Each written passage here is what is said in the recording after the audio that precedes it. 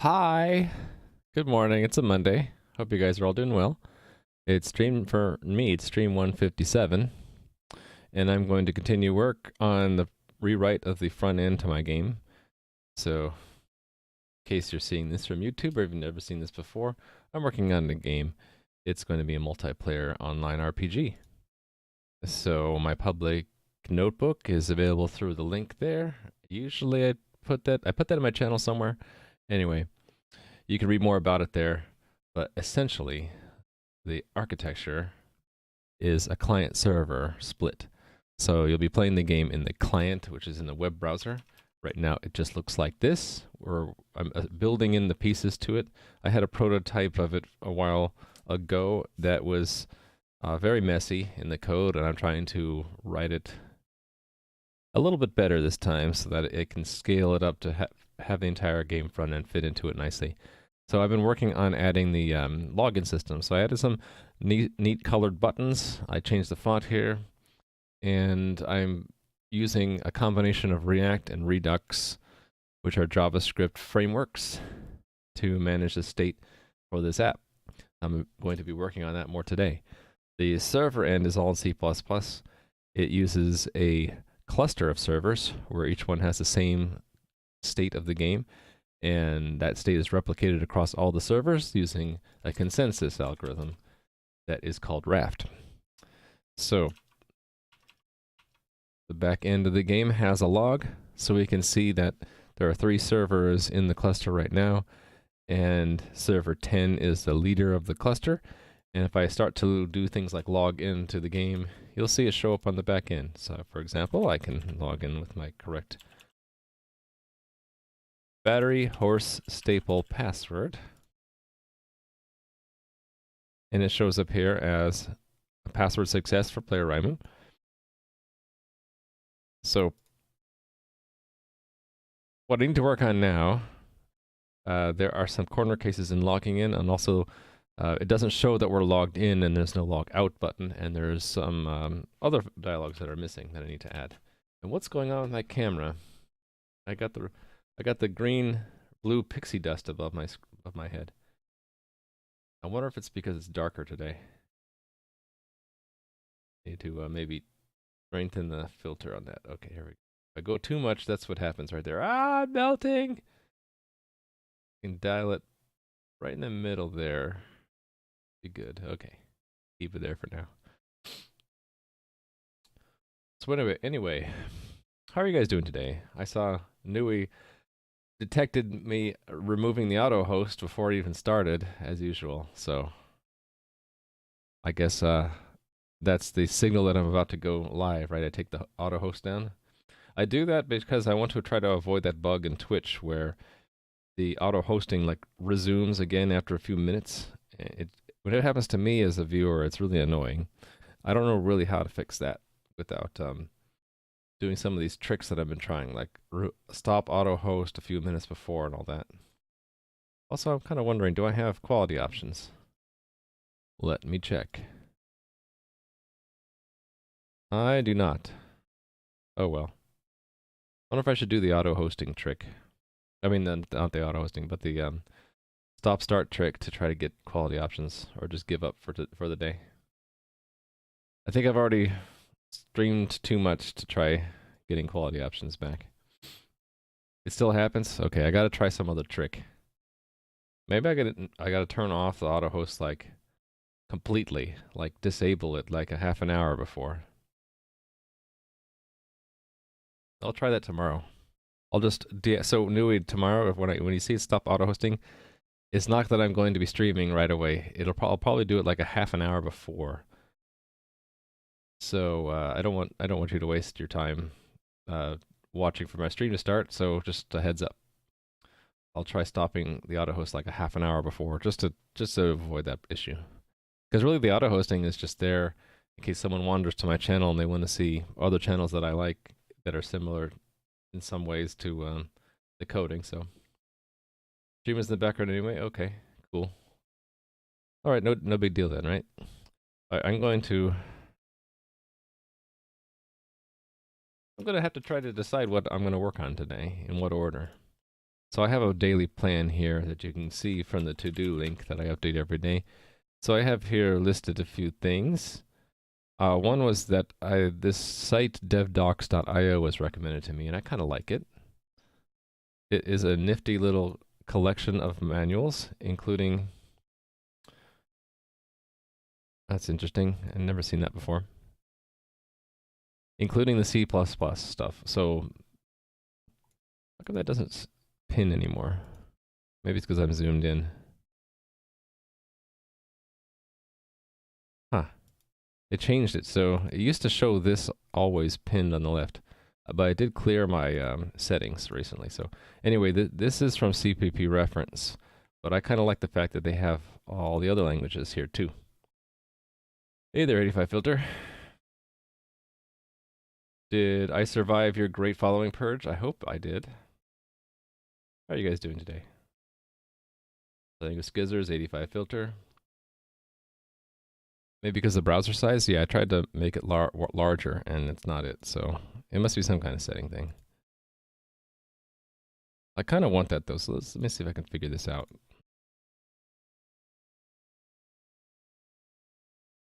You would think that I would be able to, like, pin it through the settings.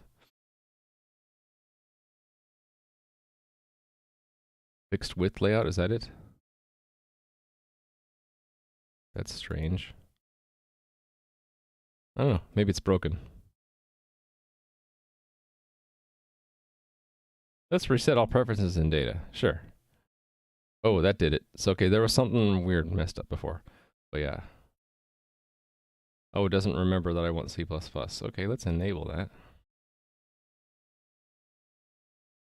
Cool. Anyway, I forgot that link, and then I had to go back through my history to find it. I was really mad at myself. So that's why I wrote a little mini paragraph here about it. Let's see. So work on today. Logging in, I'm almost done. I just need to show the fact that we're logged in. I should add to that logging out. That's really easy. It just should be a button. Registering a new account, password reset, changing profile. Okay, so changing profile could be part of when we're logged in. Or maybe not. Why do I have it down here as transitions and then UI elements? Don't they go together? I don't know. Let me reword this.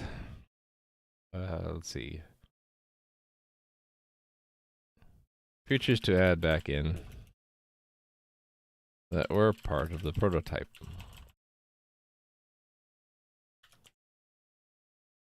That's redundant.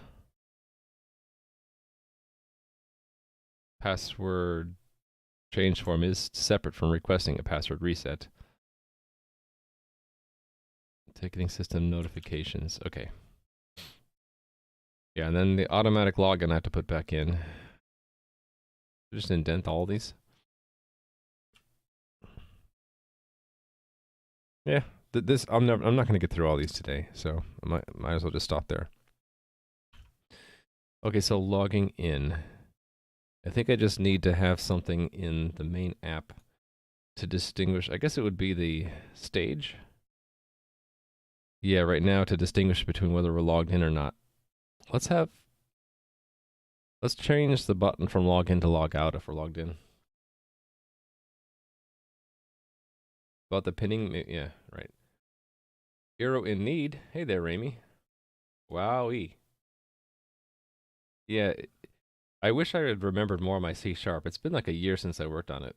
And at first I wasn't at my computer, so I couldn't answer the questions you had about Stream Reader. But I'm like, I remember Stream Reader, sort of. I need to look it up again.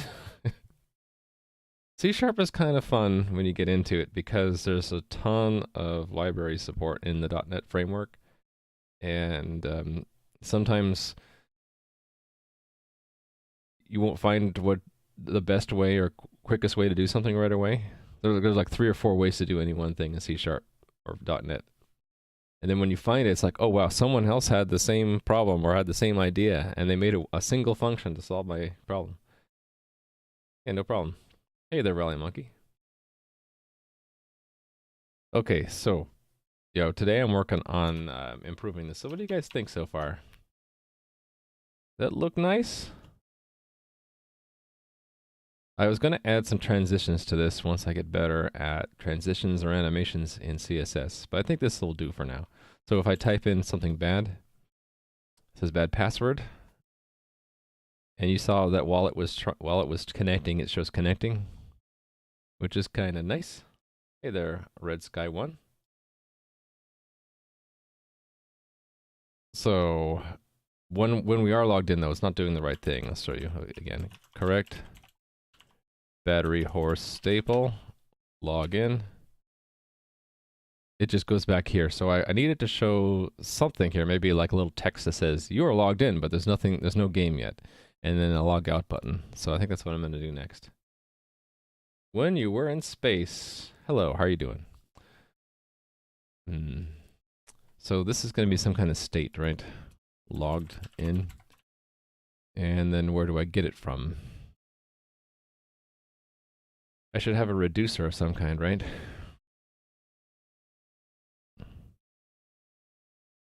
What to name it? What to name it indeed.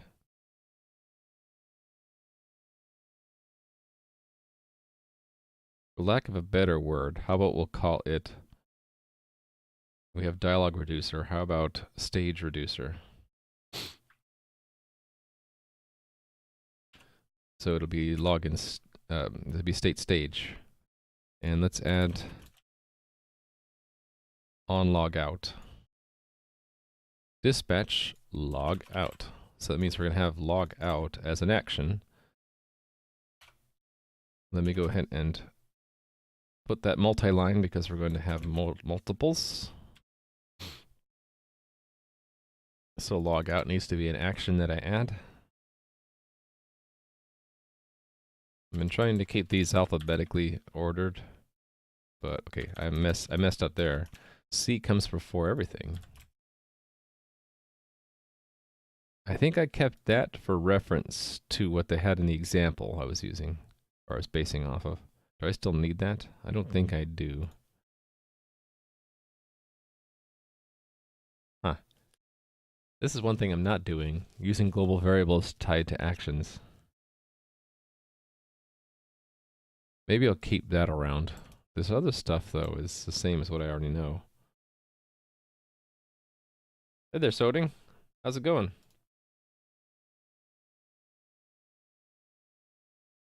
You guys should check out Soding's channel once in a while. If you don't know about him, he's streaming all sorts of interesting things. I think you still have that game you're working on, right? Yeah, you should check him out. I like to shout out other dev streamers. Add him to your follow list. When he streams, see what he's up to. All right, I'm sort of nitpicky. I'm now seeing that they're out of order and it's bothering me. I want to sort these. If you delete it, you will need it tomorrow. Well, I'll get it back from version control. That's my safety net. Okay, A comes before all these. Okay. Is it bad that I have to sometimes visualize the alphabet to sort things? It's probably bad, isn't it? Okay, C comes before F.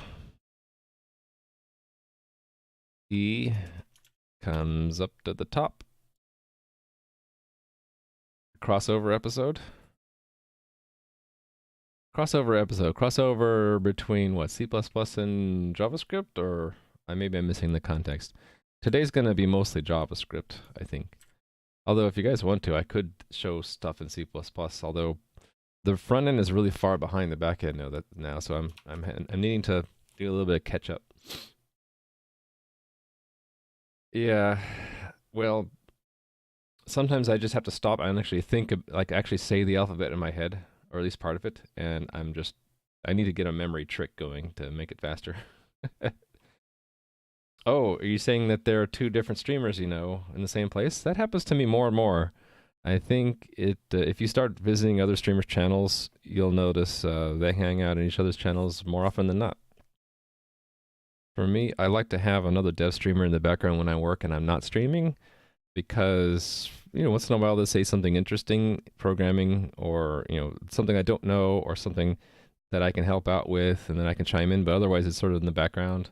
It's kind of like I feel like I'm working in an office where there are other people around me chatting on the phone or whatnot, and it kind of makes up for the fact that I work from home now. The programming streaming community is pretty small. It's larger than you might think.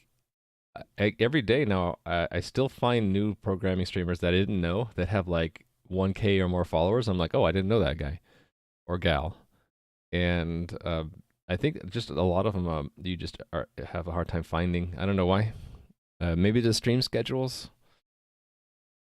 But once in a while, I'll find a new streamer that I really like, and it's like, why haven't I heard this person before?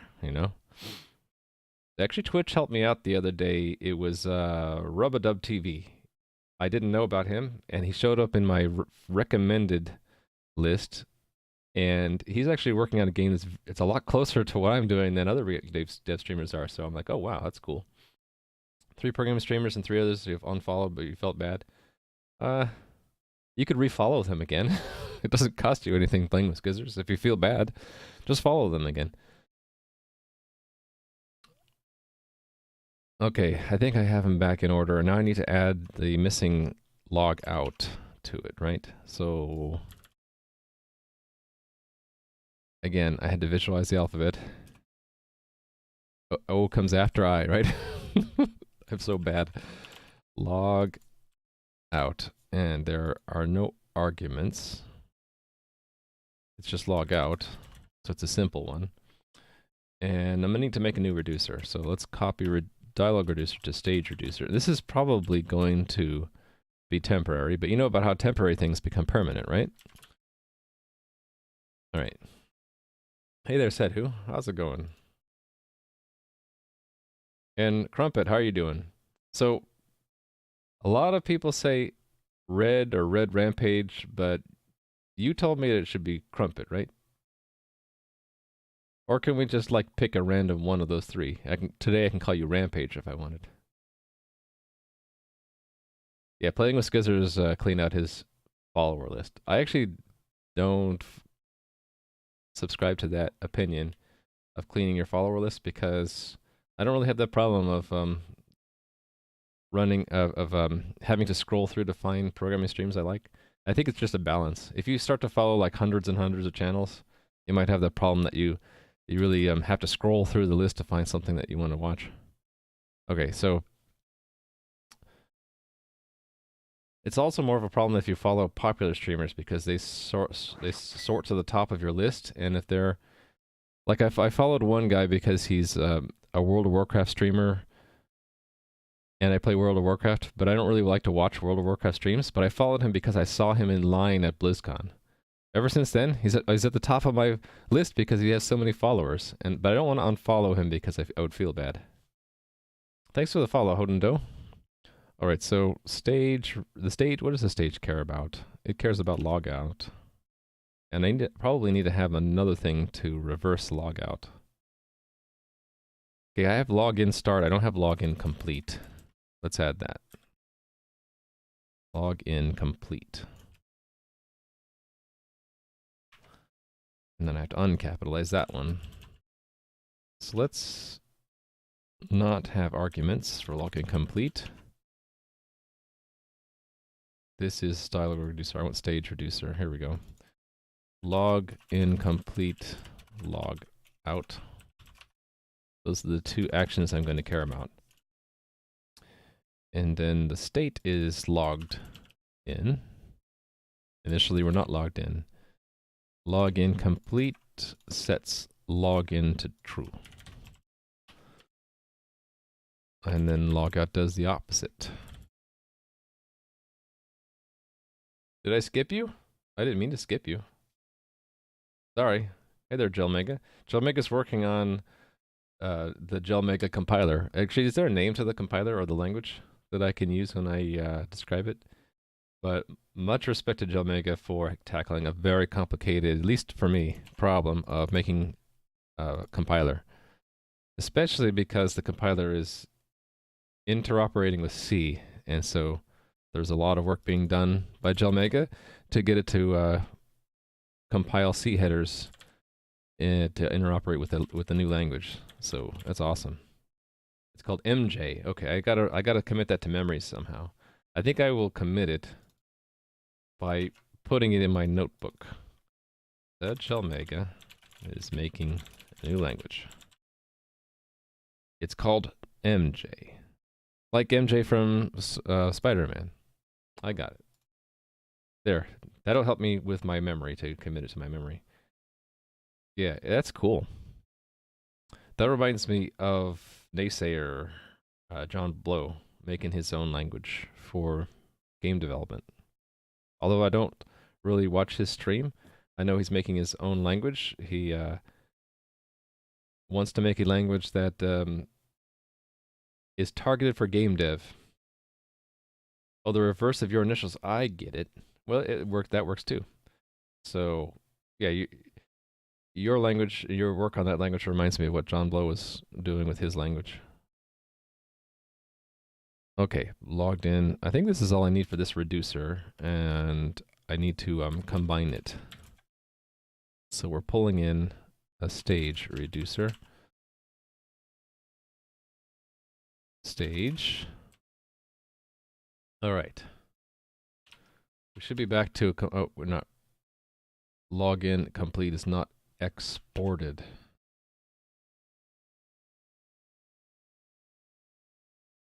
That's weird. Oh, no? Did I misspell it? Or is it one of these things where I gotta reload? No. You can't import C headers in your language yet, but oh, I thought you had it importing the Microsoft headers. You can create bindings for C, but you were talking about how it was parsing through C headers, right? Yeah, the D language, that came up years ago when my friends was looking into that. It looked pretty cool. And I would have expected to see it spread a lot more, but maybe it's just either not mature yet or just not known as much. But the idea was they wanted to, the creators of the D language wanted to get what C and C++ give you, but like cleaner baseline of that. So remove all the warts, in other words. It looks like a great language, so why isn't it so popular? Is it just that people don't know about it, or is it not mature yet? And why is this not exporting? It says export. And it's probably, maybe it's because of the import. Let me see.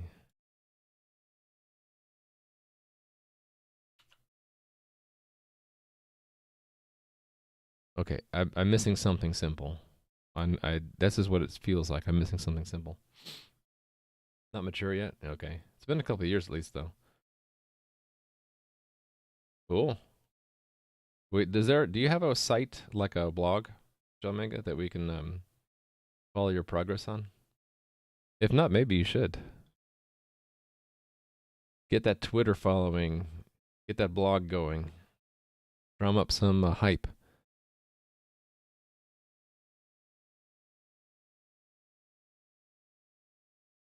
Okay, I'm kind of baffled why this isn't showing up. I'm wondering if it's just something to do with NPM. So I'm going to hit Control-C on this and then do NPM start again. Wondering if it's just something like that. Oh, the repo is fine, right? Fill the README in. Oh, it's all, maybe that's the problem. No, that's a different problem. How did I end up having 2 copies of that? I don't know.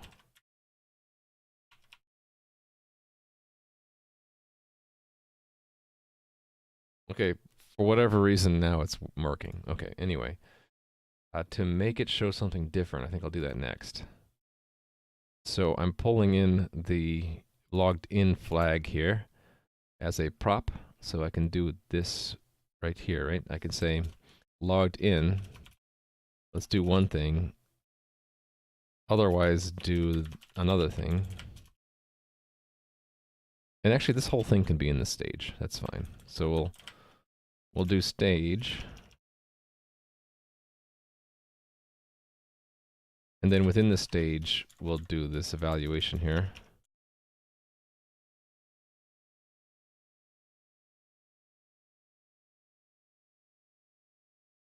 What did I not like about this?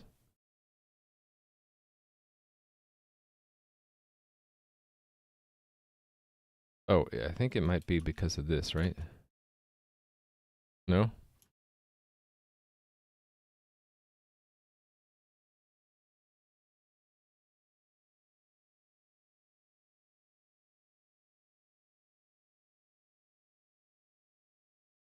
Why am I getting these weird problems, either by the compiler or by me today? Is it just because it's Monday?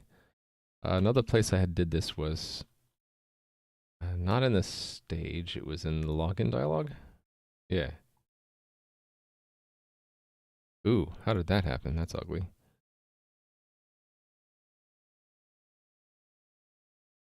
Is it because I have parentheses? No, it still doesn't like it. There we go. Let me bookmark that.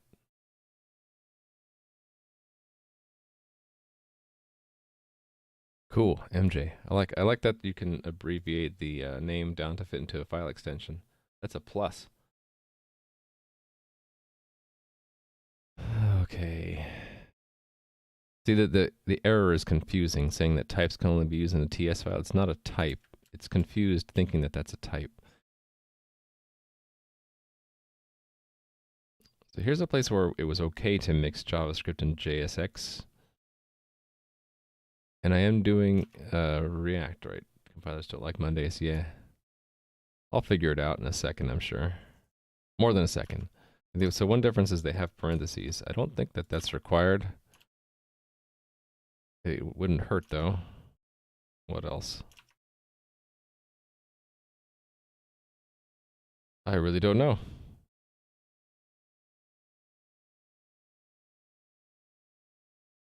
Is it because there's nothing in here? It can be. Oh, that's weird.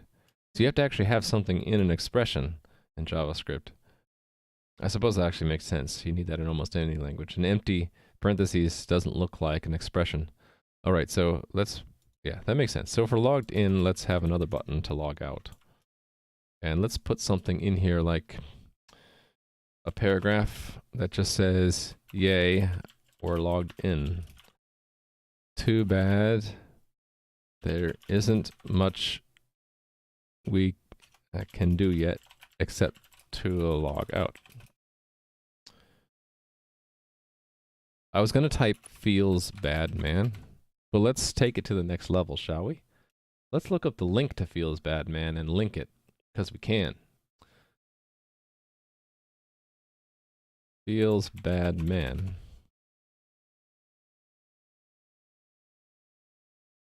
That's a... I want to get...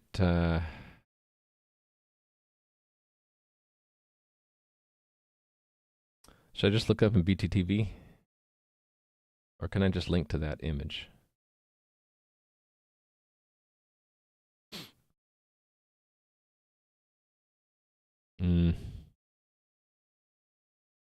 Look BTTV.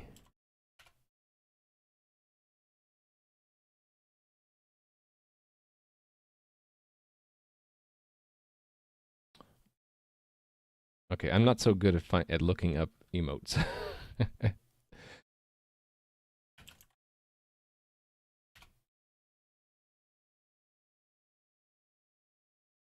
Oh, it's Frankerface, that's right.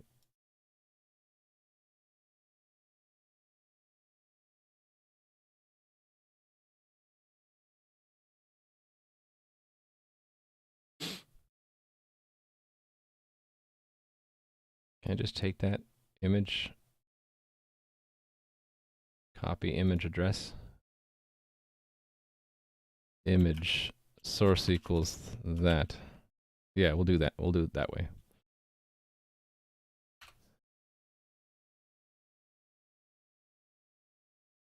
Was it like alt or is that for links? I forget.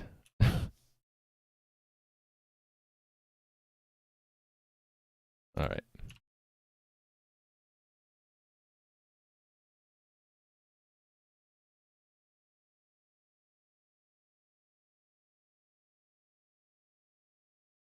What am I doing wrong here?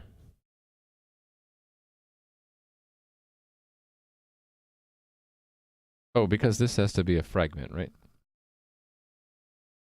Yeah, yeah. You can tell my strengths and my weaknesses, can't you? I'm pretty good at C++. When it comes to searching emotes, I suck. Also, I'm kind of slow to do the React JavaScript stuff.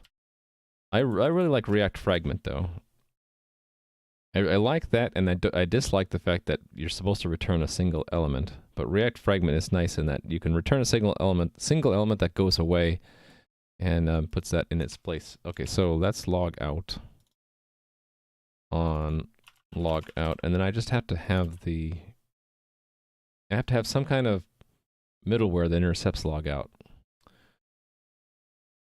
I guess that'll be game connection. Yeah, why not? Okay, so game connection is going to handle log out.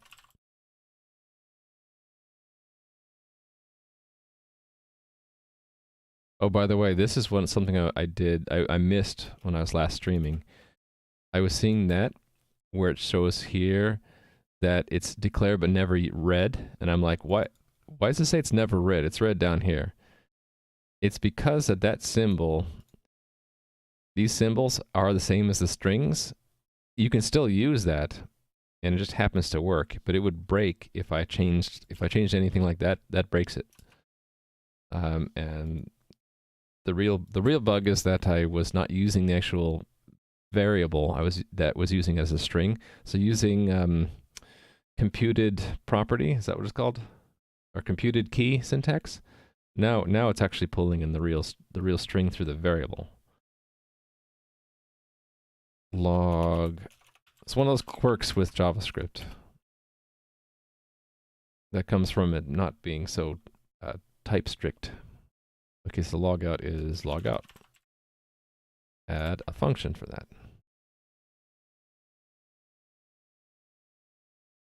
But don't dispatch. It added that thinking that I was going to use it, but I'm not. I'm making capital logout. Connect to game. Disconnect. Let's sort this while I'm at it.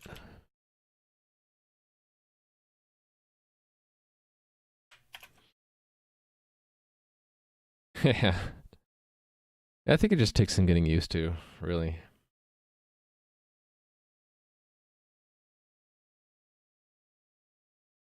All right, so log out. What we doing? I suppose we should, if we're logged in, send the logout command?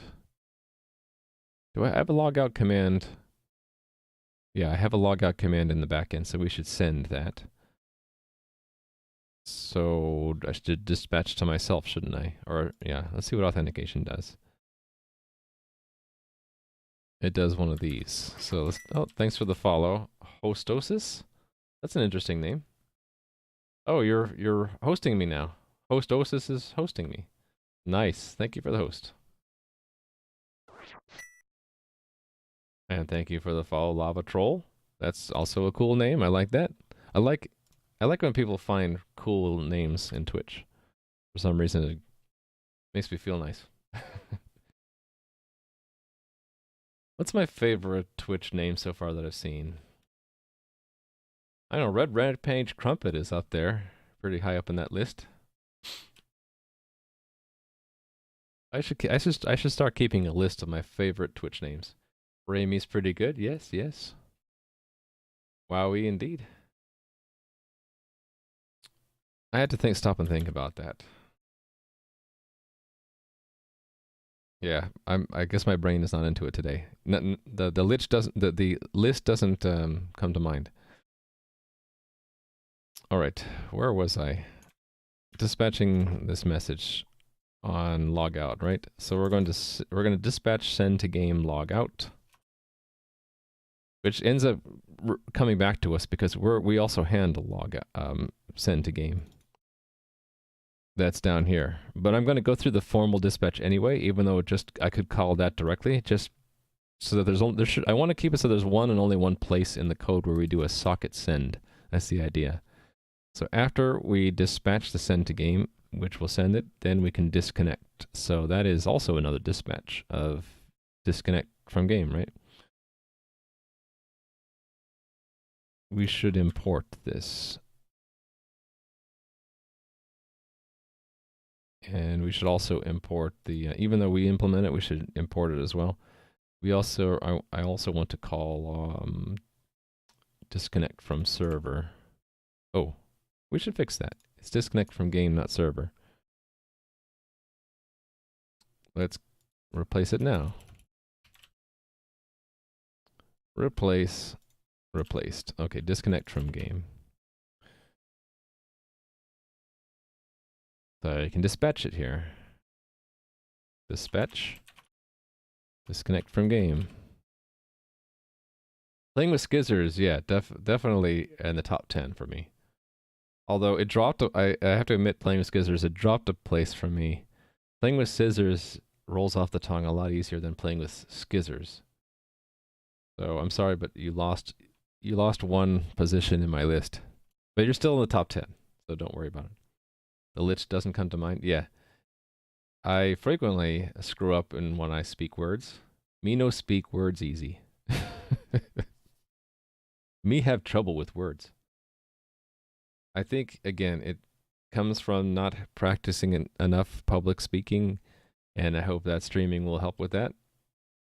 And also, I think my mouth tends to go too far ahead of my brain and starts to say the wrong words. Yo, play poker badly. One of these days, you're going to have to change your name to I play poker moderately well, right? How are you doing? So logout is dispatch the logout command to the backend, and that's important because if I don't do that, then it doesn't invalidate the login token. So the user expects when they physically log out that it should clear their login token, right? So we need to send that, and then disconnect from the game, which is a socket close. Set it to null. So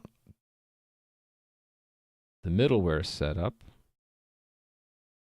The stage should be set to log out. So let's see if it works. Okay, now I see in the tab thing that I'm missing some things. Logged in is not defined. Oh, yeah, that's because that's one of our props.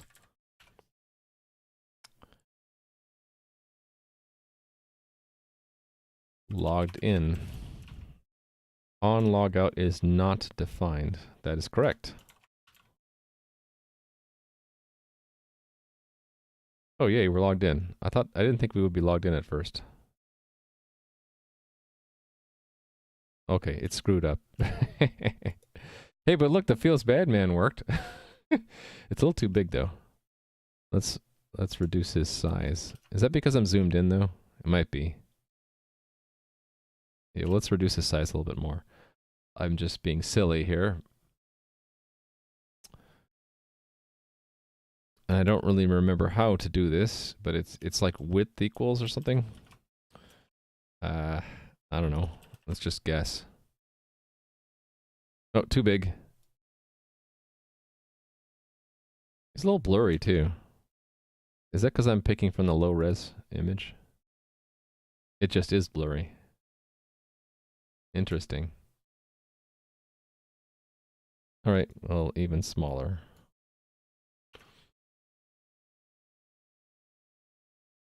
And let's give him some space. How do I do that best? No break space? There we go. All right. Now, why does it think I'm logged in by default? Because it shouldn't be. Yeah, you can use the excuse of not being a native English speaker. I can't. I just don't speak very well. You play poker professionally is the dream. Okay. No, I didn't. Playing with Skizzers. Not that you're a top 10 mod. You're in the top 10 list of my favorite Twitch usernames. Because it's very memorable. It's easier. Playing with scissors is very easy to say. So if it's both easy to say, memorable, and then the third point would be if it's humorous in some way, that makes the top list of Twitch usernames for me. Yeah. I Play Poker Badly is also pretty high up there. Volatile Majesty also high on my list. See, all these names, you guys come up with the best names. How are you doing, Volatile Majesty? Because I could say Volatile Majesty and it just flows off the tongue, and it's also kind of a cool name. Whereas Raimu is sort of weird, short, and dumb. Someone asked me that today. Where did I pick my username from? Literally, I was playing World of Warcraft. I was younger. I just let it pick a default name for me. It was Raimu. And then it stuck because the people I played with started calling me that as a nickname, and now I can't get rid of it. So I just embrace it. The only problem is Raimu is a lot of the times too short to pick for a username, or it's already taken. Because there actually are a lot of Raimu characters in World of Warcraft, turns out, because it's in the set of randomly generated names. So I just tack on a number to the end to make it unique. Oh, you didn't like the jokes? Well, you have to kind of embrace it and make it part of your persona. Short and easy to remember. The problem is that some people say it differently. Some people call it rhyme you. Other people say remu. So it's okay. I try to tolerate that, but it would be cool if I had picked a name that was unambiguously pronounced. All right. Why is this thinking it's logged in by the default? I don't know. It should be in the stage reducer. Stage reducer logged in is false. It should only go to true if we complete the login. So I don't know what's going on. Stage reducer. Let me look at the debug tools actually. This should actually have some hint about it. If I go to Redux, right? And I look at the state. It's logged in false. So maybe I just got the tertiary operator wrong in the stage. Logged in is correct. Maybe the prop is wrong. Let me look at the stage. Prop logged in. Oh, that's the problem. Look at that. Yeah. Yeah, I don't want the whole stage. Oh, I had a trick for this. Did I use it down here? Yeah, I used the dot for this. Let's do the same thing. 3 dots. Yeah, that'll work, right? There we go. Okay, cool. So when I log in, how much space do I have till I hit chat? Right in there. Ternary? Yeah, you're right. I said tertiary. Ternary. Another difficult to pronounce word. Unambiguously pronounced. Oh, that would be a pretty cool Twitch name. Does someone take it already? Yeah, I've been, what would you say? Teaching myself CSS between streams. I went through free code camp, and I've been also just looking up stuff in the manuals. And I don't have like nice transitions here. I'd like it to, instead of blinking on and off when you mouse over or not, have a transition. But I haven't really gotten that to work to my satisfaction yet. But one problem I have is that I don't have a good eye for UI design. And so what I did was I showed this to my daughter, who is a lot more artistic than I am. And I said, how does this look? And then she gave me some tips, like alter some of the spacing here. And when she said, looks good, then I'm like, cool. I'll go with that. Okay, so what happened here? I'm not seeing the log out button like I expected. Oh, because I never dispatched the log out complete. Also, I didn't see the other action I expected to see there. Login start. Does nothing dispatch that?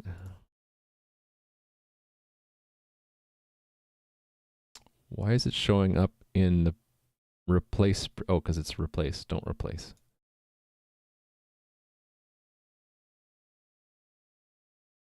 Okay, that's there in the dialog. How come I'm not seeing it though? Oh, we're importing it but never calling it. Okay, that's a problem. Let's dispatch that, right? On login. Yeah, we're just not calling it.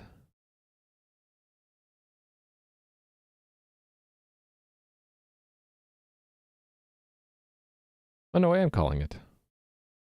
Well, that's weird. How come I didn't see it here? Oh, because it doesn't show here because the middleware captures it, right? This only captures the things that the middleware doesn't capture. So I'll just see it here. Yeah, okay, there it is. Login start. Okay, so actually that's a problem, isn't it? Because the middleware captures it. We won't see it in the reducer for the stage. That's actually okay. It's only login complete. That's the one I'm missing. I need login complete. The authentication system knows that, right? Or is it the... Yeah, login status. Here we go. Yeah, this is exactly what I want. Dispatch login complete. That auto import it? It did not. So we put that. And try again. Really 3 different components to a button. The unselected, selected, and the pressed. I don't have the pressed there too either. I guess for pressed, you'd want it to offset it slightly. So right now, it's just using the default, which is showing, like if I mouse, if I just hold down the button, you see there's a slight blue border around it. So it's using whatever the default style sheet does. I should probably do something like offset it a little bit. Okay, so the logged in worked, but logged out didn't change. Oh, because we're not dispatching the log out.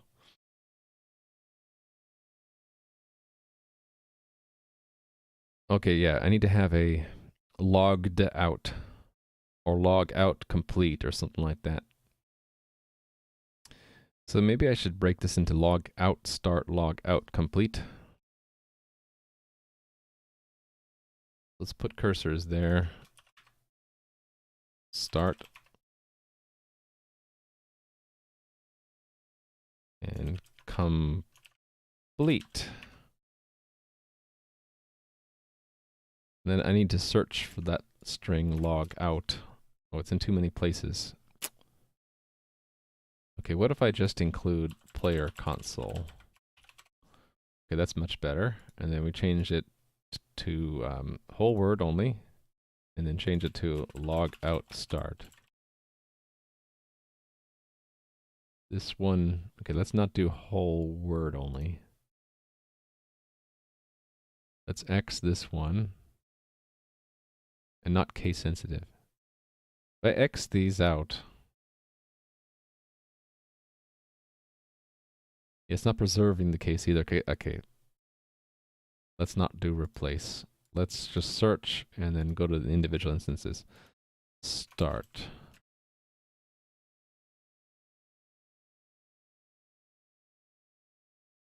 There we go. And then, does anyone in chat know if going to school for programming is worth it? Yeah, you were asking in my Discord about this. I don't know, said who, because it seems like you already have a pretty good handle on programming. So I'm not sure if school would help with that. One thing I would say though is going to school can help round out your education.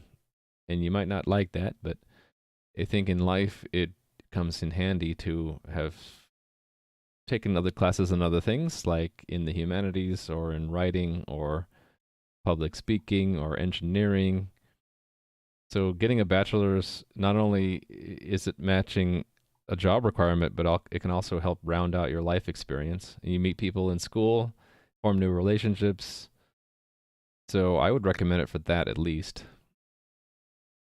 So not to take a over the internet online course, but actually go to a school.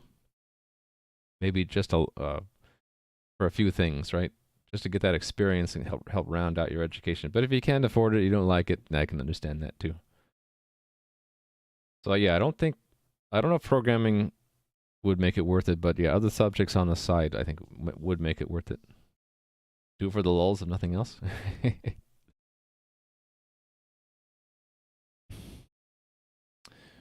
log out start.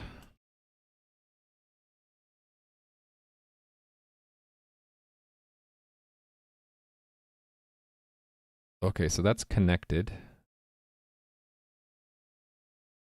Oh, clicked the wrong thing. Okay, log out complete. Let's do where it's posted first, which is game connection.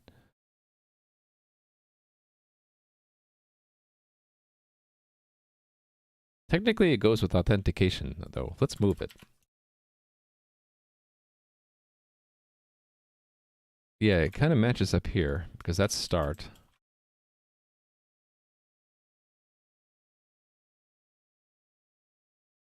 Yeah, I like that better. Because if I change the way you log in and log out, it goes in authentication, not in game connection. Okay, so we send that, we disconnect.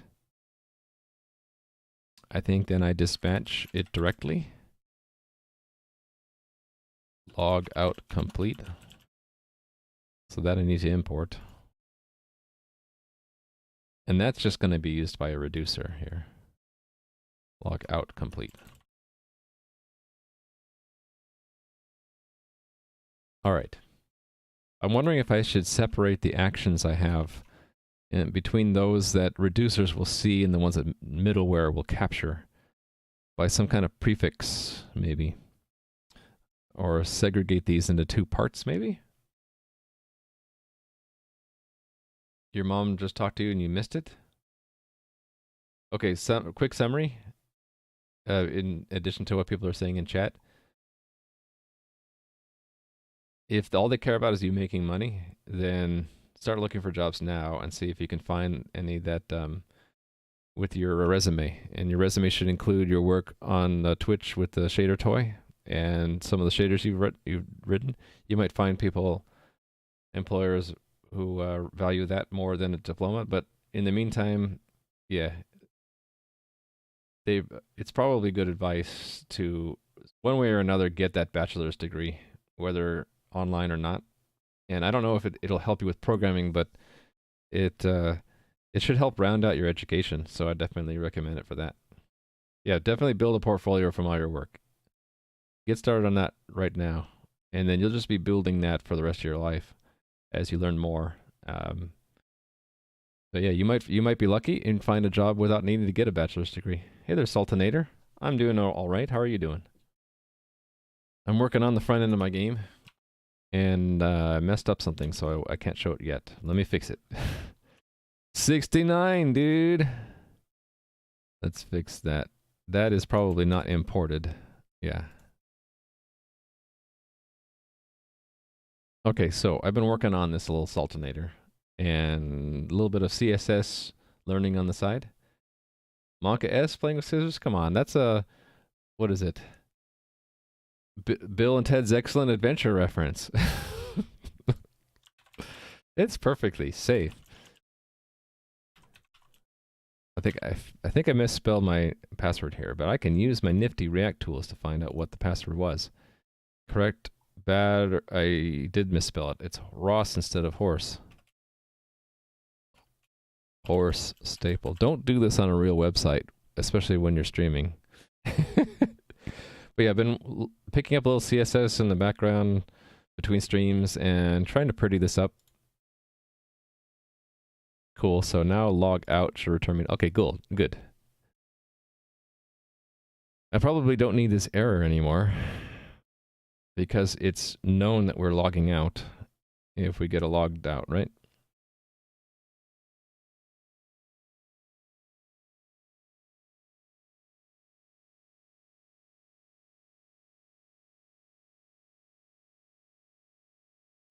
Okay. Yeah, if you're low on funds, it's perfectly acceptable to go to either community college or sometimes they have the state colleges, which are pretty cheap. And if you research it, you could probably find programs that'll help offset the cost. Not loans, but like scholarships or whatnot. Depends on your situation, right?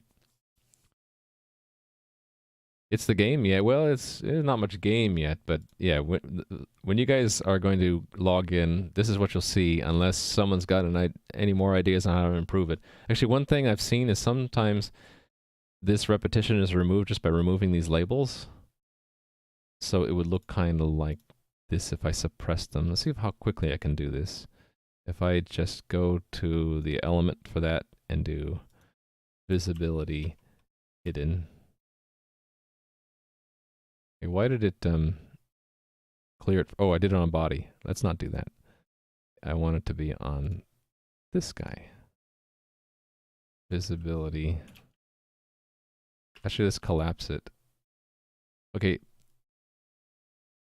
It's actually quicker to remove it from the dialog. How come this is still open?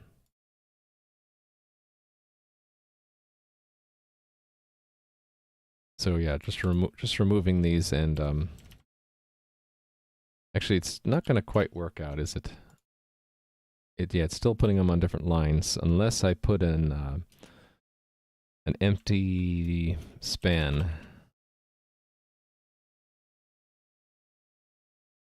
Yeah, so that's perhaps an alternate way. I don't know, what do you guys think? Should I do it that way or that way? I don't know. I like this because the contrast ratio isn't so great here, and this stands out more, but you like it without the labels? Is that what you're saying? Play poker badly? Okay. Both are fine? Okay. Yeah, I don't know. I'm on the fence. I think it's more modern to not have the labels. The labels also, I think, help with accessibility, but I don't know how much accessibility I need to put into this front end. Keep it with the keep it with the labels, make the placeholder input color gray. So improve the contrast or reduce the contrast? I think you're saying, Gali, that to reduce the contrast, right? And not make it black.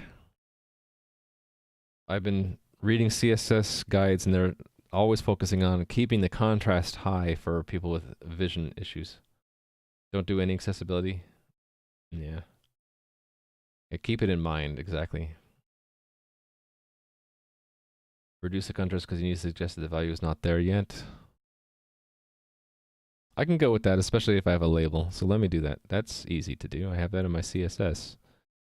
That is, I think I put it in the global CSS. Input placeholder, here we go. Let's increase the grayness a little bit. Even more. Even more. We can do it. Okay. I kind of like that. Yeah, it's really simple to change CSS once you learn how to do it. It's last.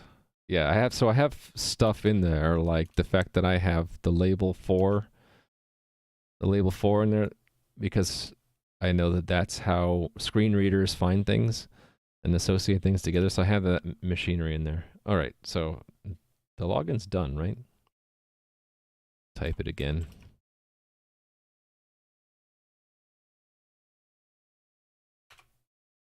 They even have it so you can hit enter.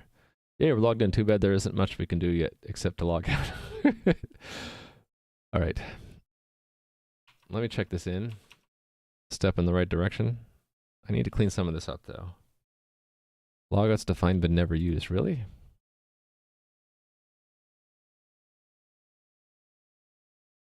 That's right, because I moved it. So did I, and also moved disconnect from game and send to game. Image must have an alt. Oh, there is an alt thing. Okay, let's add one. That was in the stage. That was like right here, right?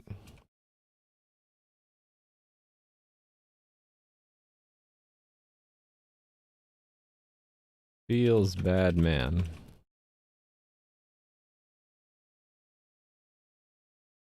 Cool. Make sure to set both color and background color, not just one.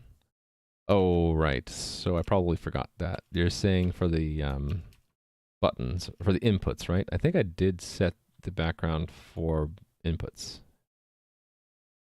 So the placeholder is just when the text inside of the input. Does placeholder need a background color?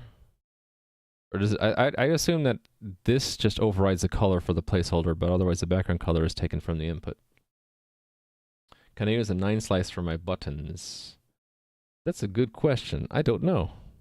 So right now I am just using the border properties right here.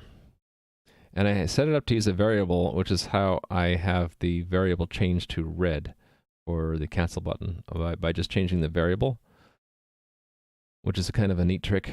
But to 9 slice them, instead of using border and border radius and border color, button color, where is that? I guess it's just border. Instead of using border and border radius, I guess I'd have to use an image that supports 9 slice. I don't know how to do that yet. That's something I want to learn, so if there's a way to do it, I'll find out. So answer for now, I don't know, but I'd like to look this up later and find out. Because that would be cool. I could make it more than just a simple oval. 5 slice. What would a 5 slice be? Left, center, right, top and bottom? 9 slice is all 4 corners, and then north, south, west, east, and center. Oh, thank you for the bit, Sultanator. You've been watching ads just for me? Aw, thank you so much. Yeah, 9 slice comes up a lot in pixel art and stuff like that, right? Because it's how you make a resizable boundary for any kind of tiles. Saw that Adam was working on that. Adam C. Eunice. I should say the full name because there are like 3 Adams that I know now. Yeah. All right. I'm trying not to get too distracted. I was going to check that in and then work on the next thing, right? Yeah. So let's check it in. I like engaging with chat, but I also need to strike a balance. So I hope you guys don't mind that I jump back to doing work, even if I didn't really address all the chat. Make sure to tag me if you think I missed something in chat that you want me to talk about or address. That will help. Why does this show a change? Oh, because it's new. Okay, we added the stage reducer. Got it. And that got, okay, so it did kind of 2 things here. So, sort, let's just say player console. Work in progress, completing login, logout, sort actions and other lists, add log out.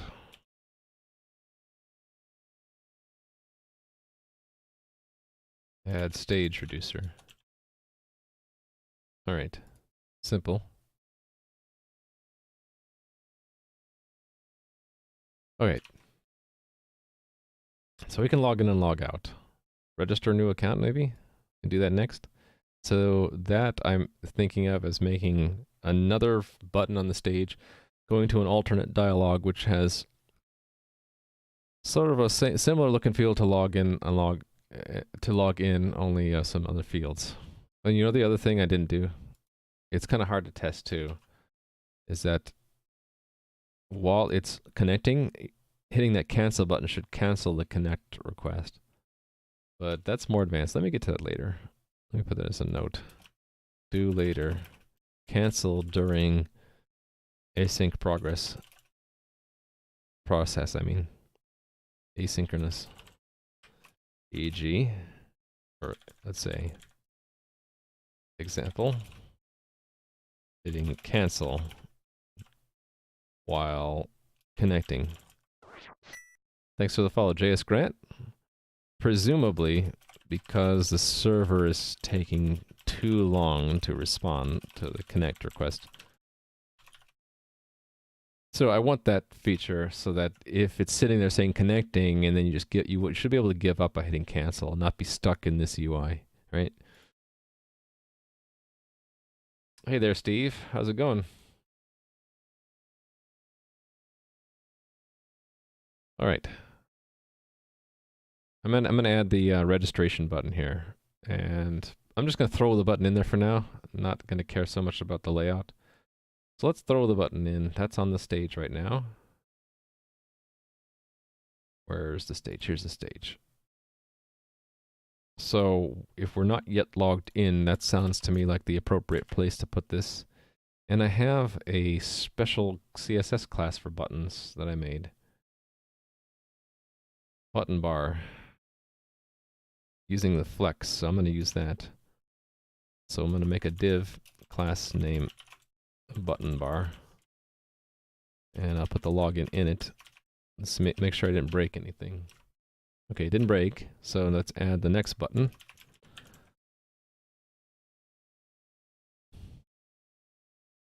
New account. Show new account. Show new player. I'll call it new player. And that's an action. Oh, no, it's not.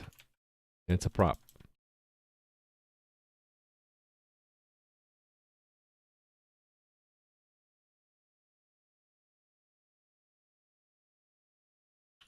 Dispatch. Show new player dialog, which doesn't exist yet.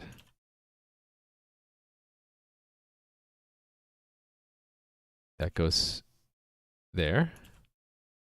That's an action. So one thing leads to another, right?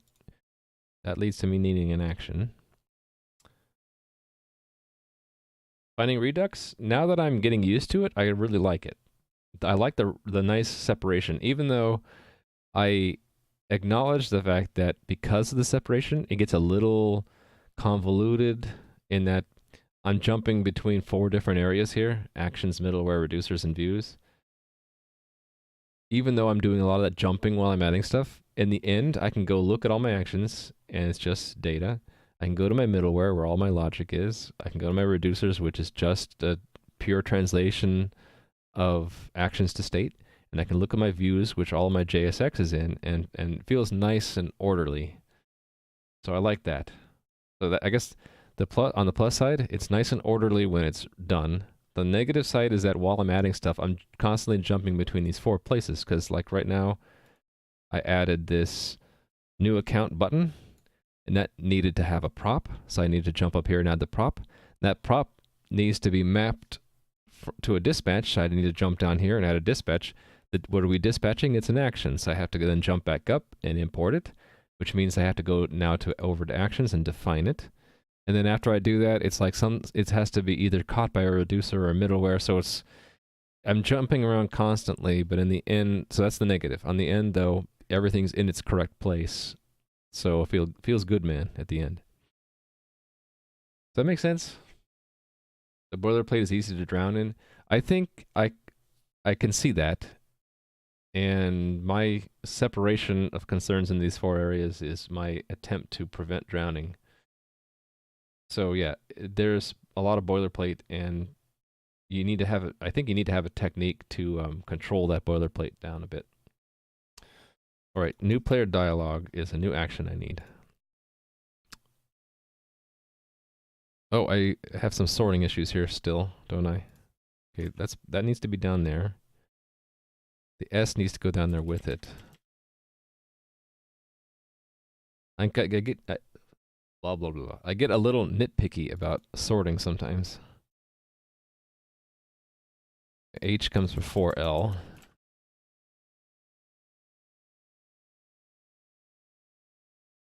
And that looks okay. This is out of order.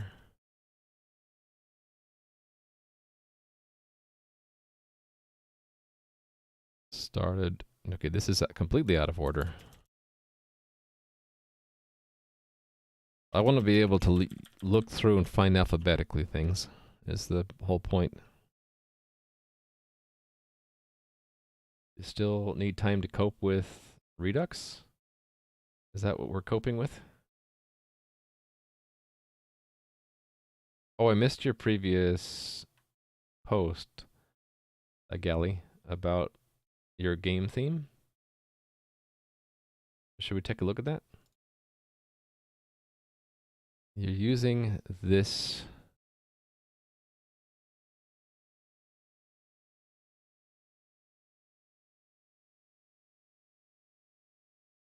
What is this? A scheme?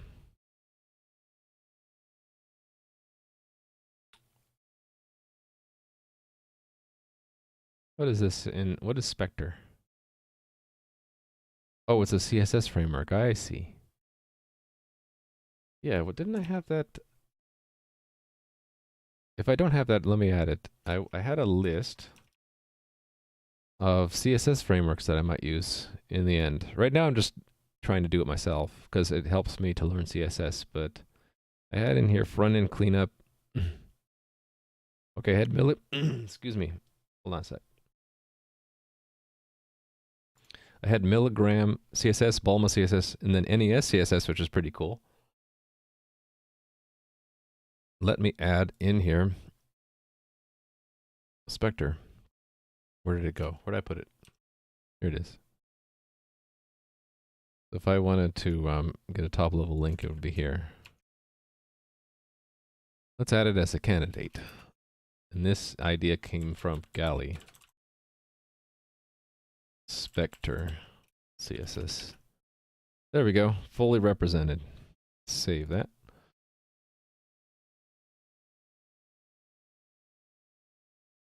Yeah, it's also the 8086 exploit. That's true.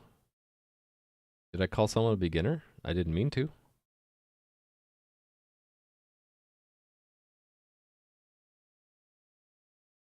You think Redux is an overkill?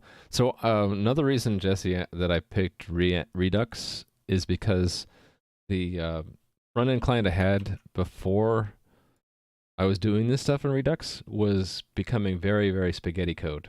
And I just knew I needed something to force me to organize it better. And like all it took was one of my viewers to say, hey, why don't you try Redux? I'm like, sounds good to me. Let's do it. Because I'd used Redux about a year ago and I needed to refresh my memory anyway. Refresh my Redux memory, yeah. Re. So yeah, it kind of came together that way. All right. Show player. That's at the end. Fancy that. Show new player dialog. Okay, that goes to the dialog reducer.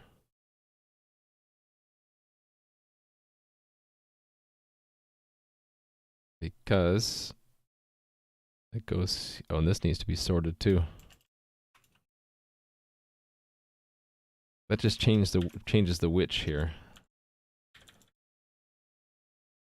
New player. Let's sort this. R comes before S. Ugh.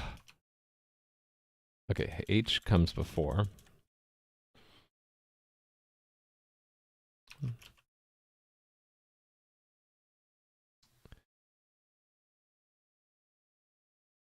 Reduce, redux, yeah, it could be.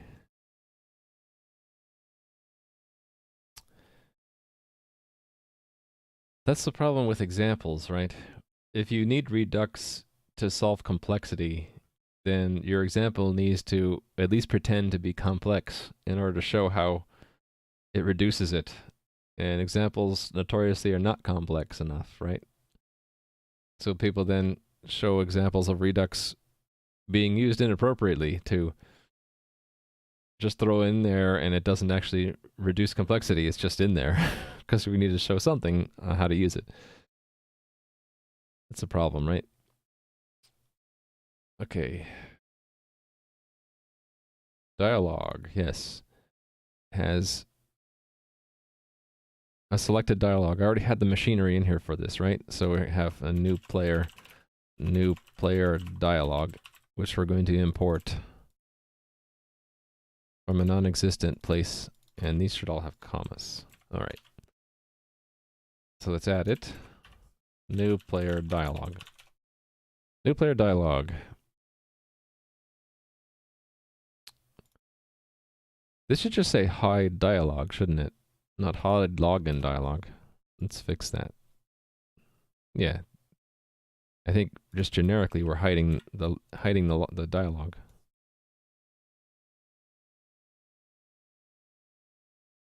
I could search replace this. I probably should. Hide dialogue. Yes, please. Okay. And do I have the same problem with this? Is hide log in dialog? Yes. That should go to that. Thank you. So it can hide the dialog, and then we're going to need some actions similar to login start. It will be new player start, I guess. Same kinds of things. This will be on new player. And we're going to need more stuff than username password. Right now I think it's just username, password, and email, but I wonder if I should package that up as some kind of object. Actually, we're pulling it from input field, so I don't think so. Well, actually, I can do it this way. There we go. And then I can have an email if I want. Let's do that. So the email. Actually, I made this decision a while back to not put the E in email anymore. We'll just call it mail. At least internally, I'll trying to be consistent calling it just mail. Externally in the HTML, we can still say email address because that's what people know.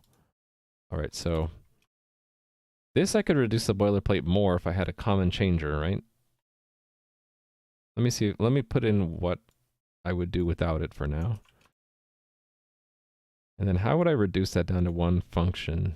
I would have a I would bundle in the I would just change this, right? So hold on, let me think about this.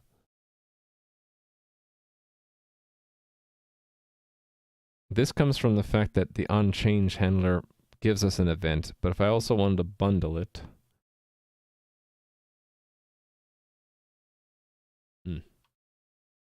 email's kind of a silly name. Yeah, very 80s. Yeah, call it Wave. Hey there, Romania.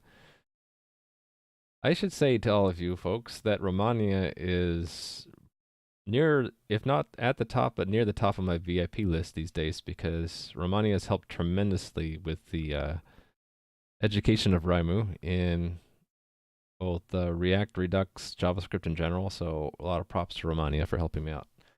In fact, you're helping me out now. You're saying I can do a double arrow. Double arrow, like inside of the onChange, I suppose. This is already, I need to wrap this. It's already too long.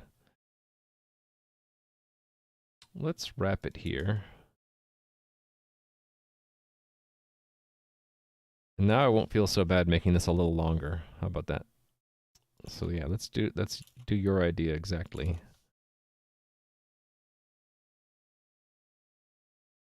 Oh, so make a factory? I actually like that idea. So this will be onChange.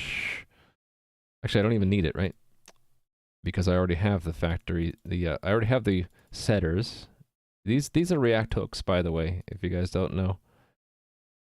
It's how I make this entire component a function, and I don't need a class anymore, even though I have state. Whenever you see a use, it is a React hook function. The use state comes from React. You can also make your own hooks. Some other popular hooks are use effect for side effects, like if you have a component did mount before, now you can do it in a function just by having a use effect. So they're pretty cool. It's a very, very new feature, like Hideo was reminding me. It's still very early, so they're probably going to change stuff, but it's really nice. I can separate the not separate, it's the wrong word. I can define three things here: the initial state, the current value, and then how to change it. And I don't have to worry about this state, this set state. There's no more this. And this screwed me up a bunch, and so I kind of like the fact that I can get away from this. Thanks for the follow, Zero Area. Again, Zero Area, nice name. You have made the cut for me in terms of picking a great name. You have to look over hooks too. Yeah, I think you'll like them. Yeah, so you can see, check it out. You won't see a single this in this entire JavaScript file. Isn't that amazing? It's all functional. There's no classes. Very sweet. That's what you can do with React hooks. All right, so the idea is we're going to have a changer on, let's call it on change input. And then it's going to be given the setter, right? Let me think about this. Yeah, it's going to be given the setter. And doesn't it need also the value?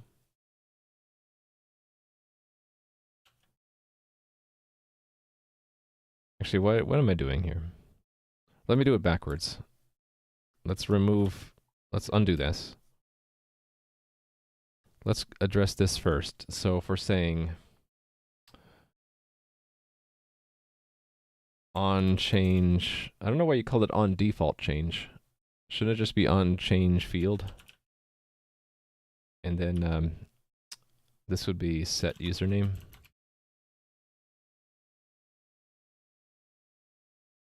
Depends on how I want to handle it. Okay.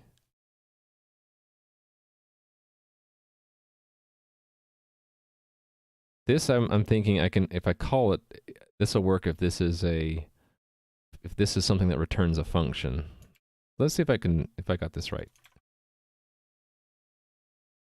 And then to make that work, we'd have to have this be something that returns a function and takes a setter. So we return, actually just chaining them works, right? The chaining, I'm still not quite used to. If I try to do without chaining, it would be something like this, right? Event setter event.target.value. Let's see if that works. That should just work as is, right? I don't need these anymore. Always chain them. So let me see if that works. If that works, then I think I know how I would chain that, but I don't know for sure. Failed to compile. Login start is not defined. It should be. Oh, yeah. We're not doing that anyway. Let me remove this. This is a new dialog anyway. Yeah, so let me make sure that that works with React. And go up to login dialog. So if I type stuff in, it seems to work. This is one drawback of React hooks, a caveat that you should know. When I look in the debug tools, I can't tell here which one's username, password, and mail unless I'm actually typing in those fields, right? That's because there's no facility yet with useState to give it a name to show up in the debug, at least none that I know of. So that's one drawback. You have to know by the order in which you call them which state is which. Anyway, that worked. Now I think, I'm going to guess, I have no way of knowing, but can I just do that and that's it? Be amazed if I got it on the first try. Inspect that, please. This one here. Oh, wow. I got it on the first guess. I totally guessed there. Let me see if I understand this. And I don't need this either, right? Right, because if this is the parameter and this is the logic for onChange field, then when we call it here, what it returns is this function, which takes an event, and when you call that, calls the setter. Okay, actually that makes sense to me. Right. I knew that not having a block meant return, so that kind of shortened it up, yeah. But making that mental connection of what a chain is was important to me, that every time you call the function, you go one link down the chain, so to speak. So this initial call, which is made when we set up this JSX, the HTML, when we emit the HTML for this, it will have called that once, So we reduce it to that. And then this is reduced when onChange is actually triggered. It'll reduce that to that.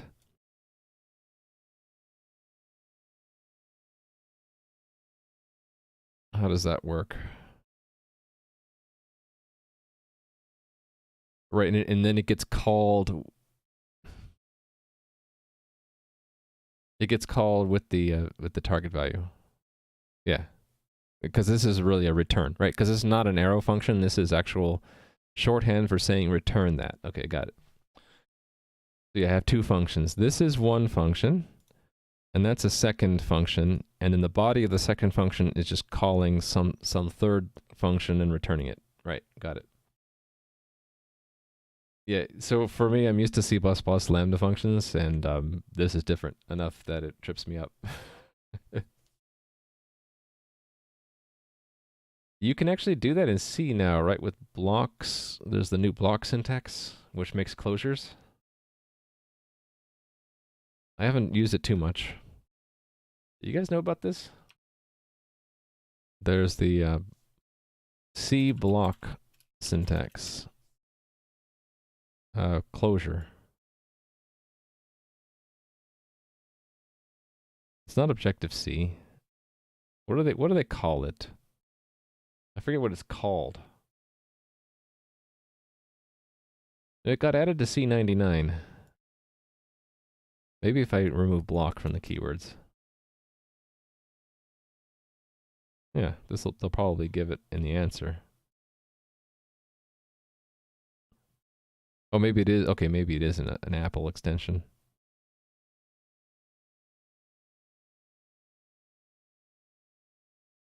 But it was added to Clang, which is important, right? That means anyone who gets Clang, if it's in Clang's mainline, then it's not just Apple's implementation. It's available to everyone who chooses Clang, which is going everywhere, right?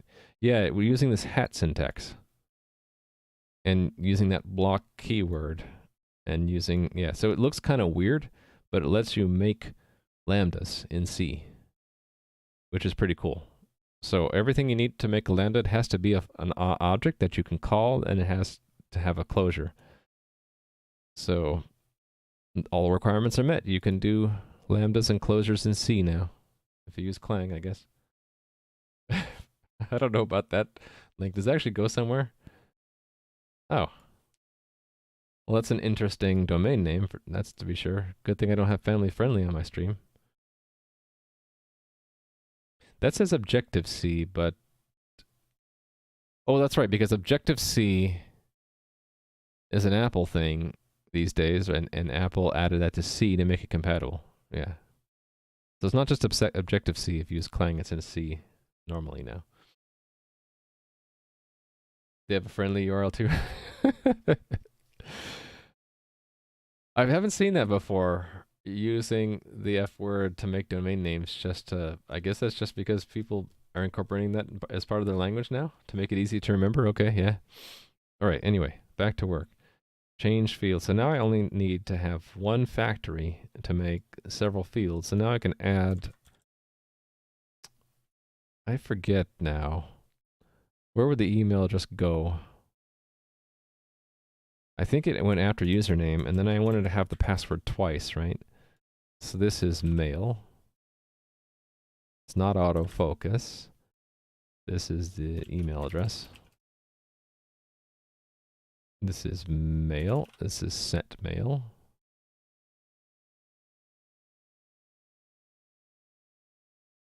And am I repeating this in the placeholder without a colon? I think that's what I was doing.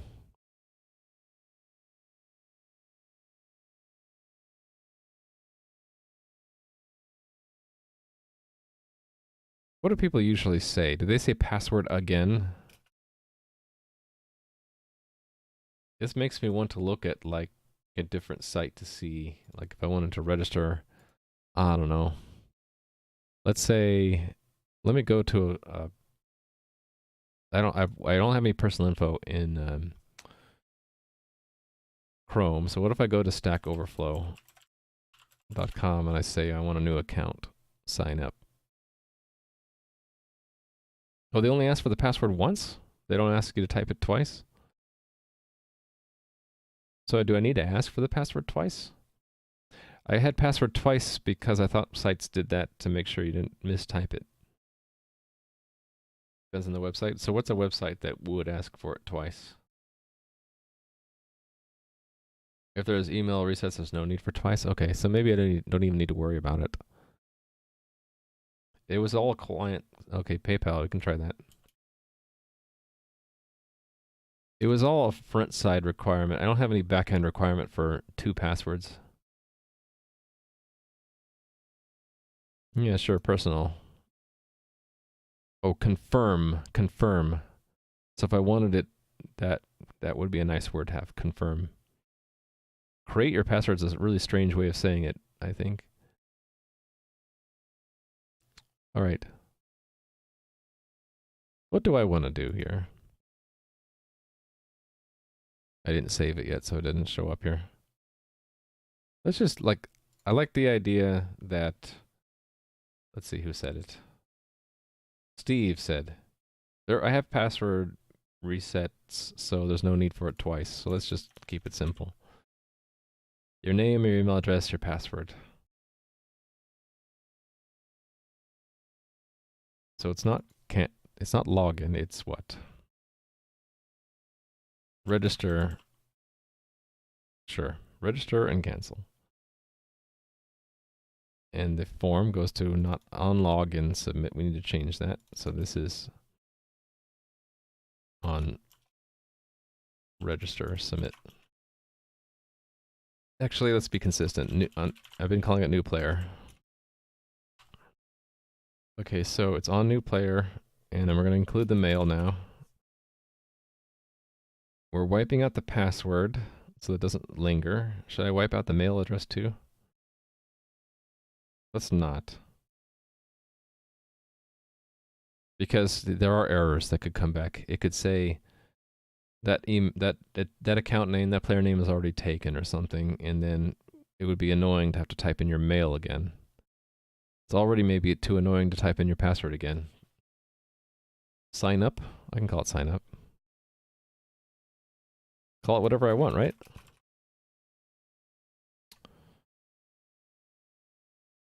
I'm looking here for remnants of login from copy paste. Okay, here's one remnant. This is called new player dialog. Right there. Nothing's calling that. That's a problem. That's because it's not in my map of props.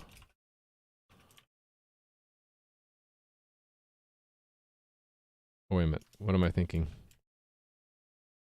I don't know what I'm thinking. On new player. Oh, I had something in here too. There was a way to reduce this. Where was it?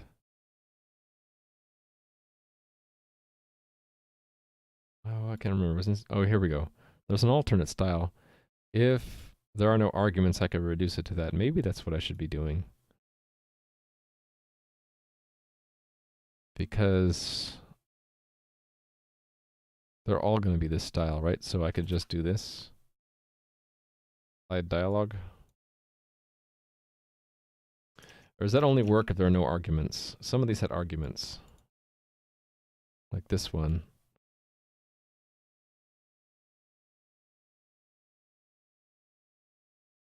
Like this one is, I have to do it this way, right?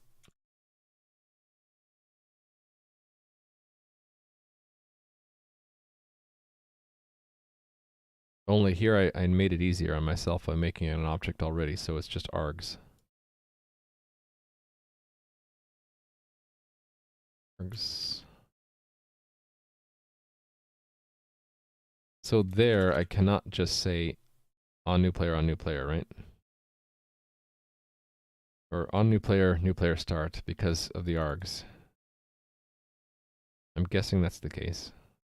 I'm not sure. I would like to be able to just say that and it would just know to pass the same argument through. Let me be optimistic and say I can do that, and we'll see. So that will go through to the middleware of my choice. What will it be? Do I want to put it in authentication or do I want to put it in another middleware? Let's put it in authentication for now.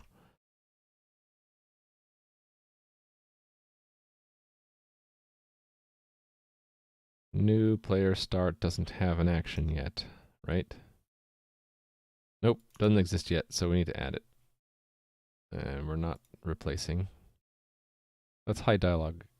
How come it didn't? No. Right. Okay. It's new player. Okay. Gotta slow down. Messing up my words. All right. N. N comes after L.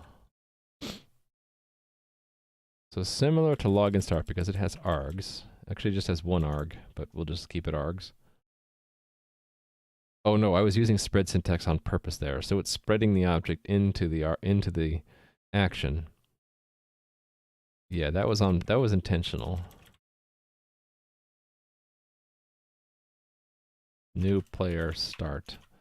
Okay, so we need to pull that into our middleware.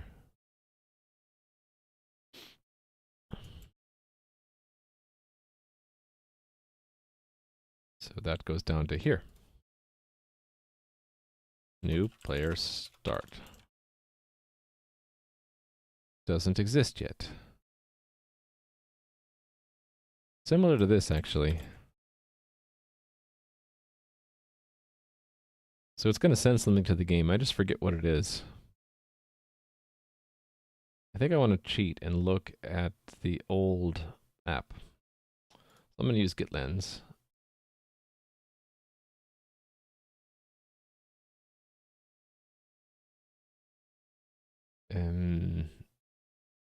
Master, right? And then I look.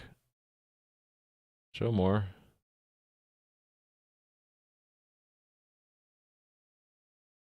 Is it this one?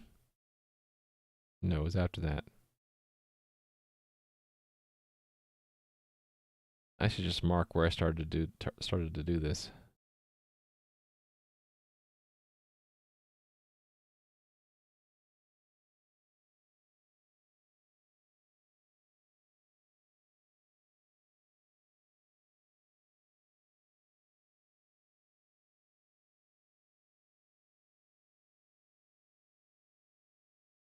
Okay, I scrolled way too far. That's the problem. I'm like lost or something. Yeah, it's not over a week ago.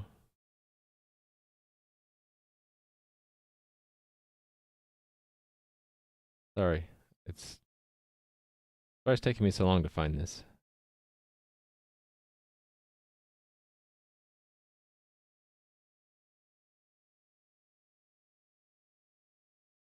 Oh, and maybe it's this one. Yeah, this one. Okay, got it. Here it is. It's the deleted JavaScript. Let me pin that one. Pin it, please. All right, and then don't need that pane. It's all in red, but that's okay. What I want to find is the registering. Here we go. I wanted this. Oh, that reminds me. I forgot to do. Sometimes you need a reCAPTCHA if the server asks for it. Let me make a note so I don't forget again. Do later. Add reCAPTCHA to login if server asks for it. Meanwhile, register definitely needs a reCAPTCHA. There it is. So the reCAPTCHA needs to be included. I didn't include that in the new player dialog. I need to include that. So reCAPTCHA. And again, I need to go back to the old thing to find out how did we get the reCAPTCHA.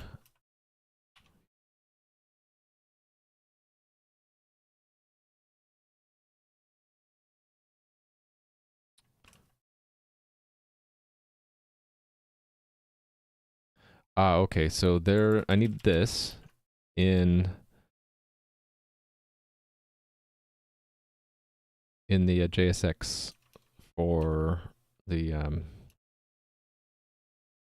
not the login dialog, new players update dialog. So I need that here, but as a function. So const on reCAPTCHA value, instead of a this state, it is going to call set reCAPTCHA value. And then I can remove these, and then I can just make that another state. reCAPTCHA. There we go. And then I just need to put that in there somewhere. Why in the stream notes not on your to-do list site? Yeah, good point. I guess I was trying out Trello, and I keep gravitating back towards putting it in my stream notes. I think the reason why is this is a lot easier for me to get to, and in my mind, this is like the desktop where it starts to clutter up for me, and it's motivating me to go and process this. So this is the first tier of information to be filed. Then the second tier would be Trello. So this is sort of relying on the fact that I hopefully will come back and look at my notes and say, okay, I need to add that to my Trello, I need to add that to my Trello, rather than having to go to Trello and create the card. I think it's because, to me, still creating the card is more thought required than to just go to my notes and add it there. That's probably why. Maybe just because I'm not used to Trello. Either I'm not used to Trello yet, or I'm not completely sure I want to keep using it. But for whatever reason, it just doesn't feel right to go immediately to it. It feels better to put it in the stream notes, at least to start with. Okay, so the reCAPTCHA. The notes are Trello deferred execution. There you go. You got it. I think the way I did reCAPTCHA was it was imported as a where is it? Yeah, this thingy. So if I take that and put it directly into my JSX, that'll work, right? I want to put it under this table, so right here would be a great place. So that's the test site key. I'm not leaking anything showing that, but I will eventually need to replace that. So let's go and take the nice step of removing this for now to a constant. reCAPTCHA site key. And then I'll just put it up here for now.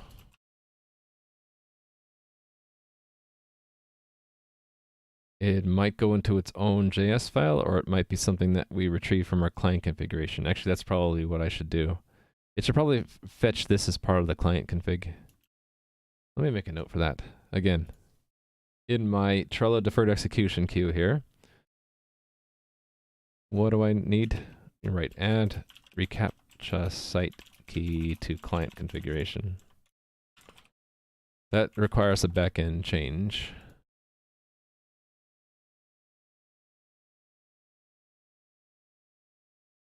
How come that didn't work?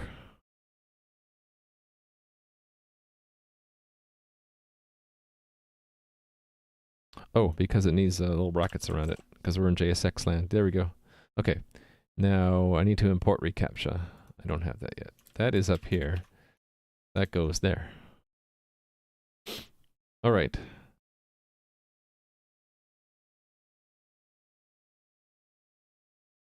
So next step would be to process on new player.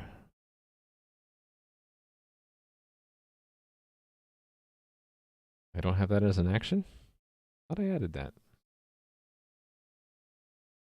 No, on new player start.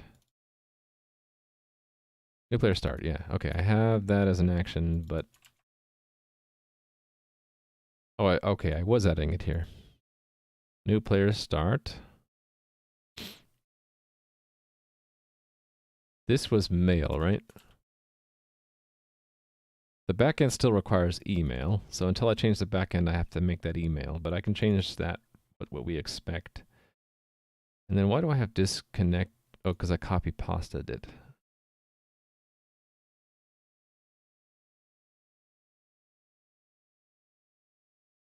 Oh, right. We have to connect first. And it's an asynchronous process, so that's this. So we connect to the game. I need to make those not hard-coded soon. But it's on the when we're done connecting, then it's this.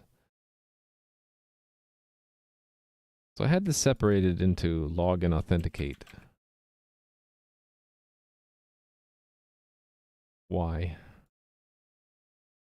I think just for convenience, right? Because it ends up coming back here. Oh, because of that. Let's do the same thing. So new player starts. So the next one would be new player register.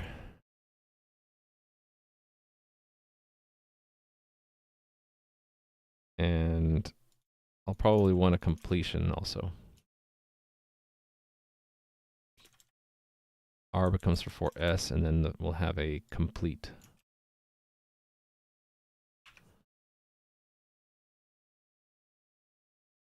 Okay.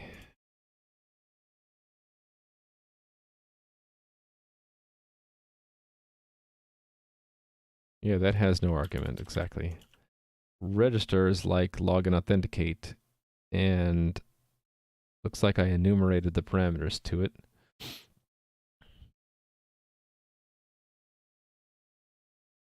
Don't know why I did it that way, but I think I like the args approach here better. It just merges it in with the action. So new player register is another thing we handle.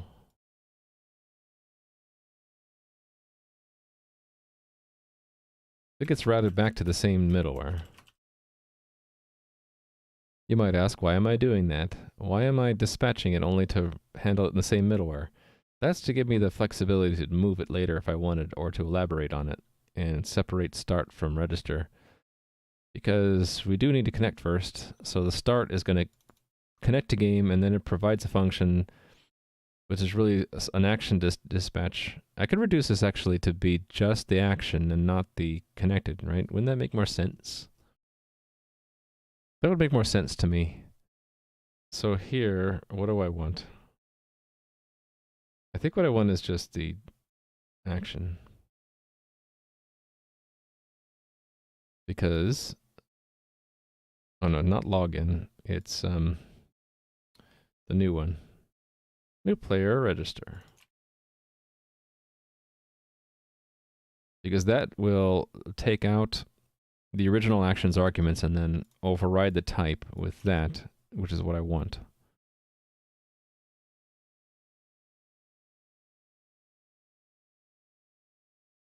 Right, and that, why do I have that in there? I think this can go. I think that was an artifact of something old. The deep bike. Using use state, you can do something like this for my inputs. Let me check.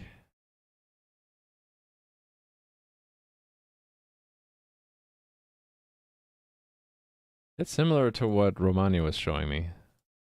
Hey, but there's the bug found. Right, so that shows up in the views. So what I'm doing there now. So similar to this handle on input change. This is going to the DOM to find the key. So instead, what I'm doing here is using a function factory called setter. I mean, not setter.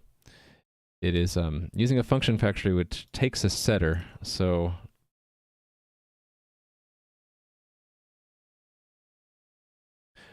because I have multiple setters. In your example, you have one. Oh, wait a minute, hold on. No, you have multiple. Okay, you put it all into one structure. So it's just a different way of doing it. You had it all in one structure, so you only needed one setter. So you only needed to have one on handle input change, and you took the key from reflection of the DOM. So the way I just did it is a little bit different. I just have different states, and then I have a factory that generates an on change for each of these. And then I just put them in here. So I think it's just a different way of doing it. But your way is fine too. I guess it's what you prefer.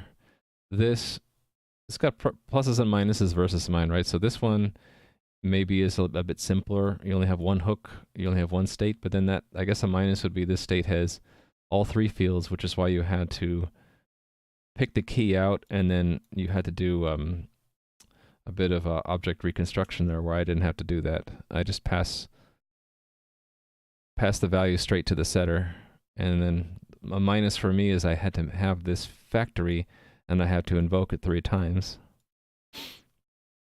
Pluses and minuses are the same thing.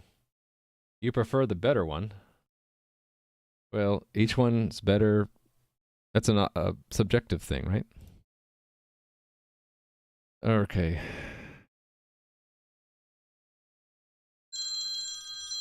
Sorry, I forgot to mute my phone. There's no this, is there?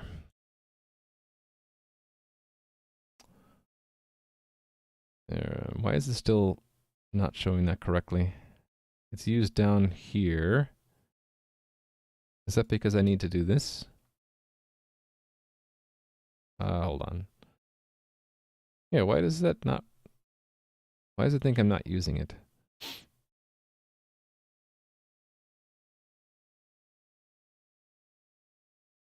Oh, a phone that sounds like the phone. My problem is that a lot of people have that ringtone, and I'll hear someone... If I go out to lunch and I'll hear that tone, and I think it's my phone ringing. It's because I'm older. I remember when phones actually sounded like that, so I want my phone to sound like it too. What am I doing wrong here? I don't want to call it. But if I did...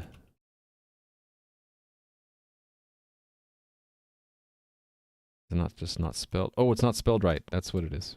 It's capitalized. I didn't see that. There we go. Fixed. You never get called? I get called all the... Nui, you're lucky. I get called all the time by robocallers. And it's a curse. Illegal to plug in your own device? Yeah, I remember that. Sort of. Phone company was a monopoly. Alright.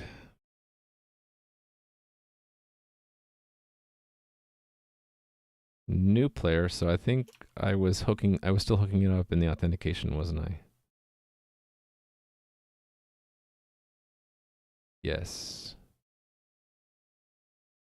And that's what I need to that's what I need. I need another function here. New player register. Capitalized. Mu player registered.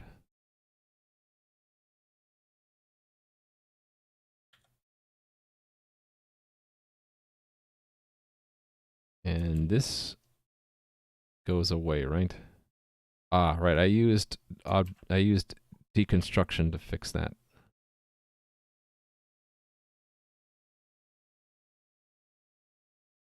Oh, I should remove the socket and set socket when I don't need it. I should have been doing that before. Okay, so in here, username, mail, password, reCAPTCHA, right? So that I have them available here. And why is it not like that semicolon? I'm missing a parenthesis somewhere? Oh, this dispatch, so that's gone. Actually, it's not gone. It's that I wanted this progress here. Hold on a second. There's a lot of chat that I'm missing. But I want to finish this thought first. Authenticating. So this is registering. I can't remember. I can never remember if there are 2 R's or not. Sometimes it's one or the other based if you're in the UK or the US too. Alright, and then that's it, right? There are no other dispatches because it comes back as a login status. And then that I need to handle there.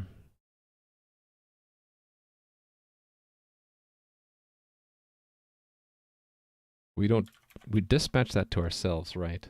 Okay. So how does it come back? It comes back as a login status, right?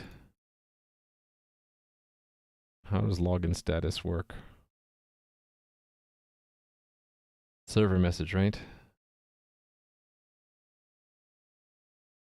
On login status, and then it dispatches a login status, so that's probably authenticator, right? Yeah.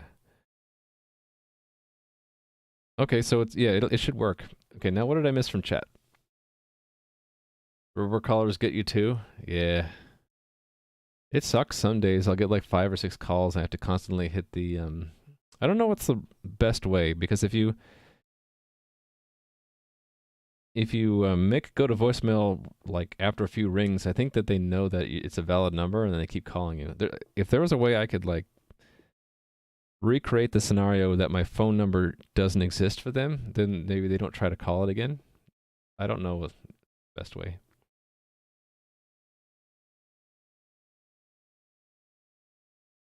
Grand Central has built-in spam filtering? That's cool. Oh, Google Voice does. Okay, cool. Hey there, Whitmog. You found a name for your game. What is it? Or you don't have to tell us if you don't want to, but congrats on finding a name for your game. It always takes you a while to get used to my code formatting when you get back to this. It's special? Aw. I'll take that as a compliment, Bugfound. Yeah, the style that I pick sort of evolves a little over time. Like, it used to be not too long ago, I would just religiously do that. And I might even go so far as to do this. Right? And that looks really weird to some people. To me, it looks perfectly logical because that's the outer function call, that's the inner function call. This is the parameter to that inner function call, and these are the things that are in that parameter. But then I get a really bad level of indentation after a while. So I'm like, I started making concessions. I'm like, well, I can gang together that function call with its argument, and then for this JavaScript, I'm like, okay, well, since dispatch is really just it's a common pattern that you always dispatch one action, I just gang those together, and then it gets even more collapsed. So it's yeah, my style changes a little bit. You follow the lead. There you go. Hourly neck stretch is done. Keep healthy. I need to do that too. You know that you need to stretch when you do stretch, you hear pops and cracks, right? Means I need to stretch more. Code pyramids, exactly. How do you say that name, Whitmog? I don't want to say it wrong. Asurania's Clash? Asurania's Clash? Oh. Siri thought I was talking to it. Oh my goodness. That and serialization. Okay, that sometimes that triggers Siri. It didn't that time. Not sure how to pronounce it? Well, you get to pick how it's pronounced. It's your game. It's the name for your game. So you have the ultimate authority. Did I miss any of the chat? I don't think so. Okay, let's just see if this works. I'm delaying the inevitable. Can I register a new account? That sort of worked. This ugliness goes away when we use the real reCAPTCHA. It would be nice if there was a dark mode reCAPTCHA. Should I look that up? Is there such a thing as a dark mode reCAPTCHA? There might be. reCAPTCHA dark mode. Developing it with your friends, so maybe you have 50% rights to it. Seer Anya. If I say that too quickly, Siri will think I'm talking to her. Oh, here we go. There's a data theme attribute. That's what I want. Yeah, exactly. Wait a minute. G reCAPTCHA render parameter?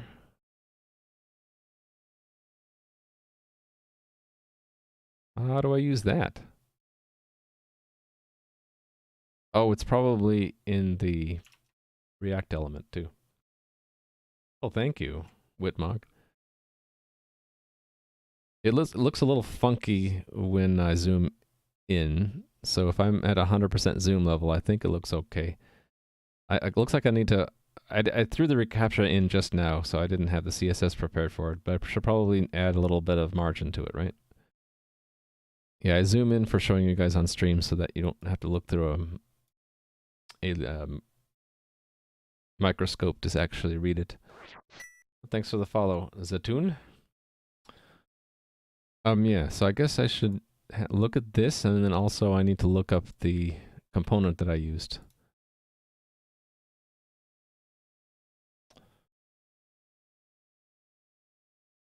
React Google reCAPTCHA.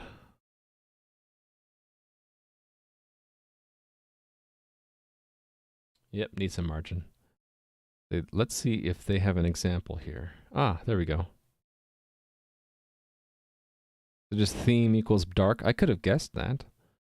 Oh, what happened here? Oh, wrong thing. Not that window, this one. There we go. Theme equals dark. Ah, much better.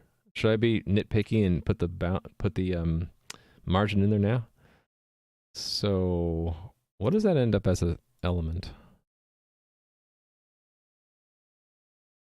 Because I can maybe just cheat and look at what the class is and then just retheme it.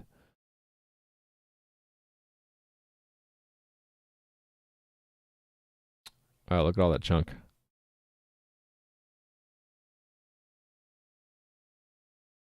Whoa. It's an iframe? Sick. I don't know if I like that.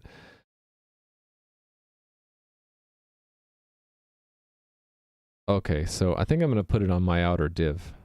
Is that my outer div? No, that's not even mine. One of these is my div. So I'm going to...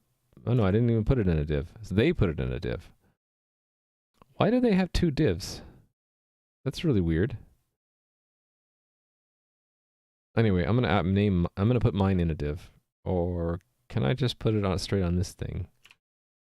Be cool if I could put it straight on theirs.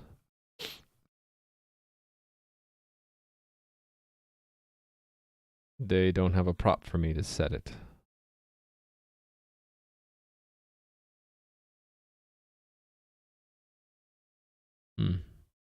What if I actually put it on here though? This probably won't work, right?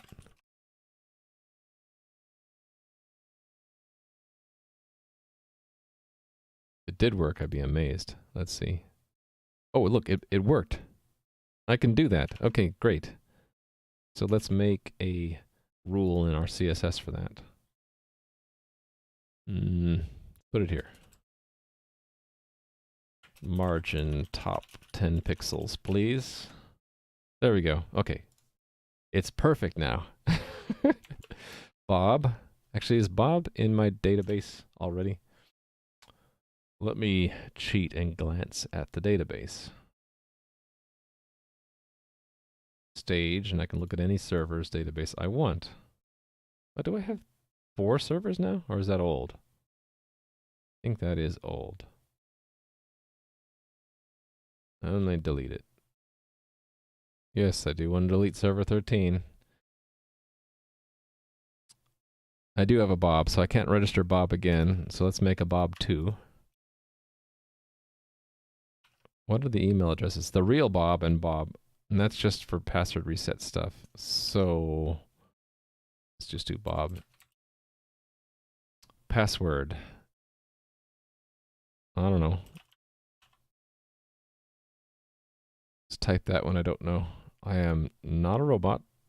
Sign up. Oh well, it didn't work. What did it do? That doesn't actually do anything. Why not? Submit. Goes to on new player submit.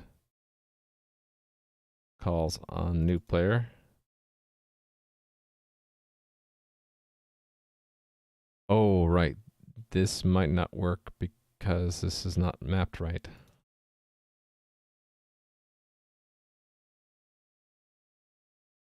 Does the cancel button work? No. Okay, so this doesn't work. I got something wrong there. So I thought it would be shorthand for doing this.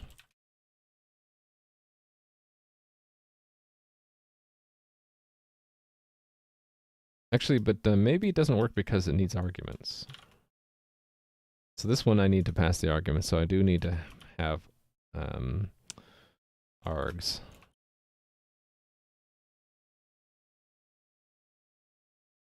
This one, that one didn't. So let's see. I gotta type that stuff all over again. Let's see if cancel works. Cancel doesn't even work. So I do need to do this? No, it's not that at all. Something's wrong. Oh, dispatch.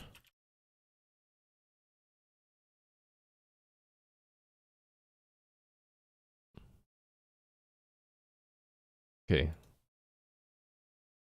I should have some space between buttons in my button bar CSS, shouldn't I?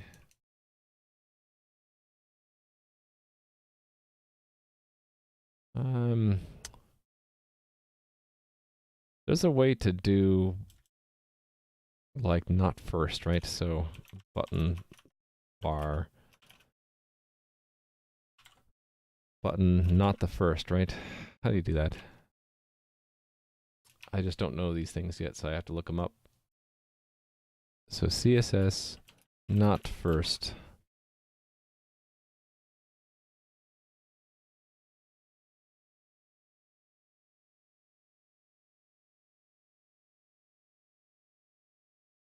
Huh, okay. Not first child.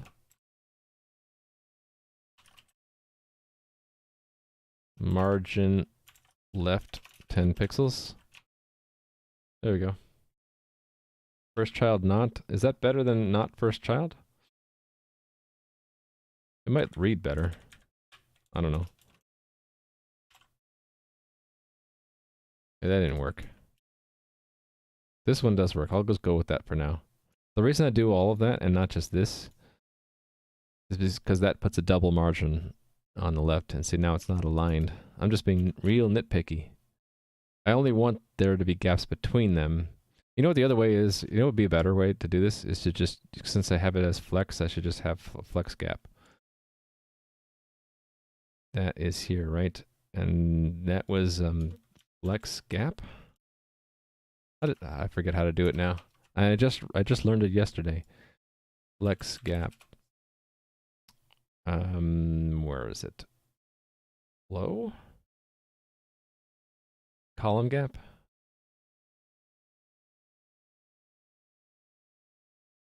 Okay, let's look at the guide.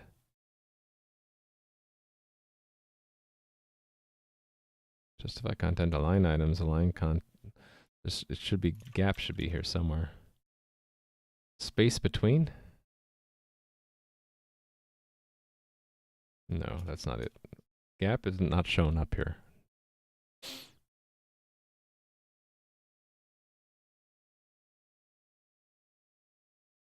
I thought there was a way to do it.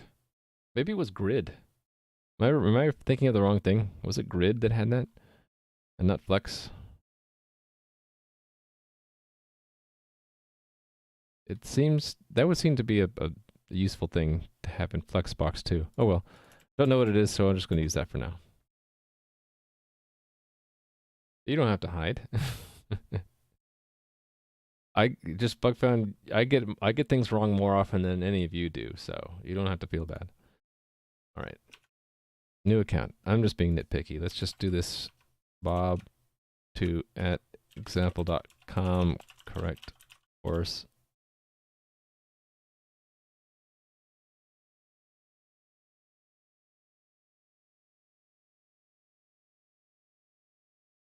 Let's see what I'm typing. Battery staple. I'm not a robot. Sign me up.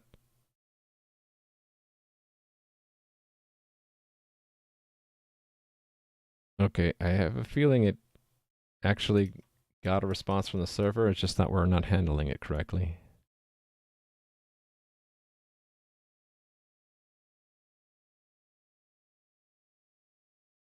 Huh. It didn't actually send anything. I know because it says ban.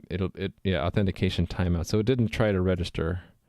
Let's see what the log shows.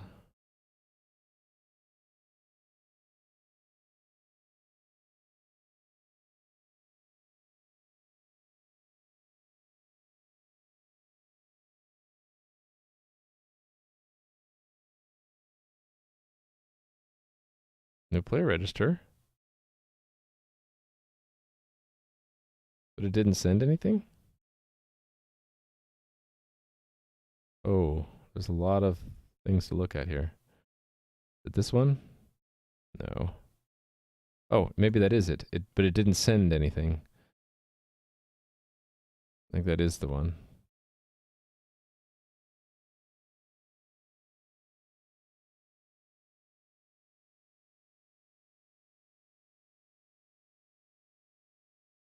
So it sent the progress, but it didn't do the send of the message. So that's where I need to look.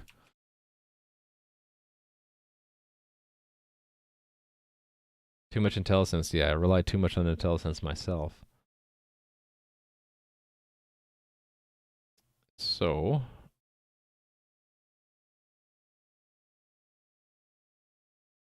did I not register that correctly?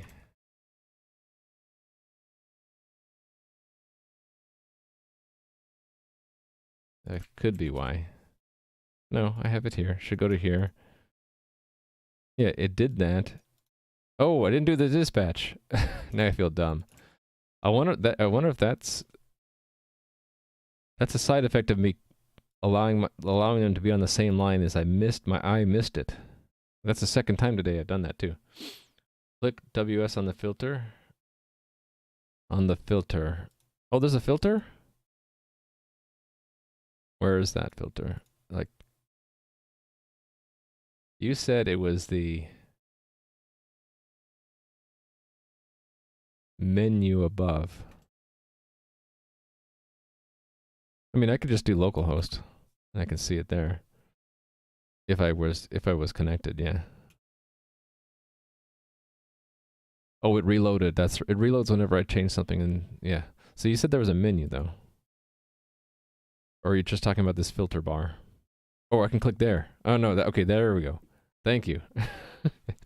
BugFan always knows how to teach me something. So there you go. Network tab, we can filter by different kinds of requests. That's handy. Now if I can now I guess I can combine that with a local host, right? And then I can see whenever I connect. Anyway, I'm not done yet. Am I? Maybe I am done. So with that filter set, I don't have to search anymore for my connections. I am not a robot. Sign me up. There we go. Oh, it registered. We got a ticket. We're logged in. I think it worked. Now let me try again with trying to register an account we don't have. So, I mean, an account that's already registered. So Bob is already registered.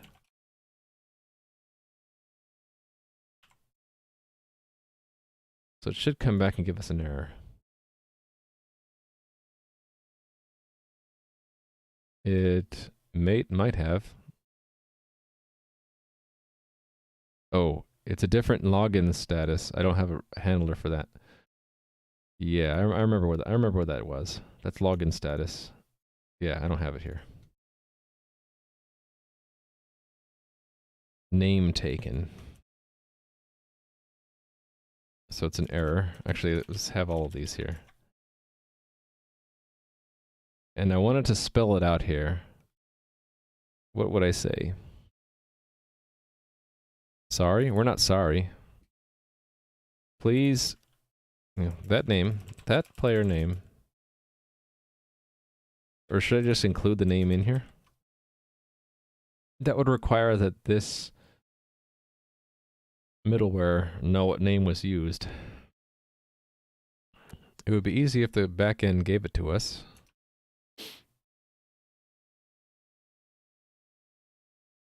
Okay, it doesn't come to mind immediately how it would know what name you tried to register as unless I stored it somewhere. So let's just say that player name is already taken.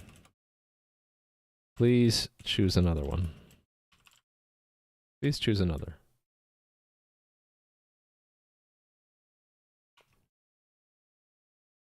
It doesn't actually matter what I type.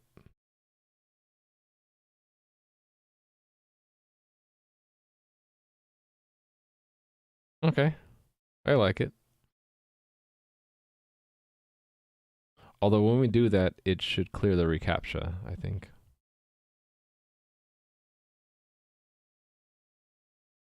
And it should also set the focus back in here. Is that easy to do? I guess if I had a dispatcher that reduced it, I'll figure that out later. I put that on the list.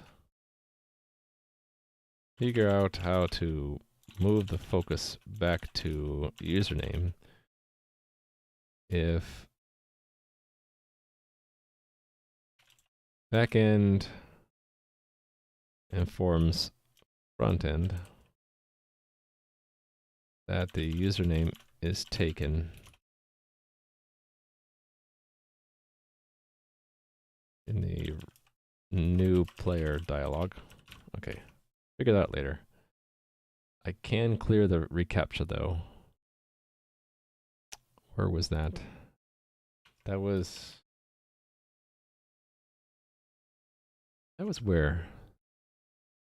It was like a method I could call, like reset or something. Reset.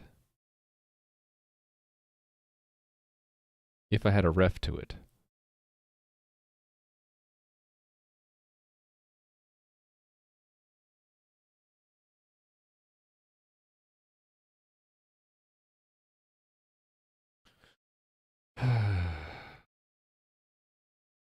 Okay, I see how that's done.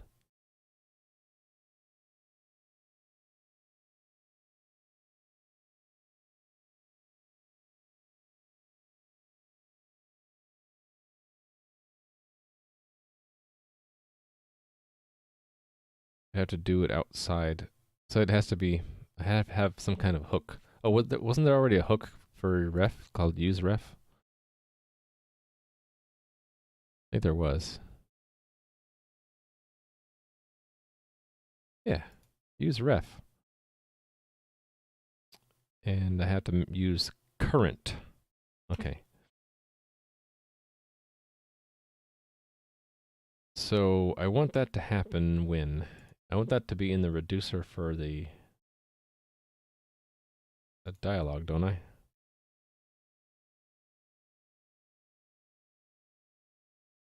No, what am I thinking? It's the new player dialog. I need to make a ref. What are we calling it? Yeah, sure. We'll call it the same thing they call it. reCAPTCHA ref.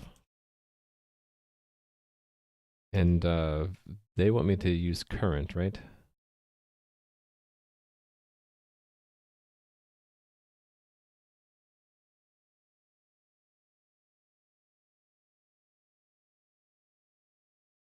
Wait a minute. How does this work?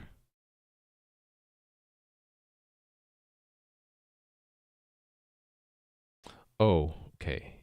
We call current?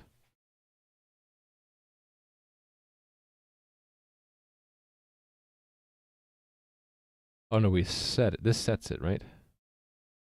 So I do the use. It's going to be 2D. So yeah, that link will bring you to this page here. And I said that some here. Yeah, retro 2D. Think of Ultima 5 but multiplayer. You know, I'm a little bit older. This was one of the games that I enjoyed playing when I was growing up. And so I've always wanted to make a game like that. Like my desire for many years was to try to make my own version of that, but with my own stuff in it. So that I'm continuing that desire and just adding multiplayer on mostly because I've had experience since then making server backend stuff, and so it was sort of a fun challenge is to break up the game between server and client and let many people play at once and have the game run on a server somewhere. So that's what I'm doing. I'm trying to wrap my brain around. There's a difference between how we used to do refs in React without hooks and now how you do it with hooks.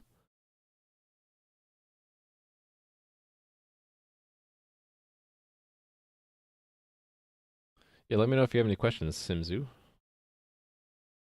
I'm right now in the depths of trying to. What I'm trying to do is basically when I click the sign up button, Actually, that's not going to work. Oh, that's an interesting error. Okay. What do I get as the error? Weak password. Okay, I'm not handling that. Anyway, right now the bug I'm trying to solve is after you do the reCAPTCHA and you type in a password. Okay, I need to cancel back and go to... So you type in some... I need to make sure it's not a weak password. That once you click I'm not a robot and you sign up, I wanted to reset the reCAPTCHA.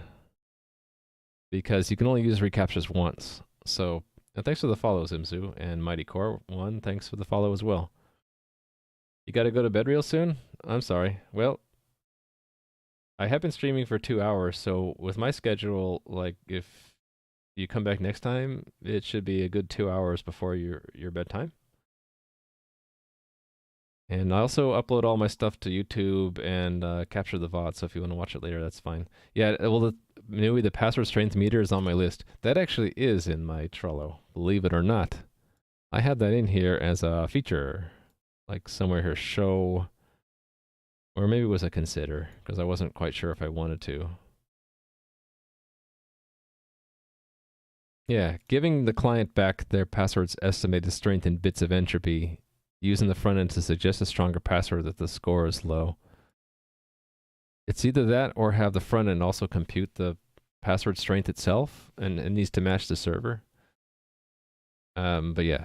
So right now I'm trying to figure out how to reset the CAPTCHA, and I'm looking at the documentation for the React Google reCAPTCHA, and it says to use a ref, but this is how you did it without hooks, and then this is the way you do refs with hooks now, and I'm trying to wrap my brain around how I would do this. So this both creates... What is this actually creating? It's returning a persistent object, which can be plugged into the JSX. Okay, so that part matches up here. So if I do use ref, that's what I pass to the recap. So this is going to be the result of a use ref, right? Use ref. So it's the initial value. It's what do I set to that to? What do they do?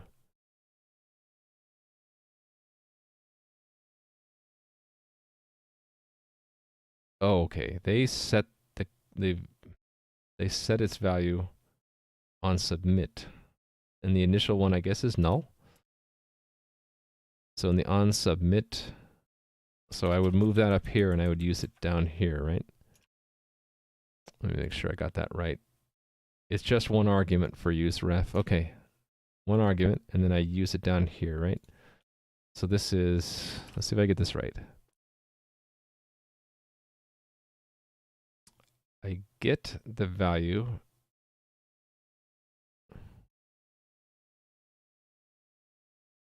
I don't understand this prop.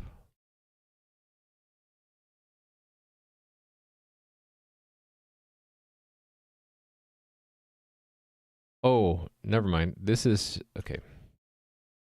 I know. They're just showing you how to get the value using a ref, and I'm just using an onChange instead, and they're still using onChange. Is this just showing a different way to get the CAPTCHA value? Because you can just use it from onChange. Check, yeah, that was on there too. Did you see that? Maybe not, but that's in here too. Maybe it was on Pwn, that was in here. Or act or something. Or password. I'll find the card, it was in here.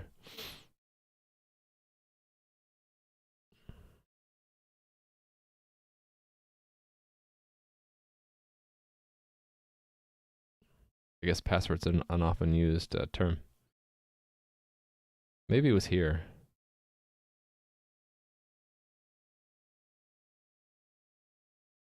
Okay, it was that. Okay, somewhere in here there's a card that says to do a check for pwn if your password is pwned.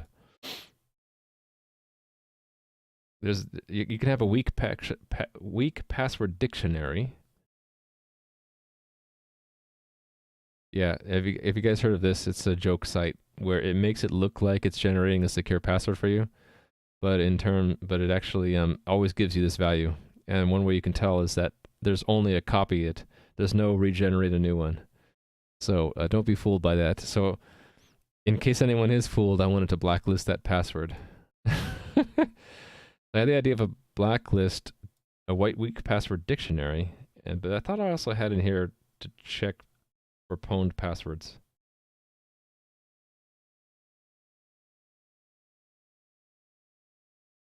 Oh, that's in here twice.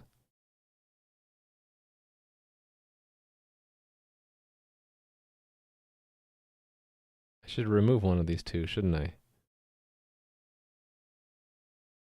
Yeah, that matches this.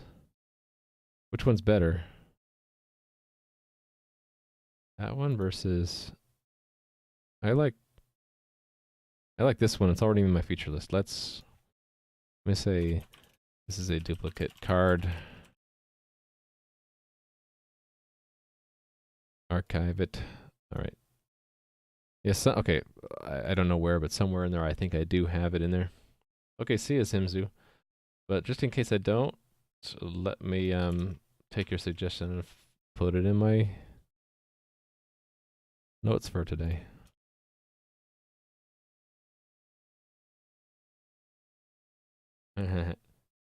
As long as there are exactly 8 characters, only lowercase ASCII.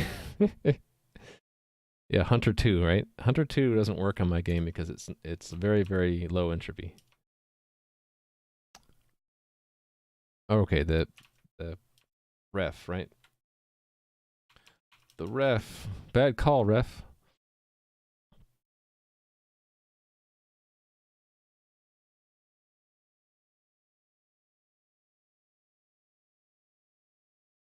So I can call it on the current value. Is that how this works?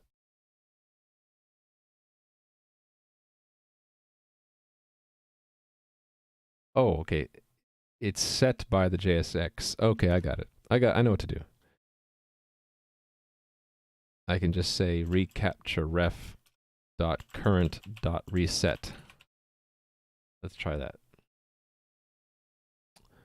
Useref is not defined because I need to import it. New account. Say Bob, blah, blah, blah, blah. I am not a robot. And then this should reset the reCAPTCHA. There we go. Nice. Okay, what's next? I need to handle the weak password, right? So if I type in Hunter2 and then sign up, it actually shows a weak password, but I'm not doing anything with that. Yeah, I had that. I think that was in my card. I just can't find the card, but it was, yeah. There's an API, and let me add that to the note. I'm pretty sure I have that in the card. I just misplaced the card. Another reason why I'm not sure if I want to move to Trello, because its search isn't very good. Actually, I wonder if I searched the cards for that string exactly, would I find it? Have I been? Let's just search for that. No. It's possible I didn't actually put that in the card.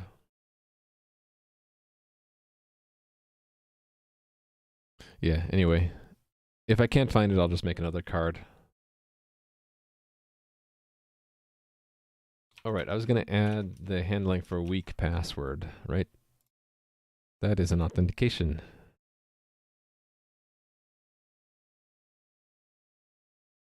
Really, I ought to have a class of errors that all do the same thing, shouldn't I? In fact, let's make it a table.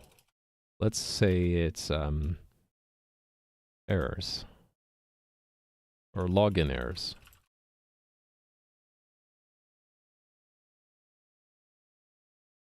Right? And then we'll have bad password.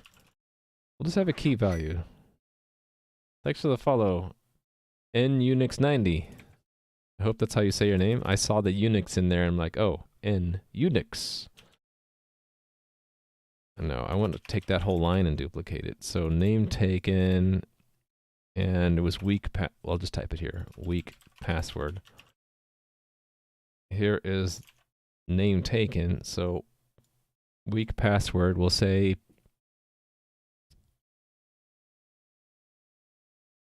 that password is not strong enough for this site. Although, you know what? One thing I'm leaning towards is right now I just don't let you use a weak password, and that might be annoying to some people. An alternative might be to give them a warning saying the password you selected doesn't meet our recommended password strength level. Please consider using a stronger one. But then let them use it anyway. I need to put that down.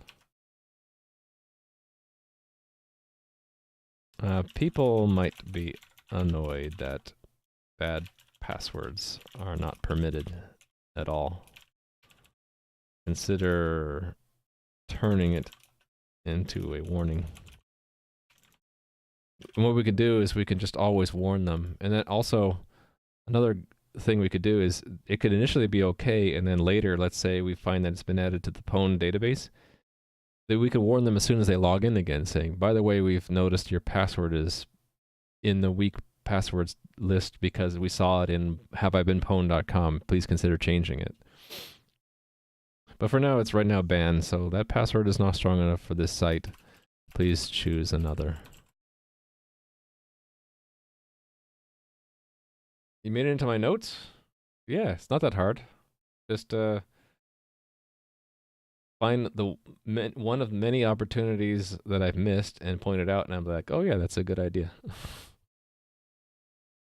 All right, so I think what I want to do is search the login errors at the start. So we'll say, I'm going to make that a lowercase because it's a data. I have this convention where I use uppercase for functions, lowercase for data. Login error. And I also go by singulars and plurals, so I'll take the plural and make it singular if it's a lookup status. I'll say if login error, then dispatch the error with that as the argument. If it's not an error, then it's probably going to be logged in, and we're login complete, right? Cool. Let's try this out. New account. Let's try the weak password one first. So Hunter2. I'm not a robot. Sign up. Hacker's not strong enough for the site. Please choose another. Now I'm going to pick a stronger password. And it should tell me that the account name is already in use. Alright, and now finally I want to pick one that's not in use.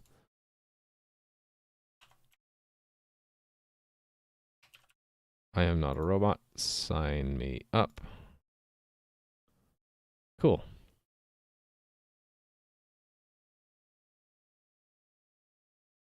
Random password?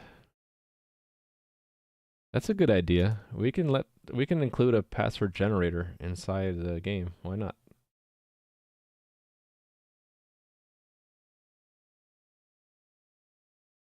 You know what I might do, by the way? Just to tag on another note to what Lycanthrope said, that he got in here.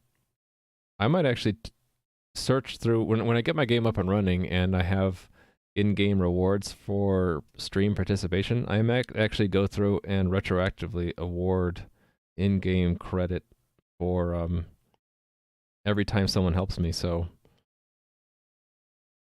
that wouldn't be too hard because I just search my own notebook for people's usernames and add that up. So like Bugfound's probably got, I don't know, 10 to 20 at least, right? Redeemable for, I don't know, in-game items or something? Why not? Alright. Am I done with registration? I think I am. Now that I have the reCAPTCHA thing, maybe I'll put that in here as well. Because what happens is if you type your password wrong too many times, I can show this actually. Because it appears under this. It'll say need CAPTCHA true. When the backend says need reCAPTCHA true, then it won't permit you to log in without a reCAPTCHA token passing. Right now it always pass because I'm using the test keys. Actually, what happened here? How come that didn't work right? I didn't notice that before. I guess I screwed it up. Oh, right, because the margin was damaged. Let me fix that. That was in this margin thing, right? It is because this should override that, and it's not. How do I fix that? I thought if you listed it second, it would override that, but I guess it's not.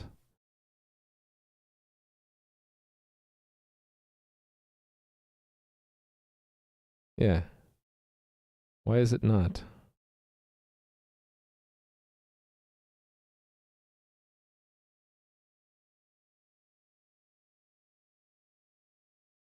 Yeah, that bug found's right. Anyway, it should be okay. Well, maybe what I'd do is it would be an opt-in. Because people might be uncomfortable even with their hash. Let me put that in here.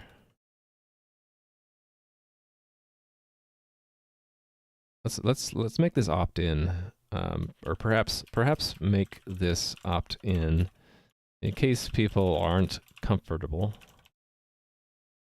with even the hash of their password being looked up in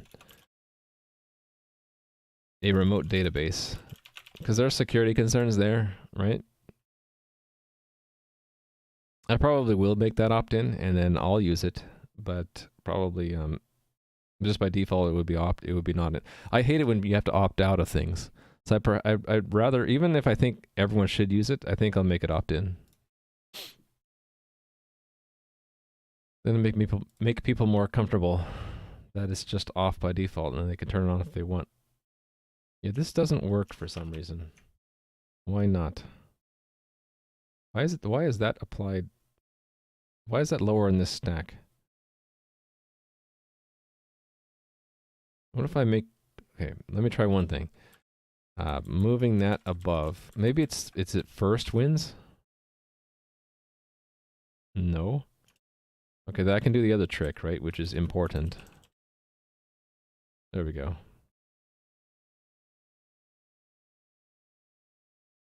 I suppose that's what I need to do, right? Because, well, no. I thought that if you listed it that the order matters, and that if it changes it, it changes it. Oh, it just sends a partial hash. So it's even less of a security problem, but it's still it's not a zero. You're leaking at least some of the bits of the information. So it's not zero. You would be not so concerned. So that's more ammunition to say I should make it opt-in if at all, right? I think it's just a feature that if you want it, it's there. Since I already compute the entropy, I could at least say, hey, by the way, your password's weak. here's the number of bits of entropy in it. All right. Yeah, I was gonna add in, now that I fixed that little issue, I wanted to add in the reCAPTCHA, because this actually says so.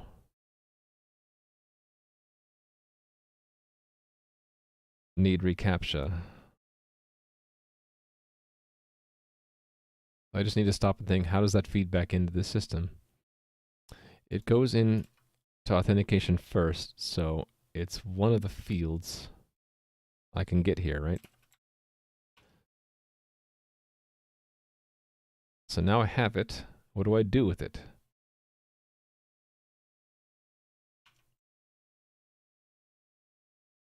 Oh, it's already gone because I hit save. Yeah, that's what I'm thinking. I'm making it a warning.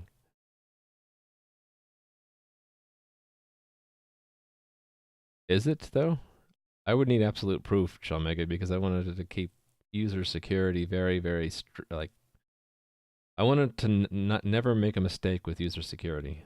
So I would feel most comfortable if there was like a mathematical proof that I don't need to worry. Otherwise, I'm gonna have to worry a little bit at least. Okay. It'll be in an error, right?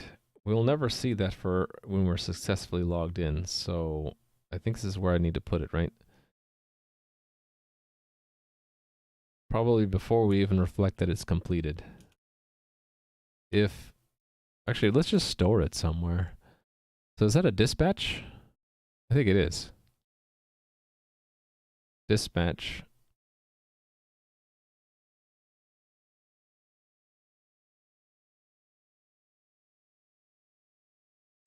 What were we saying? Publish, captcha needed, or just captcha needed? And I wanted to keep it. They're all verbs, right? Maybe reflect is what is the verb I was using before, right? Reflect that it's completed. Reflect that a captcha is needed. Yeah, let's do that.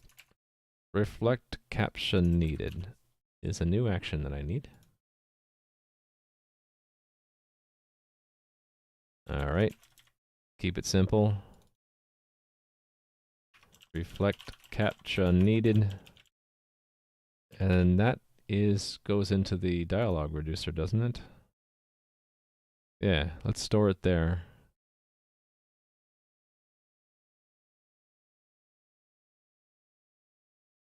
Right. This makes sense to me.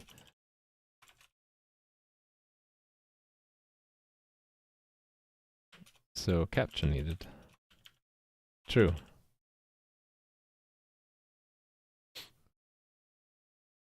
Sign up for our newsletter? I'm not going to have a newsletter. Should I? Yeah, that's true. I can get the entire database, but then I'd have to get that regularly, right? 10 gigabytes. Yeah, that's the API. I think I've seen it before. Yeah. So I probably do it in batches, right? I thought they had a batch API. You can just give them like the last 100 passwords that were used and just look them up, right? So if I set it to true here, when do I set it to false?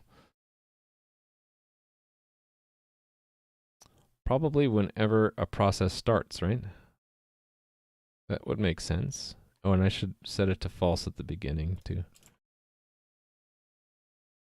So whenever we start a process, we're going to clear that flag.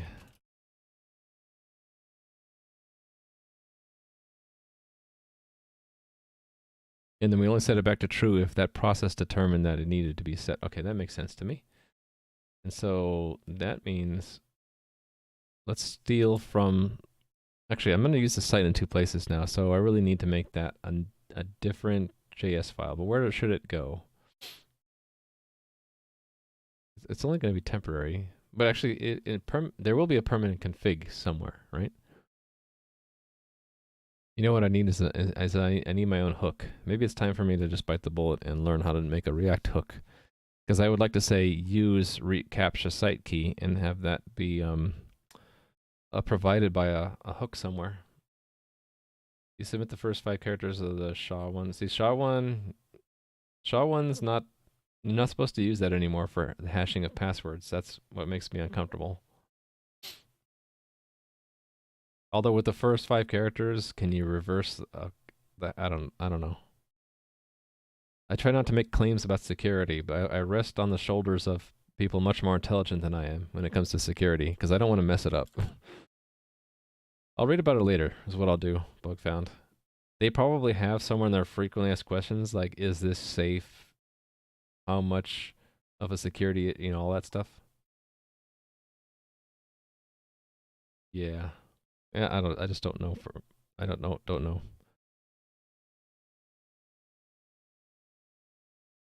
Okay, let's make a hook. This will be fun. I'll learn along with you guys, if you don't know, how do we make a hook? Building your own hooks.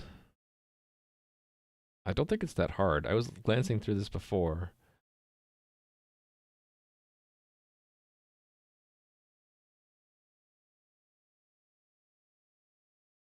You just make a function that starts with use, right?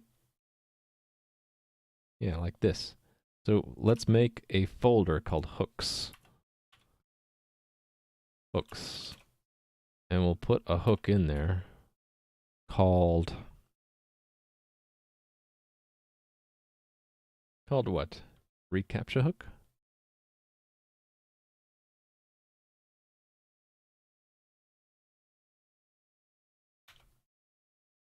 Sort of like reducers, hooks.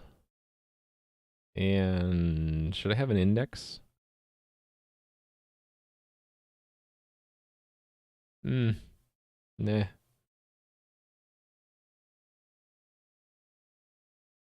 One E36.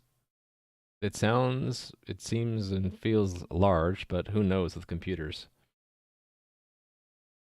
A more useful number, I think, would be how long would it take a medium level hacker to run that many permutations. I think you can basically call off any attempt to hide it from a nation state at this point, right? But the typical hacker, as long as they wouldn't be able to brute force it.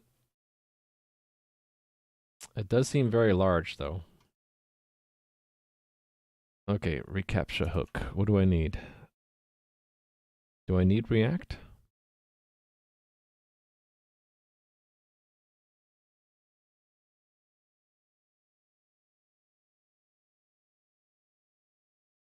See if I can get away without doing React. So really it's just function use reCAPTCHA. And then what do I do? Does it need a parameter? I don't think so. Keep it simple. So I'll have a constant. I'll put the key here for now. Then what am I supposed to return? Just the current state, right? Yeah. Is it that easy? So then I just, from here, say import. Actually, I think I will have an index because I think it'll make it look nicer. reCAPTCHA from hooks. Because that flows really well.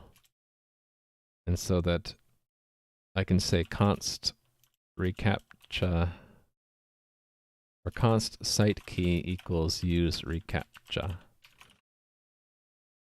And then I can just use that site key. Let me put that in the right place. It was here, right? There we go. Hey there, just another anti player. Your name is pretty good, but it's a little bit long. Can we remove the two antis because they cancel each other out and just call you just another player? Or is the problem that someone already had that name? In which case, you had a very clever way of getting around that. Just say anti? Okay. The only problem is there's someone else I know named Antimatter Tape, but I can call him AMT. Then there's no confusion. All right. So yeah, I need to have an index under hooks to make that little trick work. And same thing that is done in my reducers, so it's kind of like this. I don't need this combine thing. I just need to make... How does this work?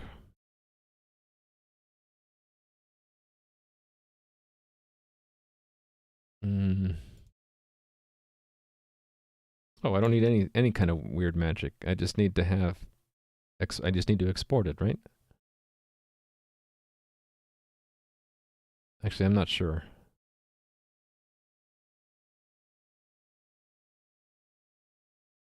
Right, default, and then it's just an object, right, in which we put things like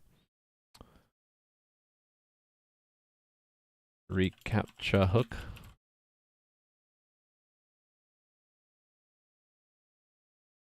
And then I wanted to remove the hook name from it. Yeah, like that, right? And then I can use it in here. And that doesn't work. Oh, it's use. I got that wrong. Hold on. That needs to go here.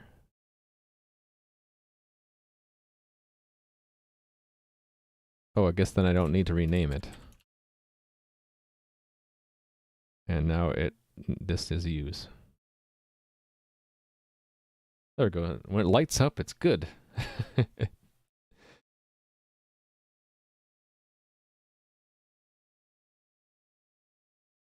would take the Sunway, a Tahulite, second fastest supercomputer, 118 years to brute force it. Well, some people live 118 years, you know. They might create an account as a 2-year-old. When they get their 120th birthday, someone has already cracked it. No, actually, that's pretty strong. And that's if they knew the whole SHA-1 hash, right? So why is it no longer recommended then?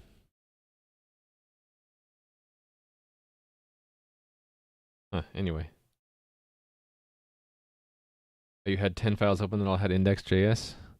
Yeah, well, what's nice with VS Code is it shows here which directory of the index.js, and it sort of does that here too, although I have to, my eye takes longer to see it. So I see that's actions, that's reducers, that's hooks.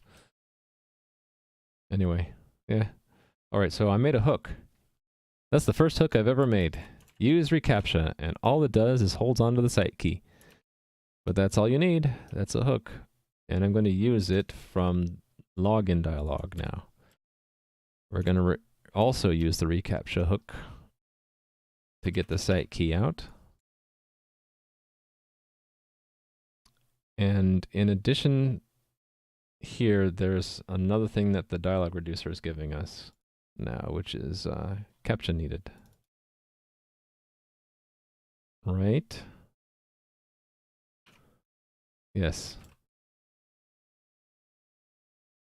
O comes before P. All right, now we're going to use that flag to inject the CAPTCHA if it's needed. So I'm going to put that right here. So that is like this, right? CAPTCHA needed, if so. Otherwise, null. And then the reCAPTCHA looks like this.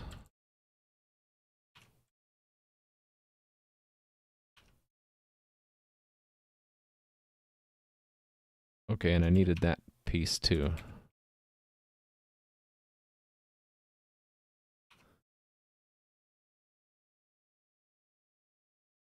Which means I need to have the state for it.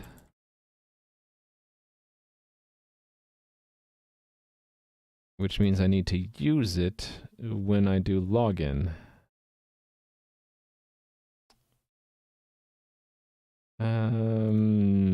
Okay, let's fix this. So I've been moving towards packaging up into an object, so I don't need to repeat everything. So let's do that here. This will just be args. And so the on login needs to package it up as args now. Right here. So it's package them up. So we'll include the reCAPTCHA there too. Oh, the likelihood of collisions? Yeah, that's right. I think yeah. I remember that now. They were showing like exploits as in terms of finding another input that gives you the same output hash, and then you could then use it to substitute the thing that you're hashing, so it doesn't look like there was any change when in fact there was. But it was just a proof in concept mostly, right? They didn't have many practical applications for it yet. Yeah, vast majority of collisions. Like vast, as in 99.9999999 for a while %.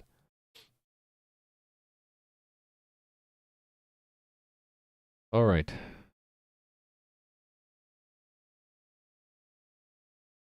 Is not exported from hooks. Really?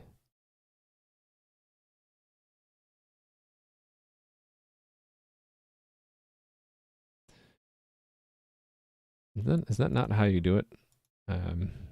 How do reducers do it? Oh, it didn't.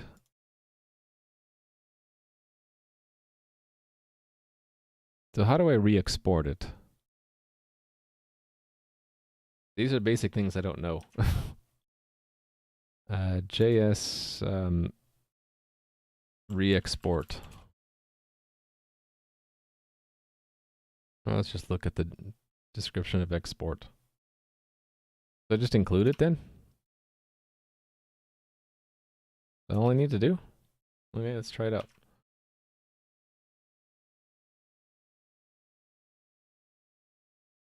Okay, yeah, I missed a few things. I need to pull in reCAPTCHA from React Google reCAPTCHA. reCAPTCHA ref I need.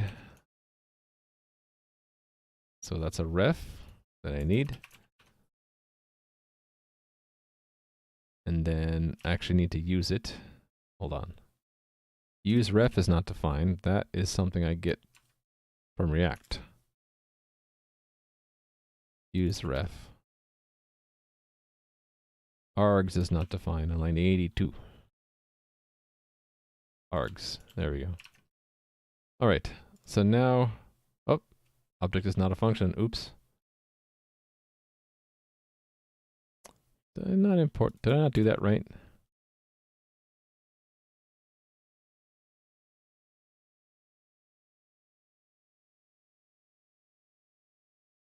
It is a function. Oh, but it's not exported.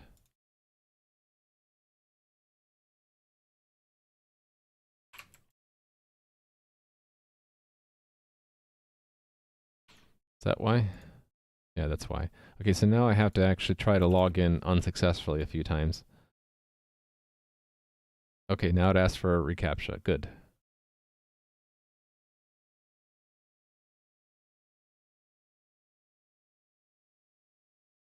So yeah, if you try to log in with a bad password too many times, it'll ask you to it'll ask you for a reCAPTCHA. So now that I logged in successfully, if I log in again with a bad password, it should not ask for reCAPTCHA.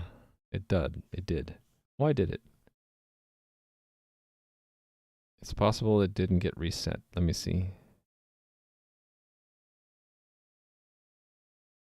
Yeah, let me look at Redux.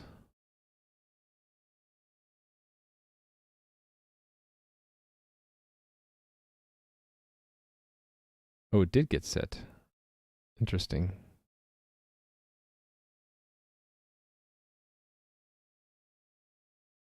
Why?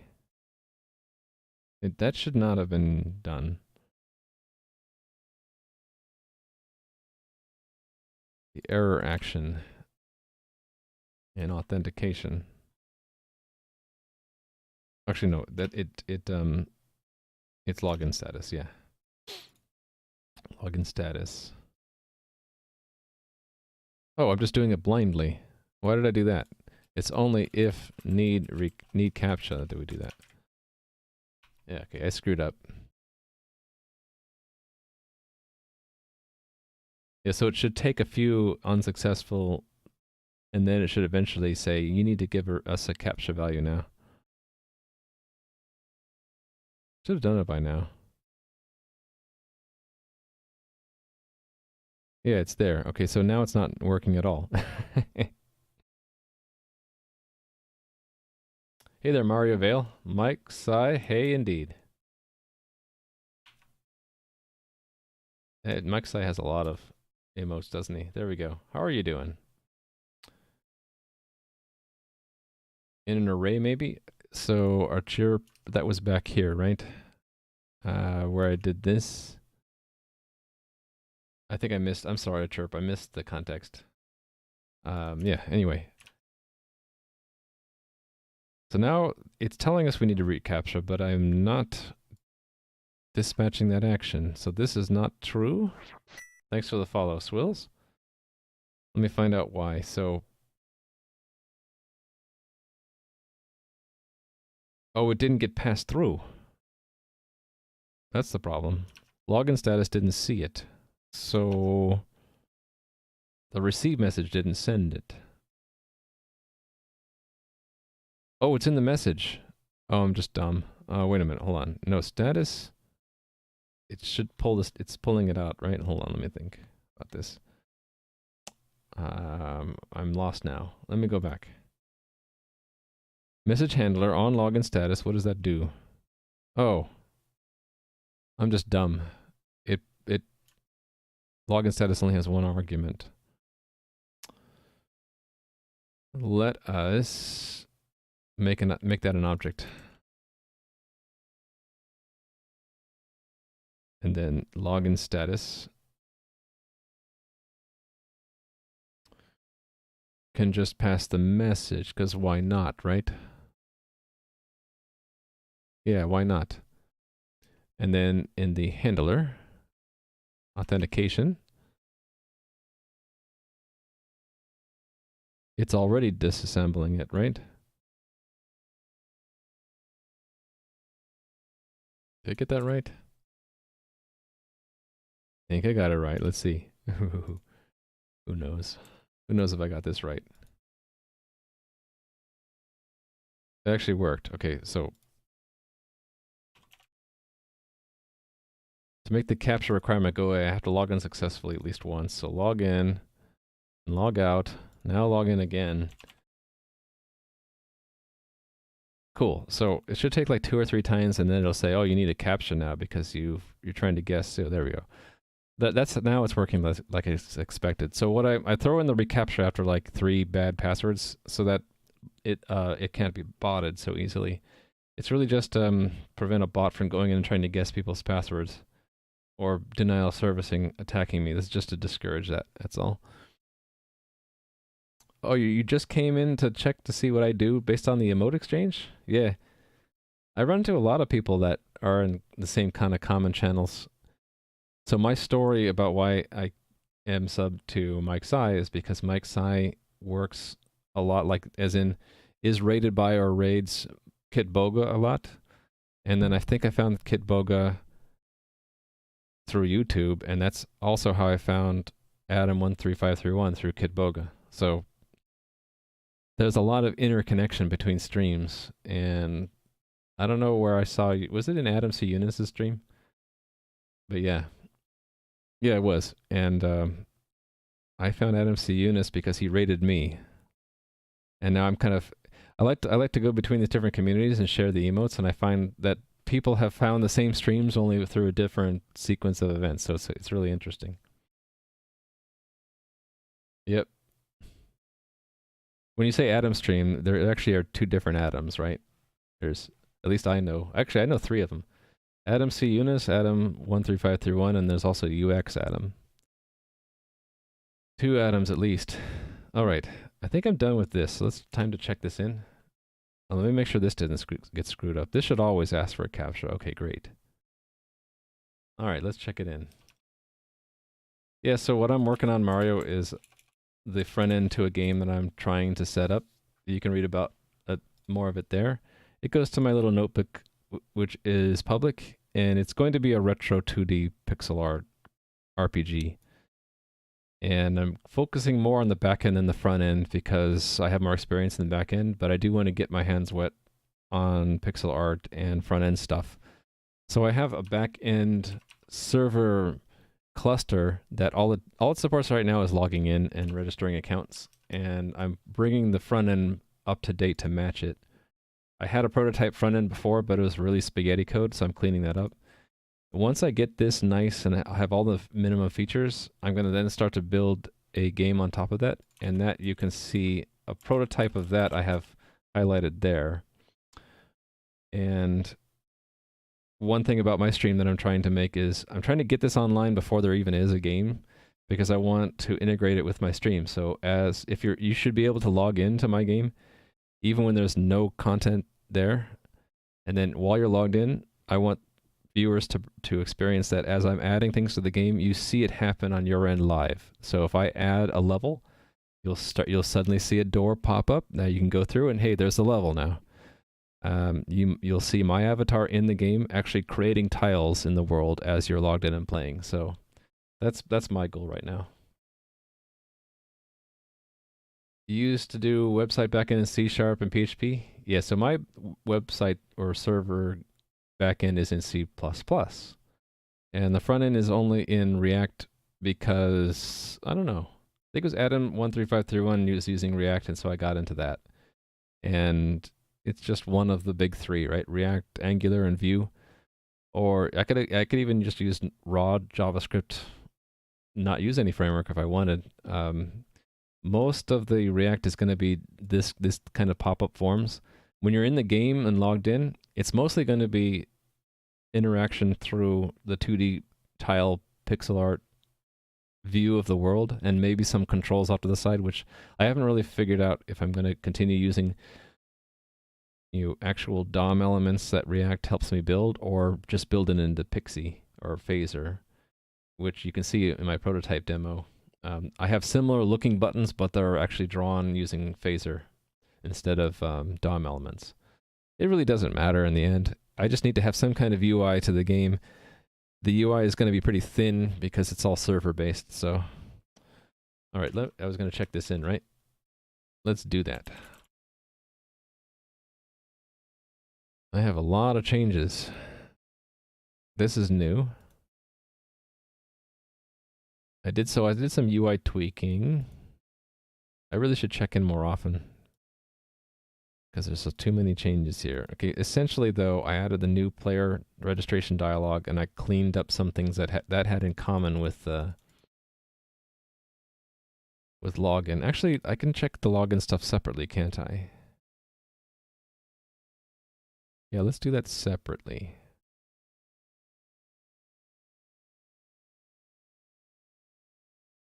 Oh, though that's coupled with it. If I accidentally couple things and I can't decouple them when I commit, I just give up and just commit them together. We're going to say player console add registration dialog clean up login. Too long, so I'm going to break it up here. Add registration dialog clean up login dialog. So work in progress, building up dialogs.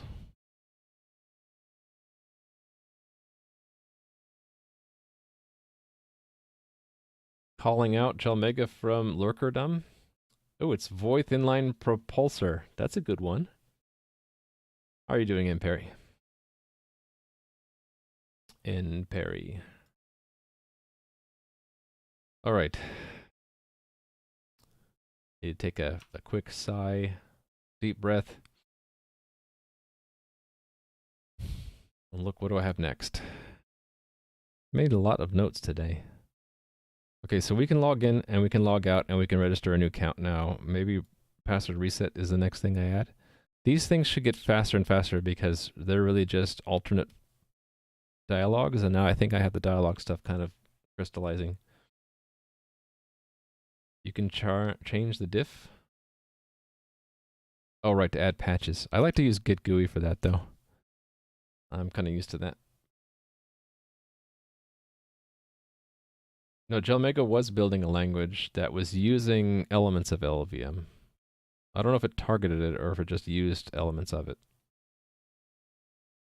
I'll let him speak for himself. Okay, so I'm adding a request password reset. So that is another thing you can do while you're at the main screen here. Or maybe what I do is I build it in here. Like, don't people usually have a link here that says forgot? Let's do it that way. Does it make sense to have it look like a link even though it's just going to pop up another dialog? Let's see what it looks like. So that would be in the views, login dialog, if I added something that looked like a link here. Between the button bar, okay, if reCAPTCHA's there, I guess it's above the reCAPTCHA, we put it here, right? So this would be some kind of div, and we have some kind of link looking thing.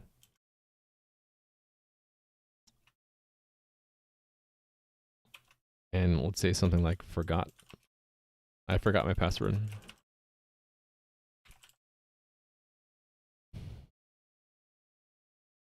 Okay, not so big and not so blue. I think I need to adjust my link colors. I don't have any links yet, so that makes sense why it would look weird. Let's make a global rule for links. What I have in my CSS is a built-in dark theme, which I do through a bunch of things. Where was it? Yeah, body. Actually, where do I have the background color set? It's missing. Where is it set now?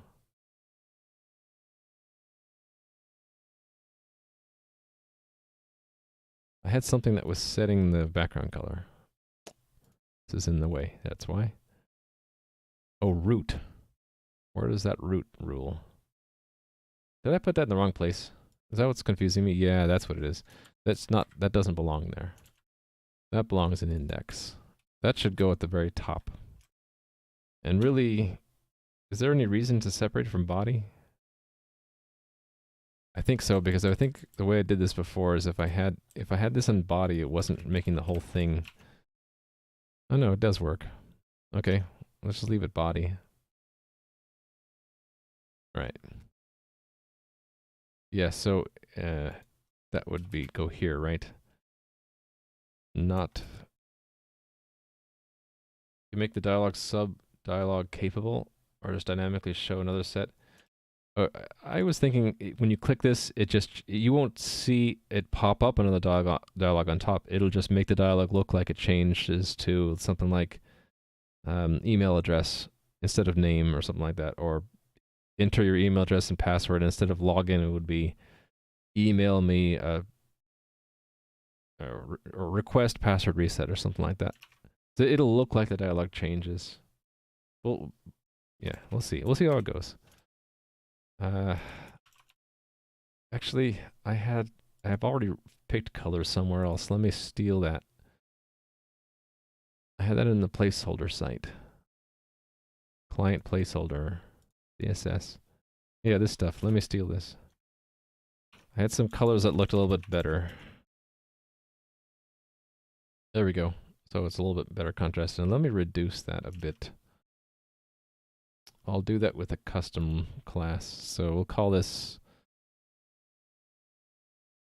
what do we want to call it? Class name equals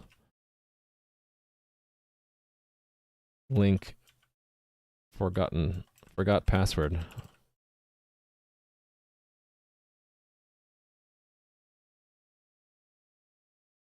Very specific. Maybe I don't want so specific. How about link small? And then I can put that at the global scope. I want to be able to reuse some of these rules.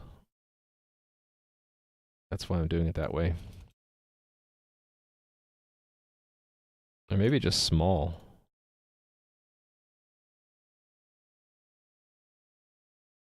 Font size 50%. Just make a wild guess. Maybe too small. How about 75?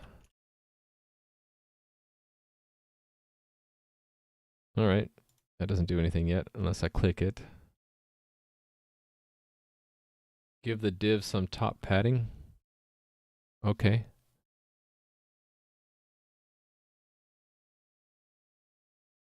It makes me think I shouldn't be using divs, but maybe I should be using a grid with one column. Wouldn't that make more sense?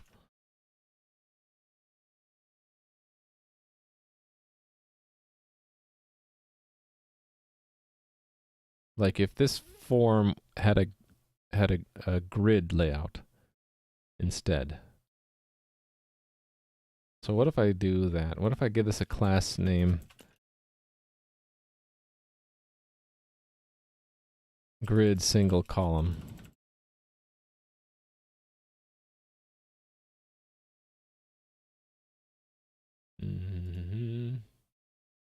Today will get angry at the padding isn't equal. Well, we'll fix that. We'll fix that with the grid. So this is display grid. And then I totally forget how to make grids. Oh no, I have it down here. Grid template rows.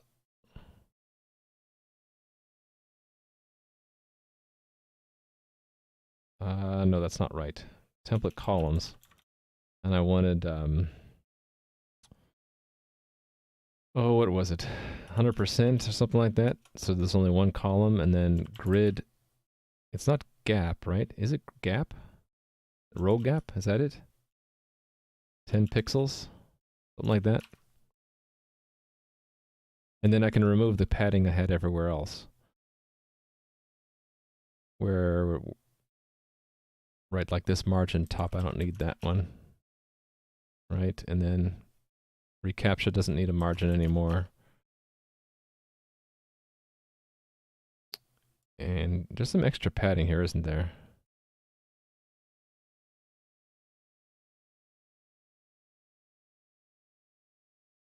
Back in my day, we had table. We didn't have these grid and flex containers like you young whippersnappers have these days. We only had table and we liked it. We made our table data uphill, both ways, in the snow. Looks like the buttons have some. It could be. Let's delve down. I need more space here.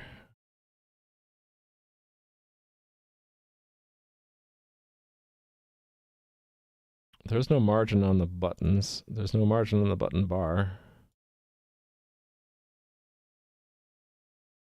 The box itself might have padding. It's a box has padding in it. It's what it is. I think that padding is that padding too much? It might be okay. So I'm not doing it for that. I need to do it for that now, or else it's going to look weird. So I don't actually need this rule anymore, do I? I just need to make sure that the new player dialog also applies that class to the form grid single column. There we go. I think I like that better. And this only looks weird horizontally because I'm zoomed in a lot. And it's small. And I couldn't for the life of me figure out how to shrink horizontally an input. You guys probably know how to do that. I was just going to expect when people go to the game, they're going to make the display this wide, and it's not going to be on mobile. So I'm really not prepared to handle making my game work on mobile yet. So yeah, that looks a little weird unless I zoom out or give it more real estate. I think that's fine. You guys know that it should look fine for you. All right. 800 by 600, yeah. Internet Explorer 6. Yep, I'm using CSS Grid now. That's what I'm doing. That's my grid single column. My grid single column is a 10 pixel row gap, 100% for the column. So yeah, I like that. I like that better. I don't have to worry about individual gaps between things. And that's how we can see it. We can see it by hovering over any of the gaps. Nice. Okay. So I need to have that link actually do something. Let's have it do something.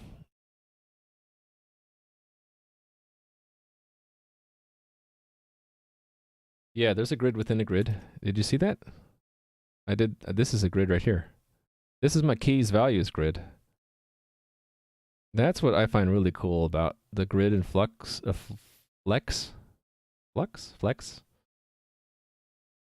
getting confused. Flex. Flex and grid are both nestable pretty well. I mean, pretty easily nestable, and they don't get screwed up as much as some of the other techniques. Flex box. Why is it sometimes called flex box and other places it's called just flex? Like display, it's flex, not flex box. Those are the differences in terms that confuse me. Anyway, yeah, it works. This works out pretty well. I like it. All right. I think what I want here is to have it go to someplace, so let's do it this way. And then I can say on click equals on forgot password. And we make that another thing we dispatch. Oh, those are not alphabetically sorted. How could I? Dispatch. Forgot password.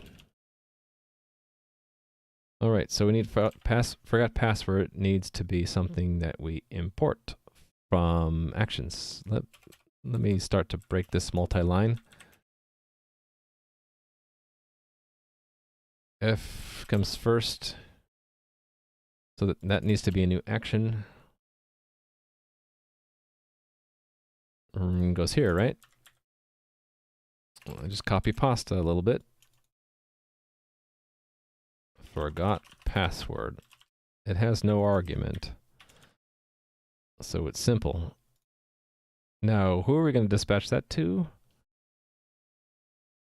Good question. I think that is dialog reducer who wants to know that. Yeah. Go up here.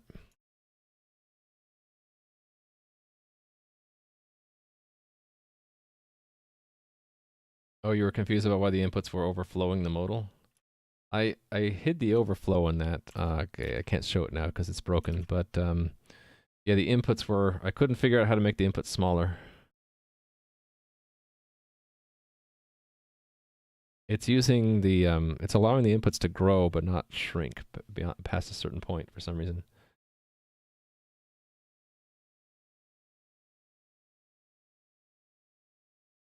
Variables are L values.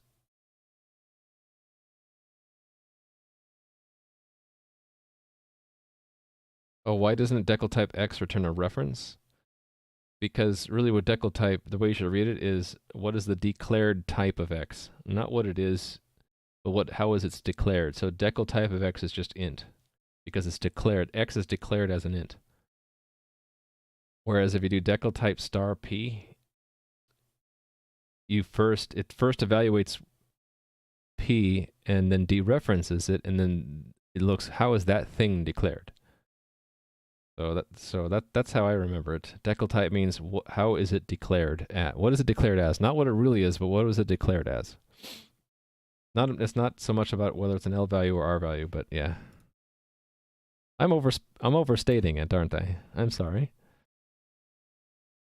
Then you know, just keep in mind I'm not a very good expert in decal type myself. I still have not mastered that. Okay, forgot password. We're going to, whenever that happens, we're going to switch to the other dialogue. So it's kind of like showing one of these dialogues, only it's a different one. So we're going to show the request password reset.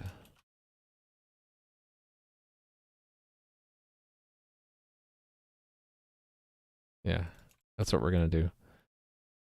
So when which is set to that, that is something that dialog needs to handle.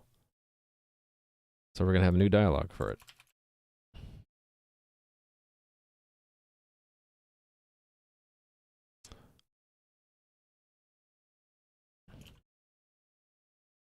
I guess I'm putting the word dialogue in front.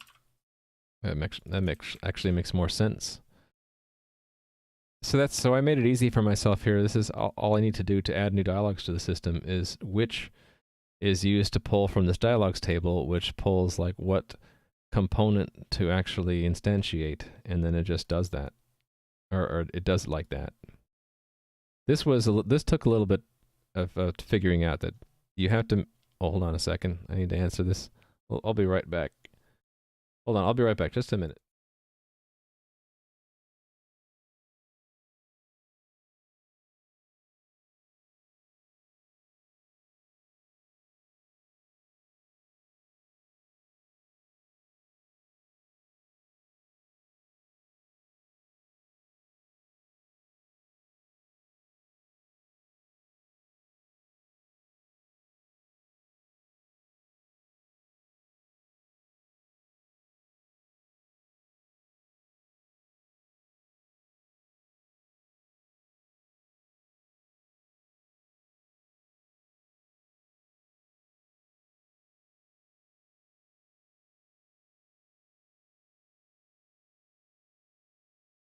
Sorry, that was Mrs. Raimu. Mrs. Raimu trumps the stream every time. All right.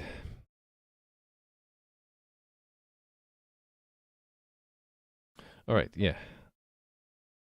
Right. I was saying to add a dialog, I made it so that I could just add it to this table, and as long as I import it, I use this trick where in JSX, if you use a name that's a local variable, it just assumes that that is a function or a class that it can mount at that position in the DOM, which works out pretty well. You have to use this little trick to pass through the props, but otherwise it works fine. See ya, Jomega. Let's see. It means I need to have this dialogue, right? So that is a new dialogue. I wonder if I should have dialogs as a subdirectory here. I think that makes sense, don't you guys think so? That would be dialogs. And we can put it here. We can move these. Yes. Oh, look at that. That's kind of cool. It updates the references. And then I can just add request password reset dialog. If I want to be really snazzy, I could combine these using an index. Maybe I'll do that. So, like I did with hooks, paste that there, and then this is going to pull in all of these imports. Removing dialogs. And then re-exporting them. Right?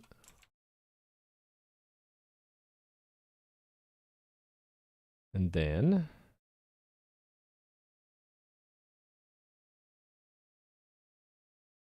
I can combine these together.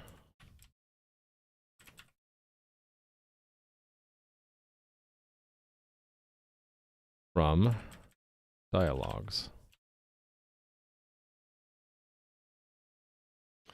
Okay. So there's no recaption needed. Well, actually, I'm not sure. I don't remember. Let me look and see what I had for the. This is the old app. Sorry, it's in red, but because it's in a diff, and it has the old spaghetti code. And let me find the one where we're building the password reset. Actually, I guess it's easier to look at the password reset message. Oh, so right now I'm only requiring the email. Is that right? The no CAPTCHA? How did I build the UI for that? Here's where it looks really disgusting. Because I had this big, like, else if chain.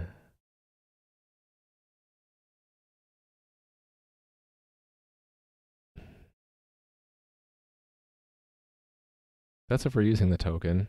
This is when we're showing it. Let's show change password. Where's the reset password?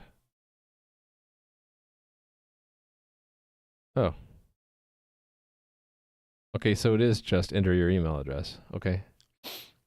It is what it is. So it's just the email address. There's no reCAPTCHA needed, so I'm going to remove that.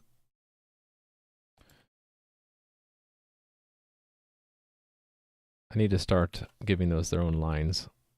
There is no reCAPTCHA hook needed. So a new action will be, I guess we're calling it reset, request password reset action. Request password reset dialog, right? Yep. And there is a process, right? And there is no error.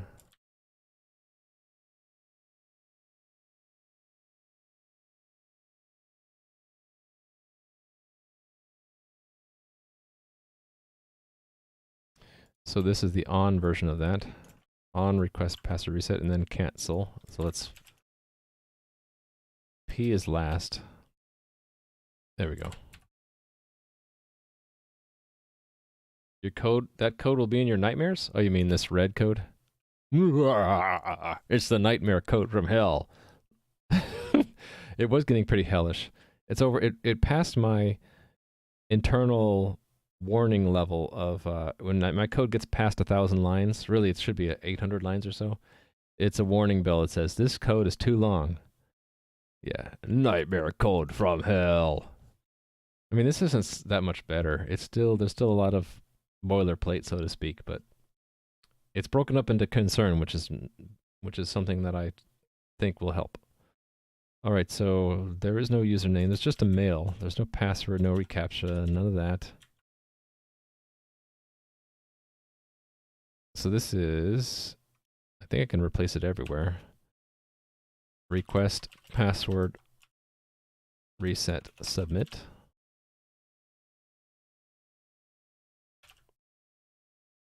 So we don't need to do that. We just request it with the mail only. I think I am going to move everything to this convention that it's always in args, and that way any boilerplate in between doesn't need to be concerned. In other words, actions will only have args. Or nothing, I guess. The degenerate case of that, right? And then if it has args, it's just spread syntax so that the action doesn't care what the keys are. So the only thing that doesn't do that right now is receive message, right? Oh no, login authenticate does. So I need to go back and fix that. Oh, error does as well. So there are a few that I need to fix up later. After we type in the email address, do we need to clear it? I don't think so. Let's just leave it the way it is. Change field, I think we'll keep that. We don't need that. Do I need a form? Yeah, but it's a very small one. I don't even think I need this, but I'll keep it. It'll just be mail. There's no reCAPTCHA. There's still a button bar where we either show the submit button or the progress, and then we have a cancel. And then we'll have an error. Well, we won't really get errors, so I don't think I need that.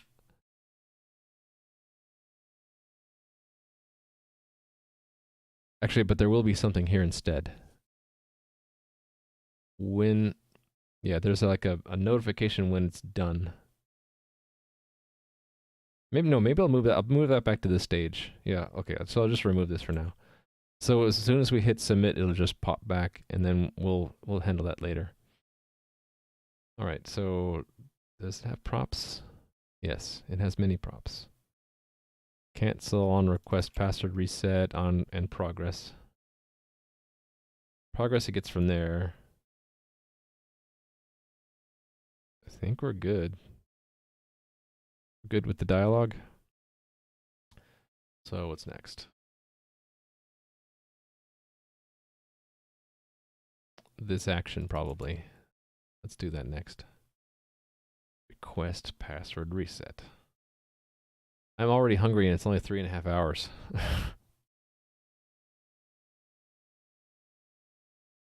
All right, goes here roughly. Oh, there's even nice space there for some reason. I'm copy pastaing something with args in it. Here we go.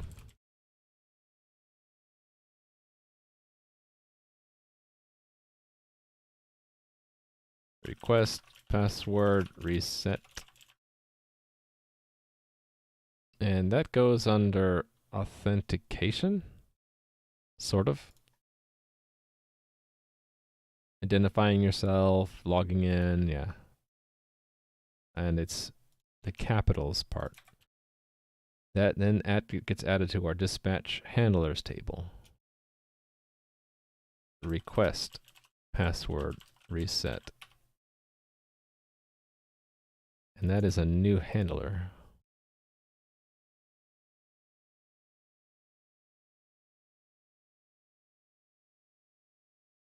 And that gets mail, right? And what does it do with it? It is going to connect to the game. Oh, I was going to go back and fix that, the hard coding of that stuff.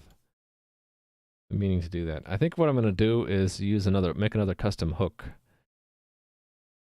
to grab this from the client configuration of at some point. Yeah. Anyway, we connect, and then when we're connected, we're going to dispatch this one, which is named differently from that. Oh, didn't I have a convention of start? Yeah.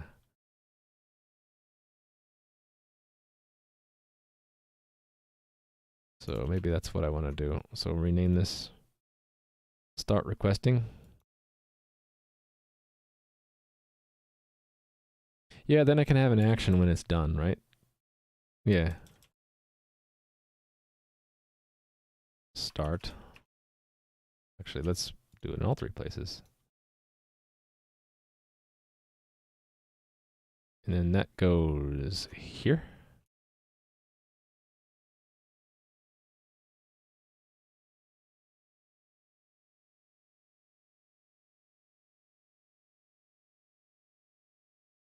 I wonder why that was capitalized. That must have been a mistake. Anyway. Authentication grabs that.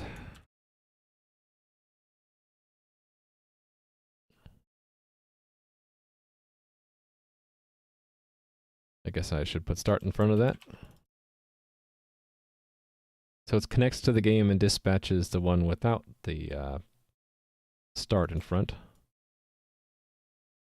And it needs to know the mail. Is that how I did it for new player?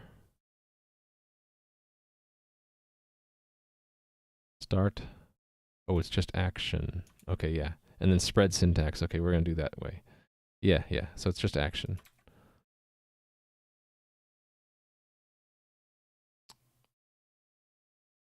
Oh, wait a minute.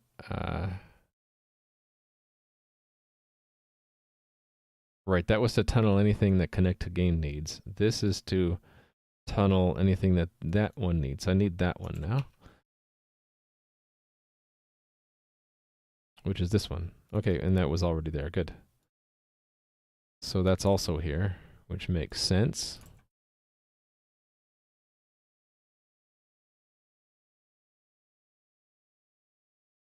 The naming convention is a little bit loose.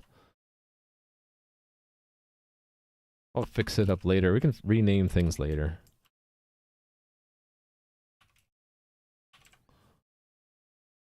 Alright, so that's once we've connected. So like the other things, in order to request a password reset, it first has to connect to the game. And then if it successfully connects, then it sends a message. And it'll actually show progress first. It'll say connected, requesting password reset. And then here's where I need to go to the nightmare code. It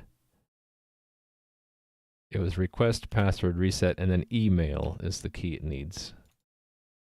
Right, so like that. And then this one, then we can use object decomposition to get mail out of it.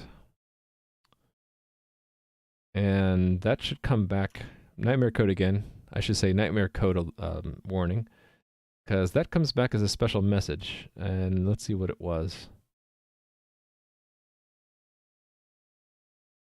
Where was it? I had a table of messages. Thanks for the follow. Lafioska?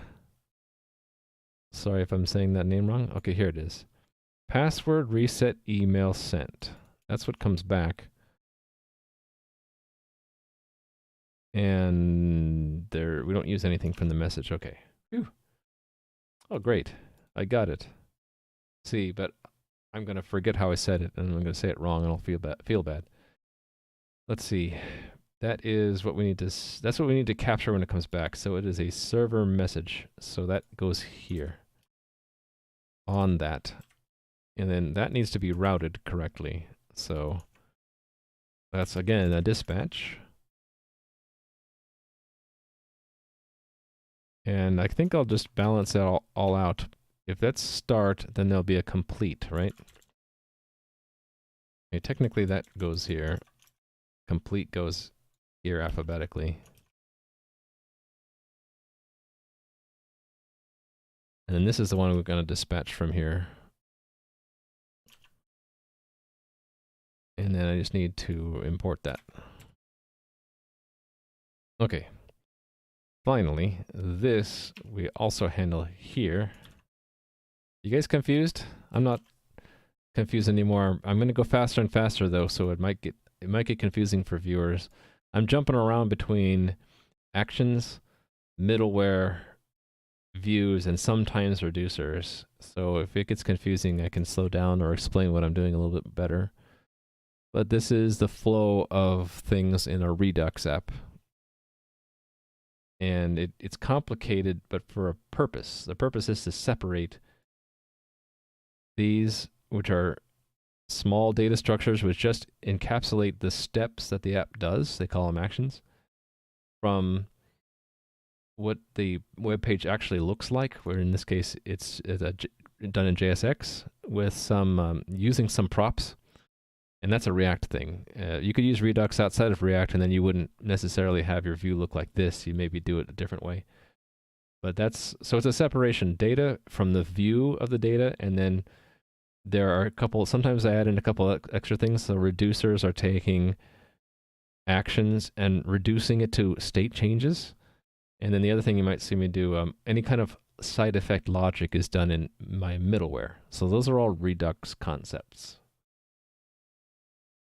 Yeah, I like it too for that reason. The fact that, okay, when it actually builds, I'll show you, but in the Chrome debug tools, I can show, does this show anything? Yeah, so I can see every state change, and you can actually, if this was working, I could actually cycle back through and show what the app looked like between every single action. You know, and this is showing me what changed between actions. So this really makes it really handy to debug. So that's the benefit. The cost is that as I go through this code, it's a bit convoluted. I'm trying my hardest to keep it organized here. So that is complete. And another thing I'm not doing, which I could be doing, I am not using promises at all. Instead, I'm breaking an operation into 3 steps.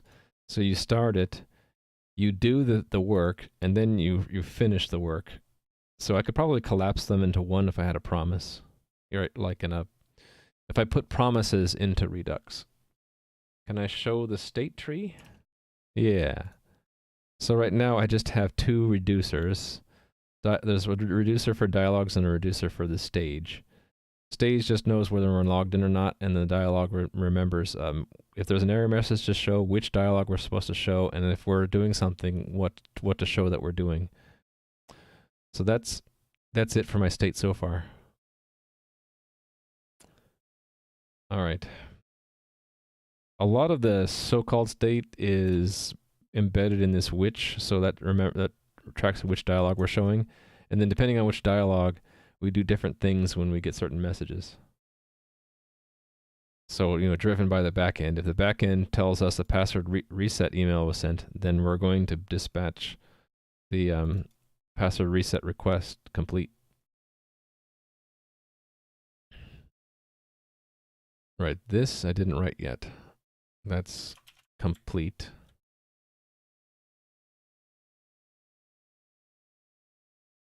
Complete. And we actually don't need an action, do we? What are we going to do for complete? Actually, wait a minute. No, I don't need to have the middleware do this. Complete will just... Oh, no, it does. Because the side effect is we're going to hide the dialog. Right, so that is... where is that?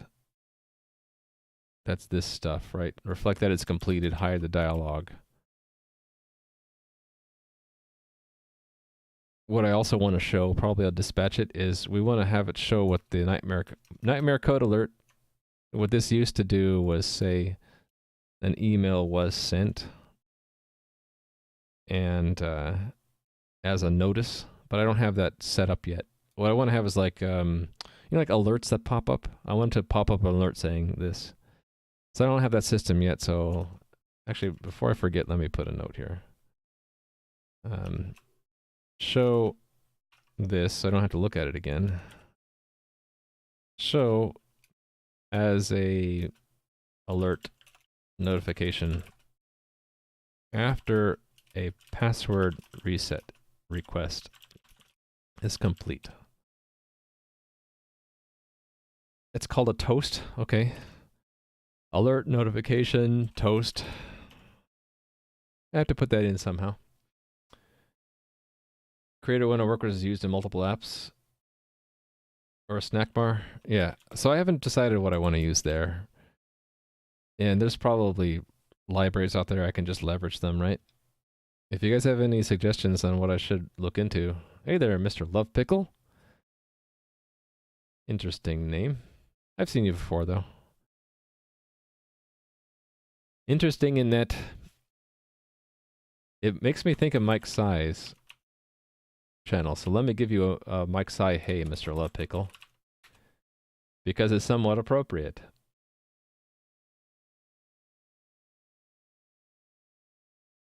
You haven't found a preferred library? There must be some out there. So yeah, well, like I was saying, if you guys have any suggestions, I'll definitely put it on a list there and research it later. So what I'm going to do for now is just hide the dialogue. And we'll go back to being back in the main menu, I guess, so to speak.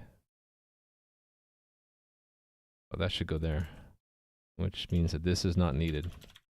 Okay, let's try this out. So let's say I forgot my password. Oh, it didn't compile. Authentication needs request password reset where? Line 122. Because that should be a start. That's why. It is not defined. Oh, wait a minute. No, that is correct. I just think I just didn't import it. Yeah, that's what it is. On forget password is not imported. Oh, I didn't connect up. Oh, I did. I've misspelled it.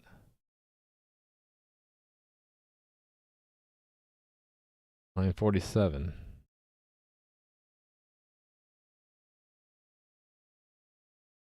Oh, I need a event handler, don't I? Yes. I'm gonna put that like right here. And really that has no arguments. I don't care about the event. And it does what? It just calls a dispatch, right? Oh, no, I don't call dispatch directly. I go through my props. Actually, that's a problem, isn't it? Oh, wait a minute, wait a minute. It's already a prop. There we go. And these are out of order. Yeah, I don't need this. You found a nice looking one? Okay, let's add it to the list and then take a quick glance at it. Let's take a quick glance. React Redux toaster, so it's... Uh-oh, what happened? Oh, this is the demo page for it? So, like, will I click that? Huh.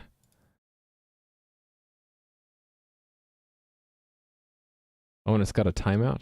Interesting. Oh, I see. There are, like, different positions it could pop up in.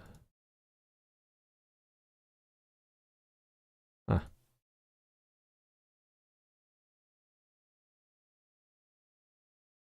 I don't know if I like the animation on that, though. But cool. We will put that on the list to compare. Yeah, overkill. That's what I was thinking. But we can dial down the animation, I'm sure. They're probably just doing that to make it pop out like dramatically so you can see it. I bet the defaults are I would hope the defaults are less obnoxious. Or less jarring. No, obnoxious is too harsh. More that it pops out too much. All right. So can't resolve actions in dialogs. Oh, because it's one, I moved it down. It's 2 levels now. How come I couldn't find it? Wait a minute.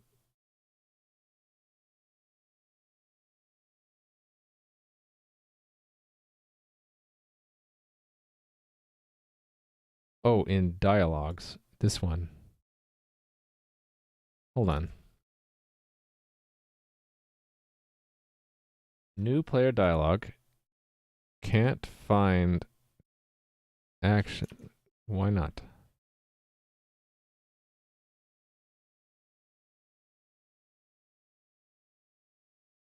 Oh, is this because I have an index here?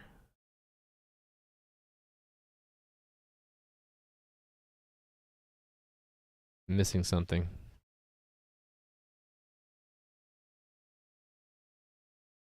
I don't see what that would be a problem. Maybe it has to do, maybe it's just confused. Sometimes, this has happened twice now, right?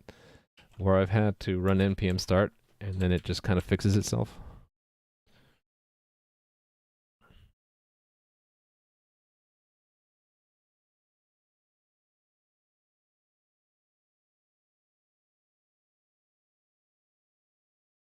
Nope, still has a problem.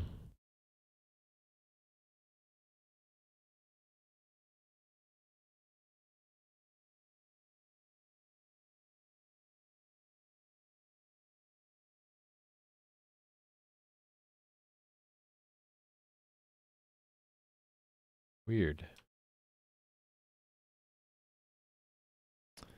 2 levels up, right? Oh, is it now 3?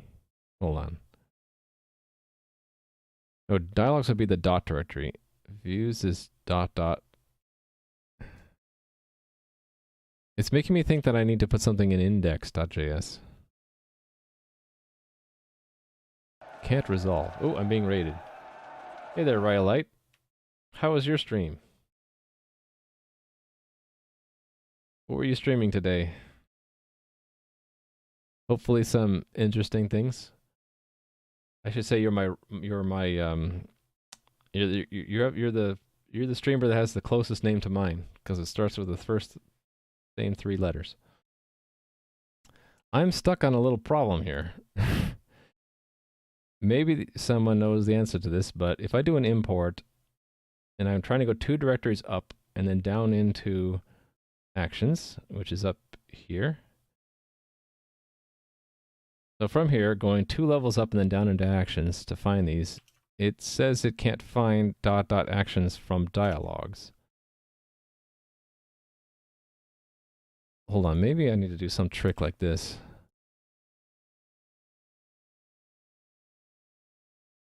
Okay, now it's complaining. Maybe that was a trick. It's just, I don't know why I have to do that, but okay, this definitely is wrong.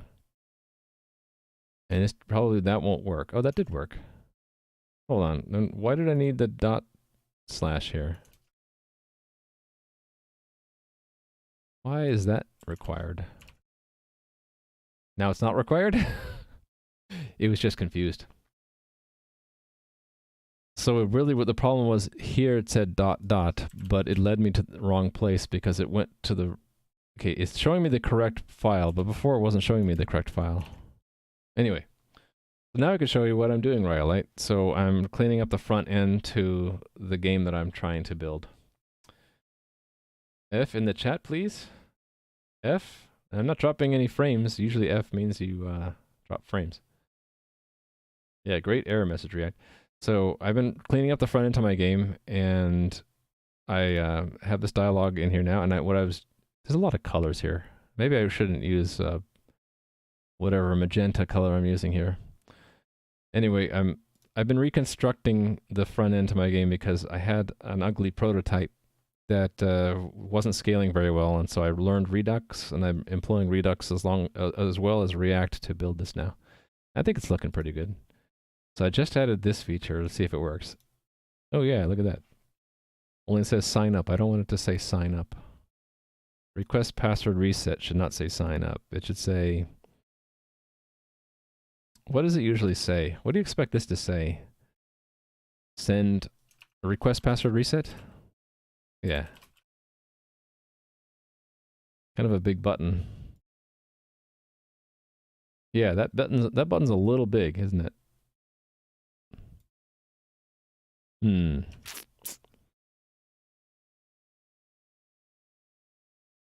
How about reset password? Part of it's that I'm the zoom level. If I zoom out, it actually doesn't wrap unless I do that. And then I can fix that actually with a no break space. so that when it just doesn't compress very much more. I think I'll leave that, and just you guys have to know when I zoom in a lot, it's going to compress things a bit.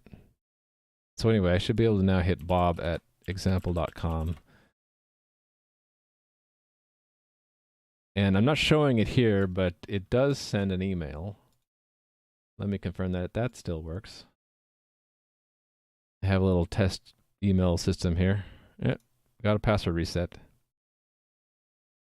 So that's good. And I can show you the back end also says that too. Sending email to me, and then, oh, I forgot. Oh, that'll happen if I don't disconnect. So we need to disconnect. I forgot that. After we request the password reset, we need to disconnect. So that is a dispatch disconnect from game right here.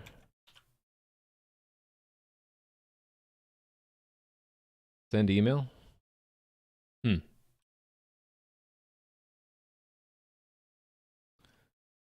Would that make sense in that context? Let's see.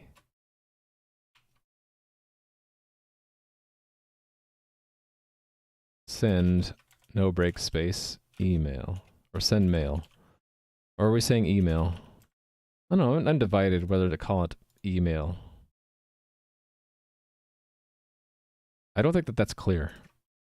I think it's more clear to say reset password, and then when you click that and it goes back to that main menu there, it should say, like a toast should pop up saying basically what I had written here.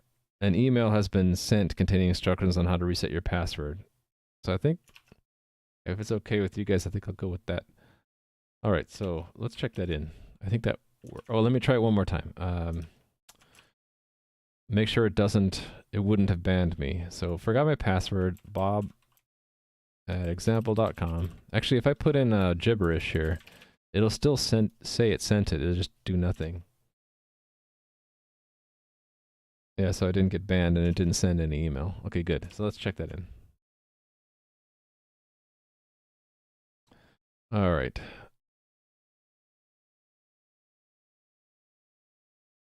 Right, I added the link stuff and I got rid of the root stuff. Okay, so we're checking this in.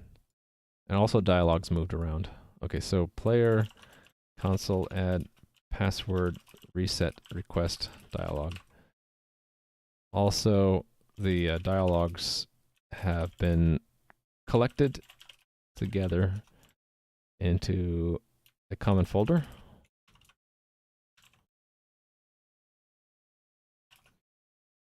Trying to use imperative tense, right? So add a dialog for requesting a password reset. Open the password reset dialog if the user clicks the, what did I call it? I forgot my password. Link. All right, let's pretty this up a little bit.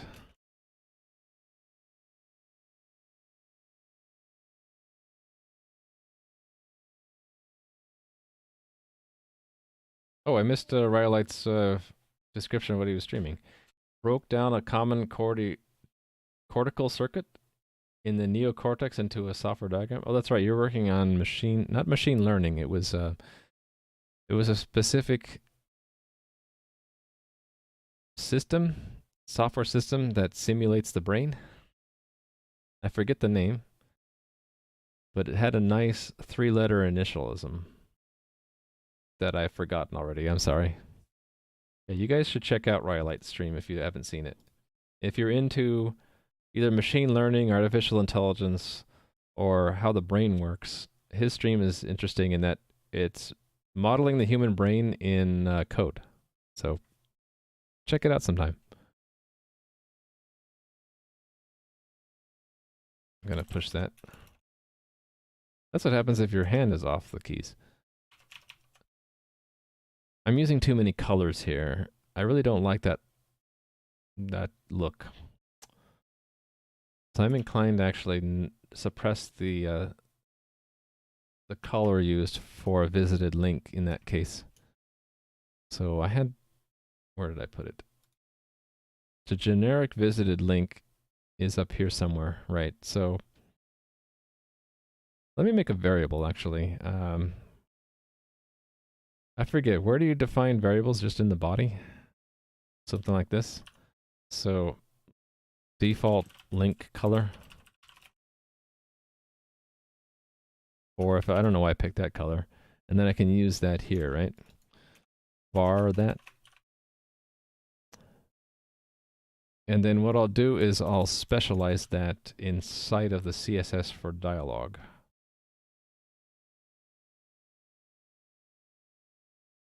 Or maybe I should just make a class for it outside here. Let's do it this way. So it's a visited link that happens to be in the class of how do you combine? It has to be in two classes. I forget. I got to look it up. There's a way to do it. I just forget. Gray. You want me to make it gray? I could do that. Let me look this up again. So this is CSS require two classes, something like that. Selectors. Yes, this is what I want. Oh, you just put another dot. Okay, got it. So it's dot, and then it has to be that whatever I picked for that in login dialog. I put a class on it, didn't I? Okay, but small. Let's put another class on it. No. How about no visited? No.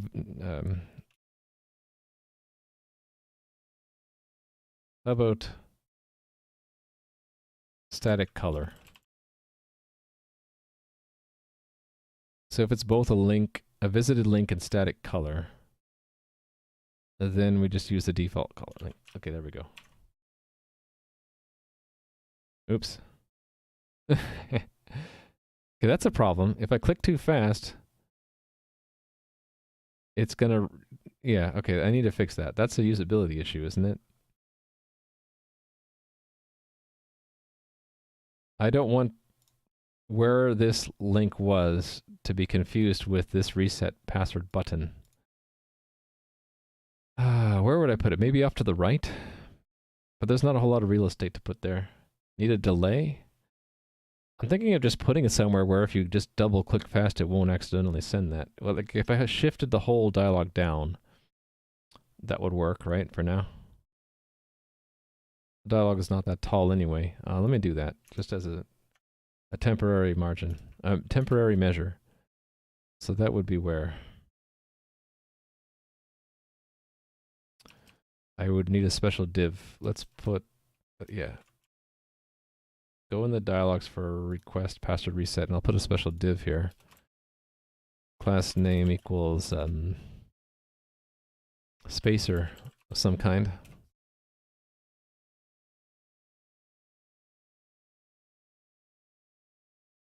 Okay. I guess I'll put it anywhere down here. So this will be... What's the right way to do this? With padding or margin? Probably padding, right? Padding. And I think it's horizontal and then vertical. Let's put a decent amount of space in there. It didn't quite work. Probably need more than 40. Okay, what happened? It didn't even get put in there? What about disabling the button until an email address is entered? Ooh, I like that idea better. I should have read chat sooner. That's a better idea. Let's not worry. Let's not do this spacer crud. Remove the spacer. So that would mean I have like a... Is it called enabled or disabled? Let me look it up. So that's HTML button disabled. Disabled, okay.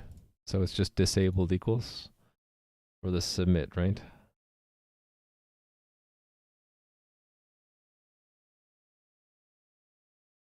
disabled equals disable submit. And we'll calculate that up here. So const disable submit equals mail dot length is equal to 0.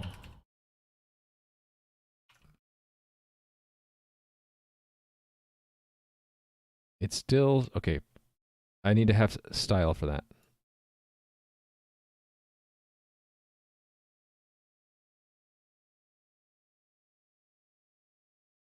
Gray is what I'll pick, right? A chirp said gray. I'm going to take it completely out of context and just make it gray. Maybe a dialog needs a header with the phrase. Yeah, well, I'll probably add stuff to this. Like new account, it should show a flashy image here saying, you are about to join the most awesome game on the internet. Something like that. Maybe have some fire underneath that's animated. Just kidding. Okay, CSS for a disabled button, right? CSS disabled button. It's probably another one of those selectors. Yeah. Okay, so it's just disabled. All right, that's easy enough. Index CSS we go. I had button cancel in here, so what I'll do instead is I'll do button disabled, and I'll just change the button color. This is why variables in CSS are nice, because I used it both for the background when you mouse over it, which I just thought of. I don't want it to do that, but let's show you what it does right now. So if I just pick a medium gray, it didn't work. Why not? Just should have picked the disabled color for that.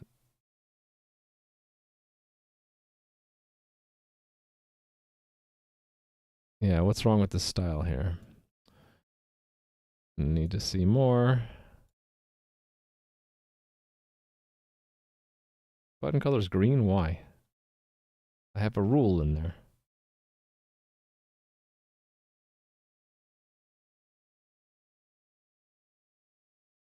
Huh. Is that because it came after? No, button is up here. Okay. Oh, it's not class button. It's just button. There we go. Nice and gray. But yeah, I shouldn't have it do that, right? So I need to disable the background thing. That I did with a hover, right? So I think I'm just going to make it transparent, even on hover.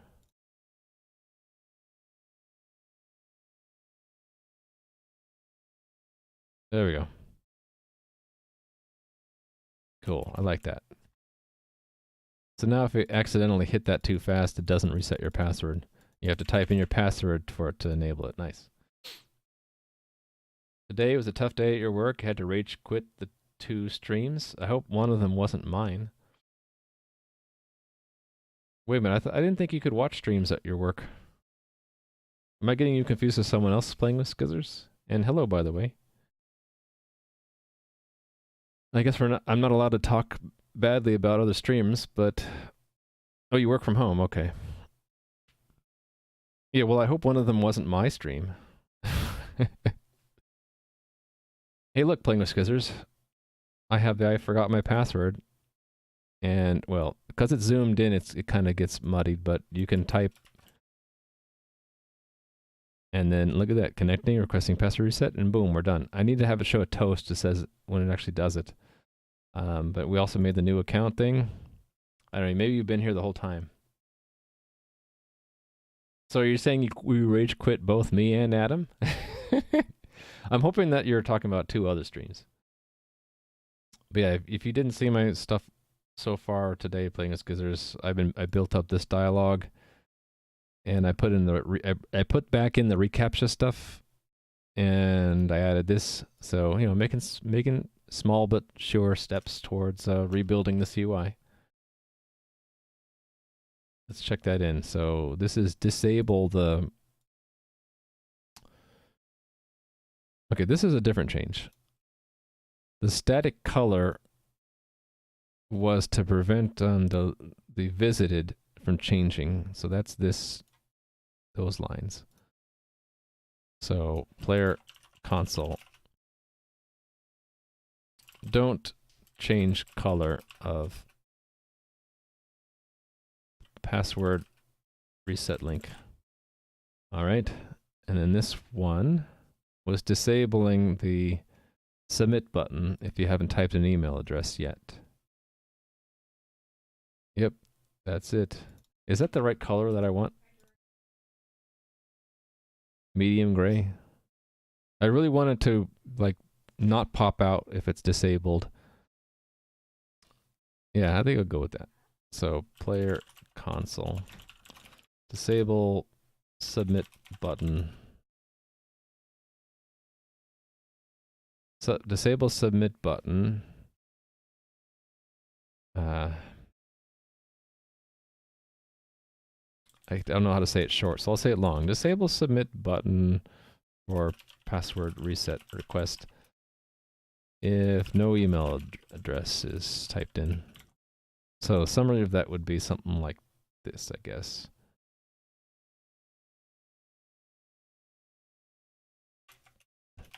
Prevent accidental password reset requests. Well, not prevent, but discourage. That just barely fits in my little window there. Oh, did I mess up?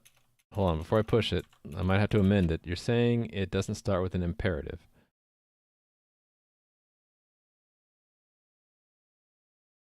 Yeah, I fixed it, right? That chat might be just lagged. That's an imperative. Discourage. Are you saying that, well, this is sort of like I do that when I have a repo with lots of things in it, so I can just quickly glance and see the commits that affect certain subsets. Oh, the don't change colors. Oh, the previous one. Okay. Well, let's look at that.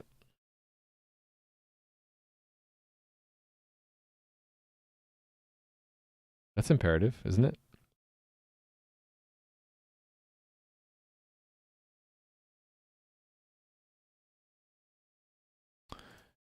Shouldn't disable go off when entered email is valid? It does go off. So when oh, you mean like it has to match something like that? I suppose I could do that. I was asking around how much email address validation people do, and it seems like there's a wide variety. So some people just look for the at and make sure that there's something before and after the at. Other people use a complex regular expression. I haven't really picked what I'm going to do yet, but that's a valid point that whatever I do pick, it should run it through that algorithm first. So right now, I guess my algorithm is, did you type anything or not?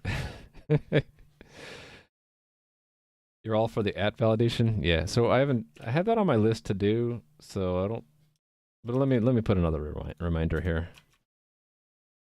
So that we can give Smashboy a point later when I start to assign points for this kind of thing. Yeah, I will want to make sure that that hooks into this disable, that only when it's valid should we show that. So right now validity is that if there's anything at all.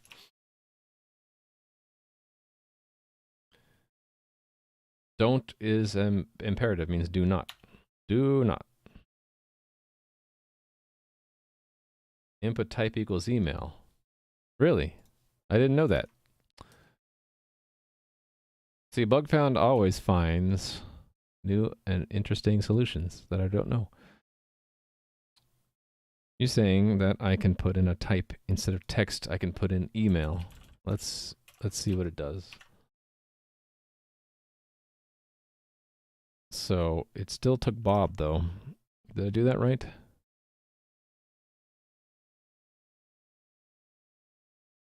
Oh, look at that.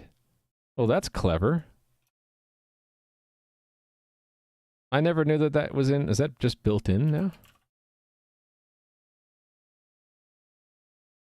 Now the real trick could be to somehow tie that into the CSS. Need to handle validation. Yeah, so can I can I tie that into the CSS somehow? I guess I can do a quick search. So this is what?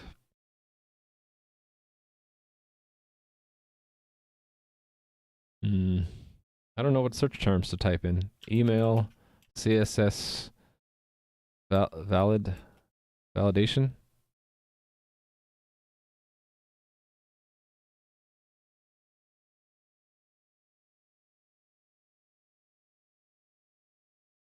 This isn't a CSS trick.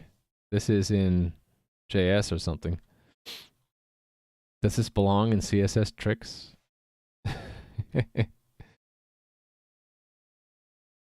Through email validation?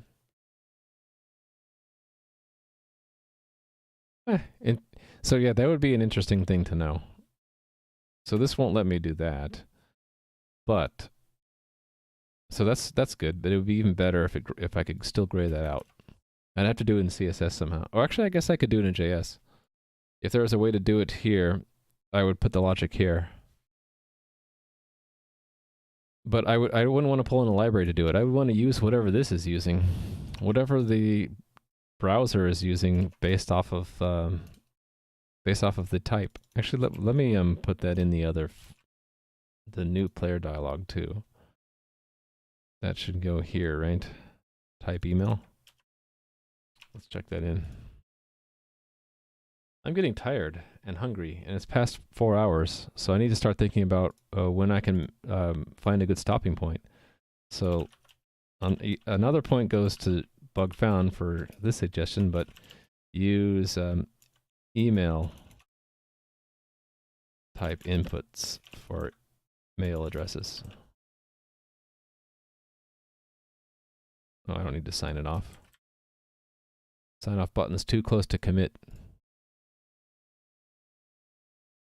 You think I can do input invalid?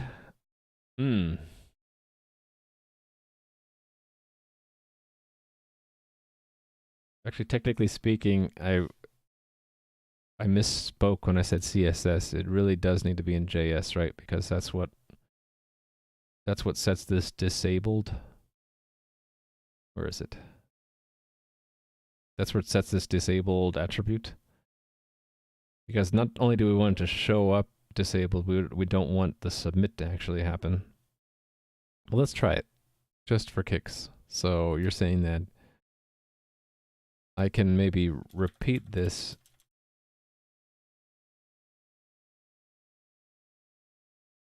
Wait a minute, but it would be kind of tricky because it would have to go and I'd have to link it to another field. I could inspect element on it. Okay, that's a good idea. Let's inspect element on it. What does that element say? It should have an invalid. There's no invalid.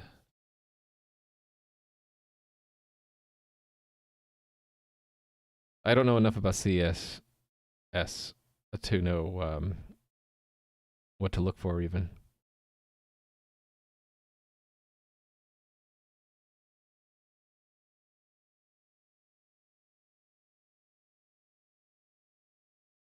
So I don't know about these things. What is a meter? What is a progress? Oh, those are different kinds of elements. I got it. Okay.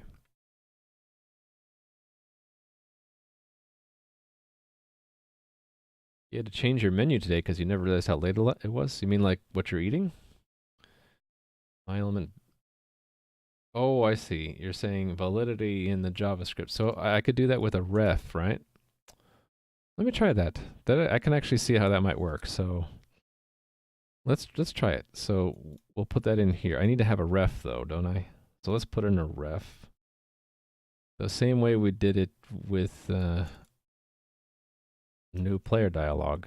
Oh no, I'm already okay. It was already imported anyway. It's like I kind of knew I needed it. So we're making a new kind of ref, right? This will be a email ref. And then we are setting that.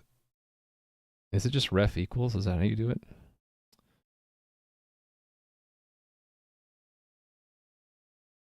Type mismatch even. Okay. So let's see if I can do this.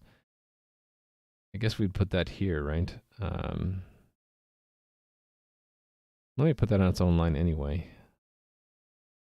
I can say ref equals. All right. So this will have a problem in that the first time it will be null, right? So I should have it check email ref if it's true, otherwise false.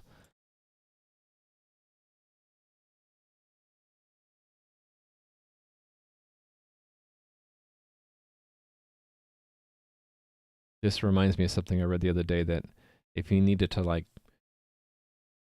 render in order to get something needed to render, there was a trick to do that. And I was trying to remember what it was, and I forgot. Oh well. I can force a change just by typing something though. So email ref current, and then we're saying either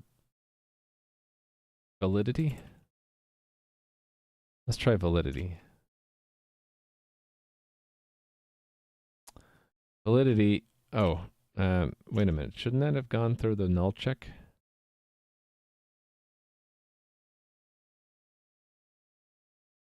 Oh no, it's current. Right.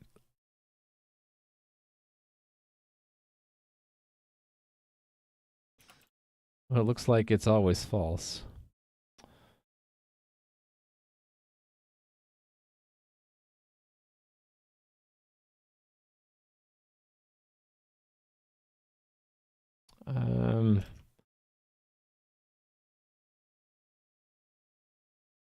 What would be really interesting is if I could look at that ref.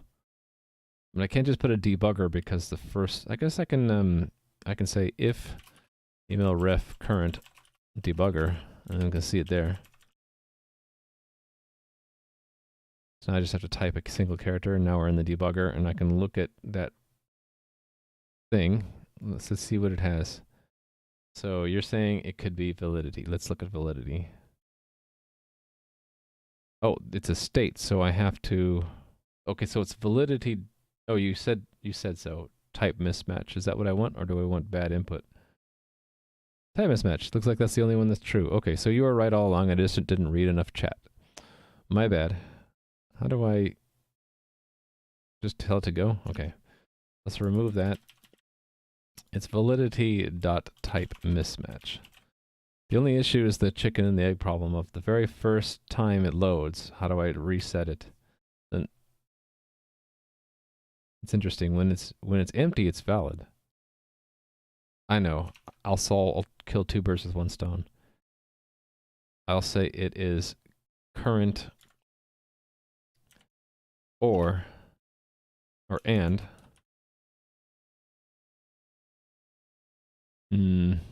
male length is greater than 0.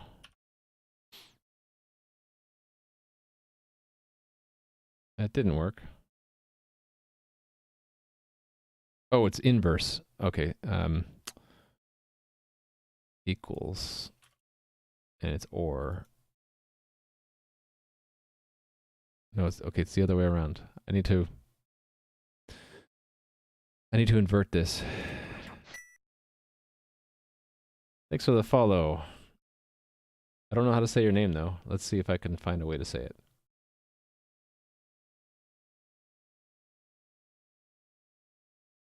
Nikovan? Is that close enough? Add the required also. Add the required also. Required also. I'm missing something. Not sure what you meant, Bugfound.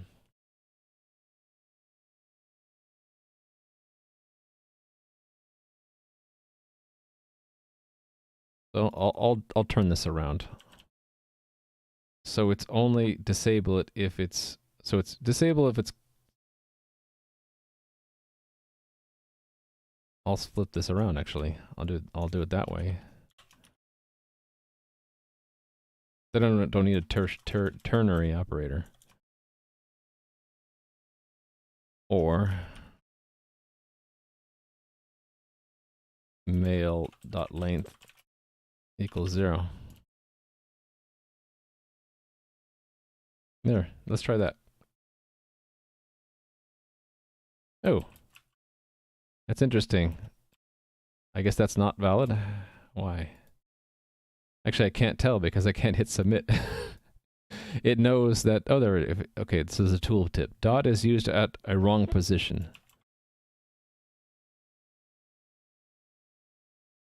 Oh, that's what you meant by required? Okay, so I don't need this then? If I say required? See, I don't even know these, I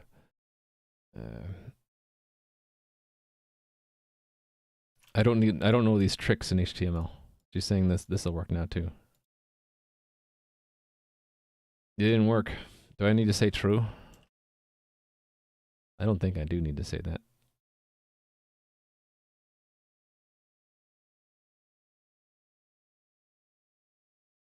It didn't work.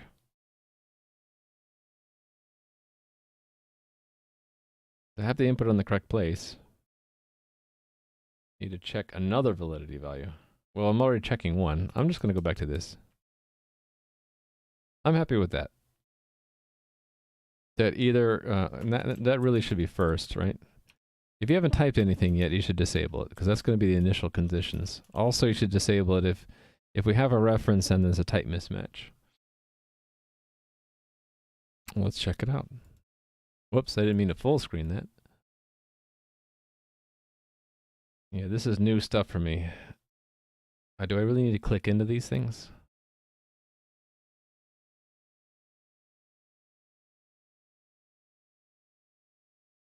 Yeah, it's a built-in format validation, right? There's a lot of stuff for me to look into.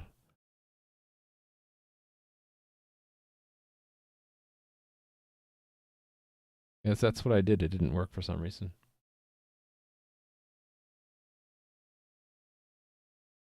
Do you ever mess with AWS Lambda tool? No. The parts of AWS I plan to use will be EC2, S3, route, whatever it is, 53, forget the number. Probably that's it. But there is someone I know who does know more about AWS Lambda. So I'm going to shout out his name. You guys could probably, some of you know who I'm going to shout out. Check out Adam13531 and his channel. He knows a lot more about AWS than I do. I think he knows more about Lambda as well. So next time he streams, you should check out his channel and ask him. Yeah, if you don't know Adam, you should check him out in anyway, just the fact to see his channel, because he's one of the best dev streamers I know on Twitch. And he's got a huge notebook. So I bet you if we search through his notebook now, we could probably find it, or some information about Lambda. I can't remember the link off the top of my head. But I'm sure someone else will know. Customize error messages. That's the same thing I was on, only it's collapsed. Okay, you know what I'll do? I'm going to take that and read it later, since there's a lot of reading for me to do. Which means Leonardo Smith scores another point for getting on my notebook. Check required, you need to check the validity value missing. So yeah, if I'm already checking that, and I already have a more direct way of seeing it, I think I prefer that way. Thanks for the follow, Stock Signal. Oh, is that the link to Adam's one knowledge base? Cool. So that link will go to Adam's notebook, and we can search for really quickly for Lambda. No results found. AWS. Maybe the search thing doesn't work until I've loaded it all. That's possible. Okay, here's got a whole page on Lambda. There's quite a lot here. So there you go. I don't know any of this stuff. But if I ever wanted to look stuff up for AWS and I didn't know, I'd probably search Adam's notebook first, because he's already done the homework for us. And he likes to put in lots of references. This is probably the best kind of notebook style I've ever seen, quite frankly, because it's got all the things I like. It has a summary of all the information. It has it nicely organized. I didn't have to, even though the search was broken, it didn't matter because I found it really quick. And he took the time to put in references, which I like to do too. A lot of people don't do that, and it's infuriating. They'll write some statement down, and it's like, well, I want to read where they read it from, but they don't have a link. It's nice when people do that so I can go check to see where he got that information. So there you go. Yeah, I do also my own notes, but which are also in the OneNote, but they're nowhere near the scope of Atom. So I've done a bit of research on some things like elastic block storage, elastic IP, how to set up Route 53, CloudFront, and all that stuff. But I never got into Lambda. But if I did, I would probably would have added a page here. I would have first said, I want us to research AWS Lambda, and then eventually I would put the notes here. That's what I would do. Yeah, he is a note-taking divinity. I grant you that. So, Playing with Skizzers has done Lambda stuff. If you have a question, maybe you can ask it and see if Playing with Skizzers can answer it. I need to wind down my stream, though, because I'm hungry. Let me try to find a good stopping point. If there's another small task, maybe I'll do it. Otherwise, I'll have to maybe wait for tomorrow. Actually, these are pretty much fully done. Any of these would be starting on doing more larger piece of work, so maybe I should stop now. Let's see. I could maybe do this automatic login. That might be something I can do right now. Oh, that's a good point. Playing with Skizzers. So I have a Discord, and also Adam has a Discord. So either place you could probably ask it, and we get to your question eventually.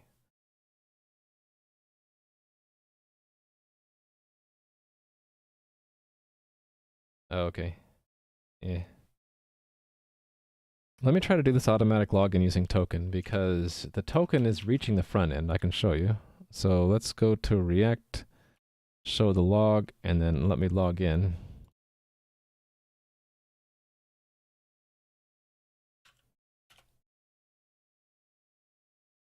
So you can see it in there. It shows up in the login status as token. What I need to do is actually put that into my Redux store. And then whenever we first load, if it's in, well, okay, not the Redux store. I'm going to put that into the local storage. If we find it in local storage, we can do a login right away with that token. And then we won't log out to clear that token also. It does on the server by sending this message, log out. But, and let me confirm that it actually sent that. Well, thanks for the follow, Rev Legend. That's a pretty good name. See, it sends the log out message, but it doesn't do the local storage stuff. Let's do the local storage stuff first. So, fair warning, I'm going to go back to the nightmare code. Aye! So, I did a local storage here, and there's where I did it. So, right, we're storing our token and our username. The username's going to be tricky, right? Because that's not in Redux at all yet. I guess I'll put it there. That's what I'll do. I'll have a Redux store section for our username, and then the token, it needs to go in local storage. Wait a minute, hold on, what am I thinking? When we set local storage, we get that from our Redux store, and we'll get that from the message. That's what we'll do. So I'm going to copy these two lines. And that middleware will be authentication. And that's when we get the logged in right here, right? So here's where we'll do it. There we go. So it comes from the message, so that's token. And then the username, that's the tricky part. So we'll just assume that that comes in to our store. I think does the middleware get access to the store? I think it does if I pass it. Yes. So I can pass it here, right? Yeah, let's do that. So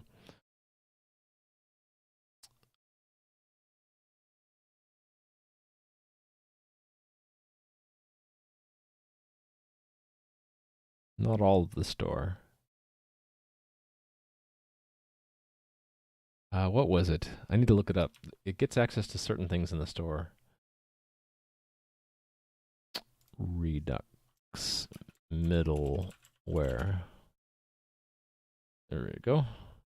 Well, let's show this in Chrome so that we don't get blinded so much.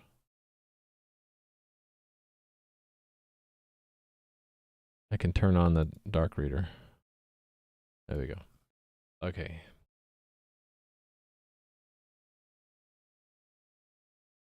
Actually, don't they say at some point what the store gets? Under, it would be where I hook the middleware in, right? Apply middleware. It probably says so. Each middleware receives stores dispatch and get state as named arguments. Okay. So that's a named argument.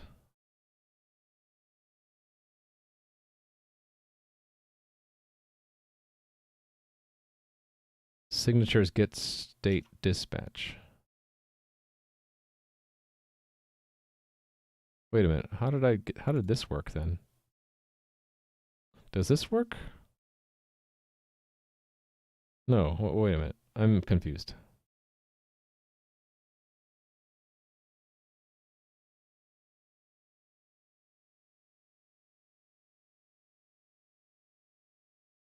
Oh, I never had an index for middleware as well.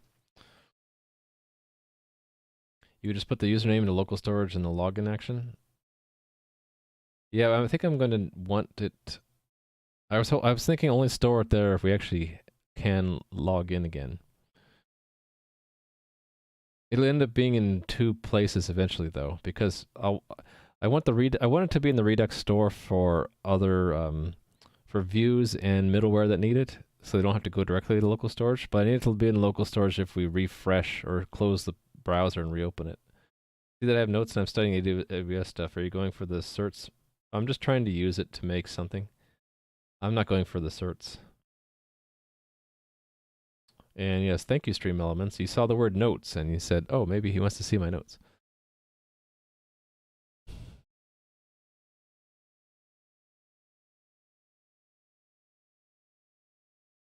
When it says it receives it as a named argument, what do they mean here?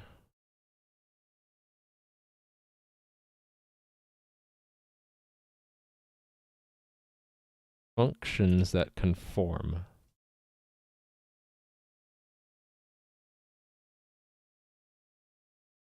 So right now it's given store. Oh, it's these brackets. Okay, I got it. So I really should use that. That would be nicer than to say store, and then I can just say dispatch. Okay, that makes more sense to me. So if I want get state, I should pass it in here.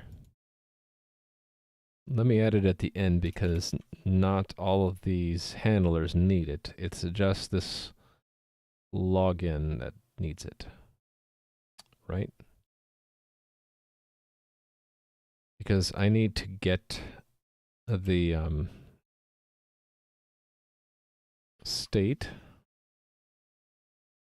And where am I going to reach into? I guess we're going to have to make a new part of the store.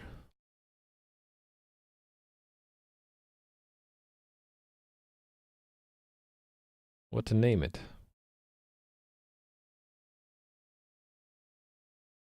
What do I have named so far? I have dialogue and stage.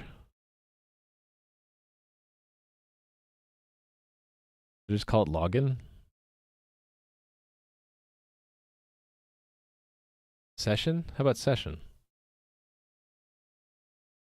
Let's call it session. Session username. So we're adding in a session reducer.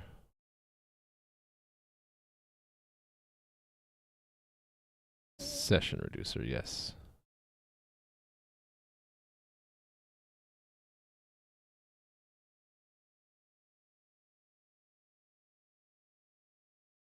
I totally don't have that alphabetized correctly. There we go. So that this session goes there. All right, and then session reducer, let's make one. Session reducer, we don't know what actions we want yet. Initial state, username. Null. And okay, now I need to have an action that sets the username. How about start session or something like that? Session start, session end? Sounds good to me.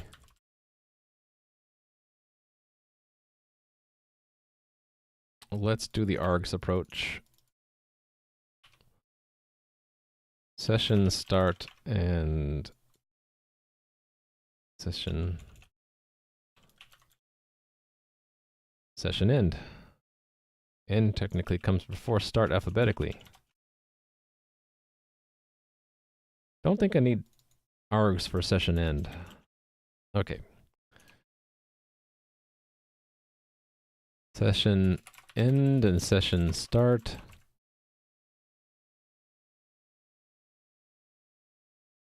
So session end should do this.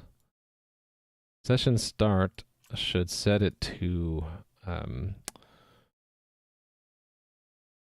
action dot username. Is that how that works? Yeah, action dot the thing, right? Okay. That's my session reducer. Okay, so the middleware that logs us in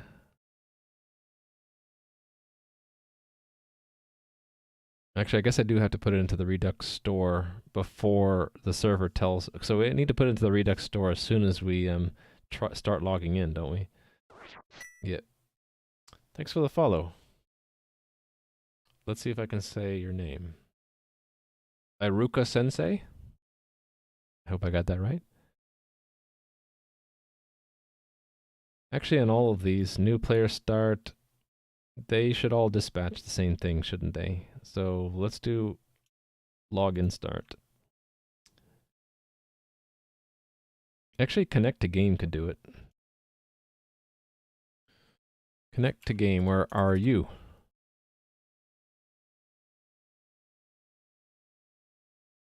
Actually, no, that's not true, because we connect to game even if we're requesting a password reset, and when we do that, we're not starting a session. So yeah, never mind.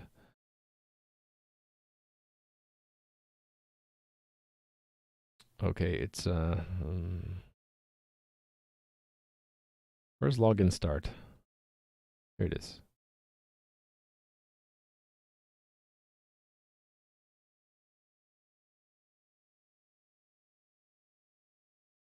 I guess we do it in login authenticate, correct?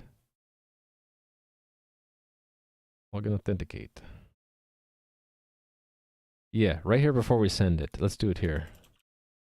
So this is session start. And then it's username. We're not going to record the password because that would just be foolish. Okay. See you, stock signal. I don't know if Adam's still streaming or not, though. He said he was going to be a short stream today, like 3 to 4 hours, and he starts like 5 hours ago. But he should be on tomorrow. Good luck with your studies. Session start, I need to import that. Okay, while I'm at it, let me also, we're also starting a session whenever we register a new account. So that's on register. And then there are a couple ways that it can end, right? It's if we get an error on login status, it can end. So that's here. Dispatch session end.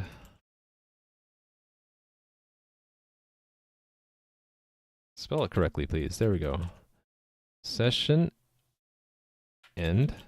And then also if we log out. So that's log out start. That's here. Actually, disconnect from game always does it. So, yeah. Let's have disconnect from game do it. Where did I... Is that here? Yeah, disconnect from game.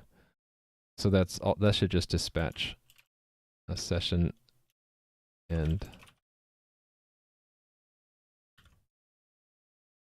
Yes, there we go. All right. Now okay, so the reducer provides it. Did I put it in the index? So that's there. This should work, right? Let's try it out. I think I got all the pieces. Although one other thing I need to do in log out.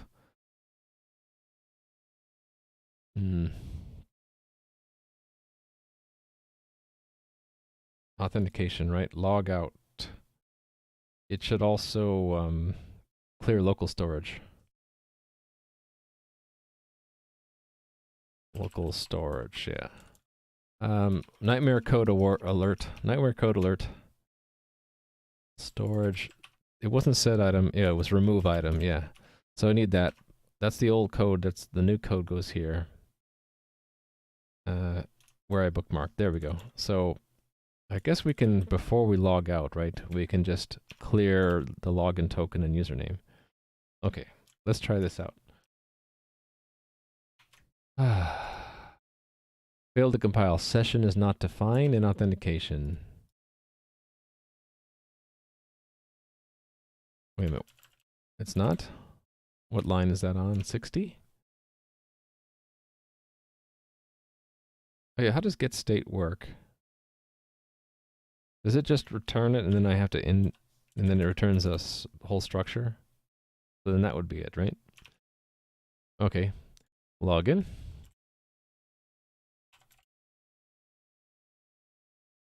Let me watch the React state with the console while it's going.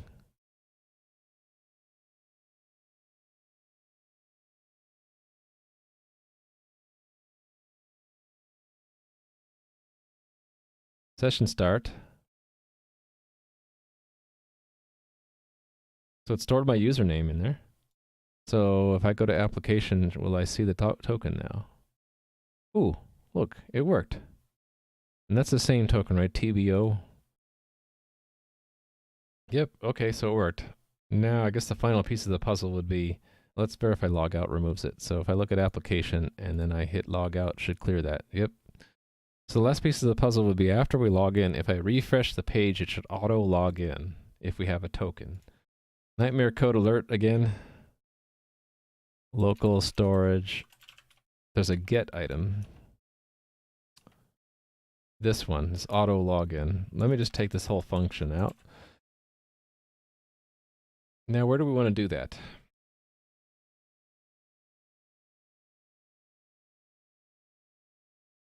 I should probably do that from a hook, right?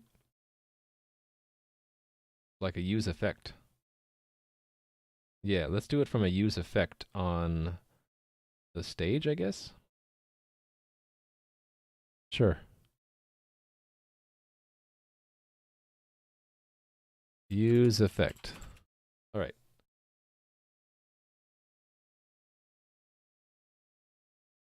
I'm wondering if stage is the right place or should I do it in app?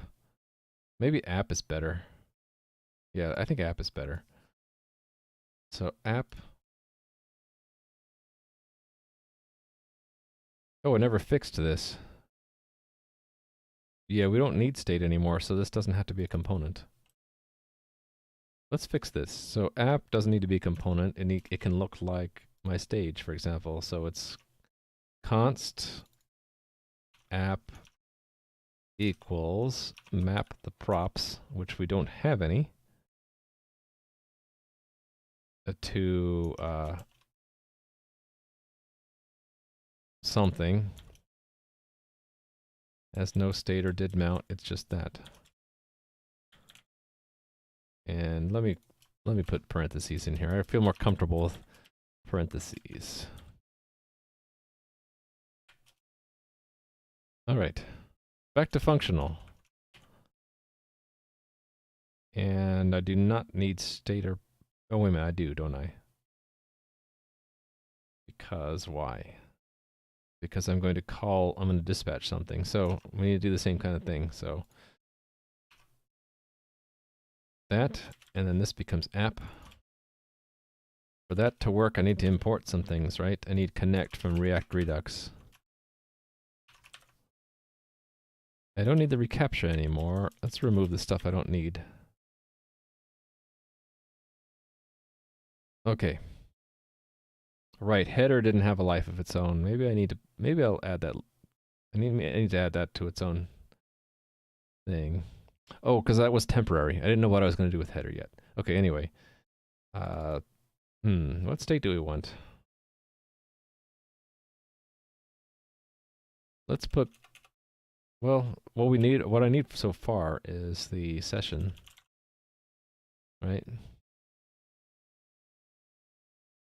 Actually, no, I don't need any state here. This is only going to dispatch, only if it sees something in local storage. So that is, it's just going to automate the process of logging in. So I can use an already existing method that I have, right? That was like login start or something. Oh, but it's slightly different because I don't have a password. I have a token instead. So I need to change these names around a little bit. I should have known that I was going to have to do this ahead of time. Yeah, this didn't work when I tried it earlier. Let me remove that.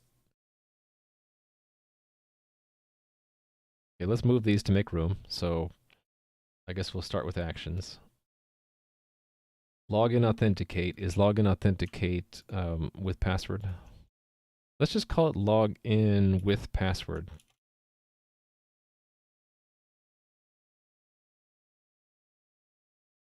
And then while I'm at it, I'll do with token.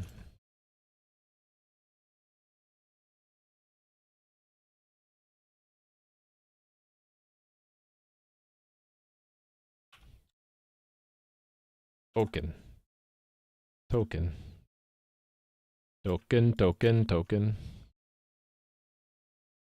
Actually, while I'm at it also, I wanted to reduce this down to the args form. So I didn't have to name them specifically, right? I just say ... args. I like that better. Actually, then I could collapse them together because we either have a token or we have args. Yeah, let's do that. Let's actually keep the name the way it was. So backup, backup, backup. Where's the cursor? Up here? Jumping my cursor around and my view. Yeah, so if I just make that args, then it either has a token or it has the password, right? Yeah, I like that a lot better. So then I don't have to rename everything. I just need to change this login authenticate.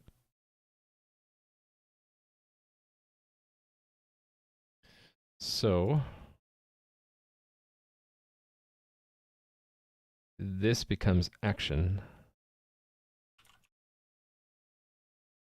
And then, right, login start doesn't care, so I just dispatch that again.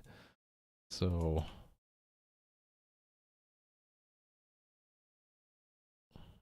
where do we dispatch that?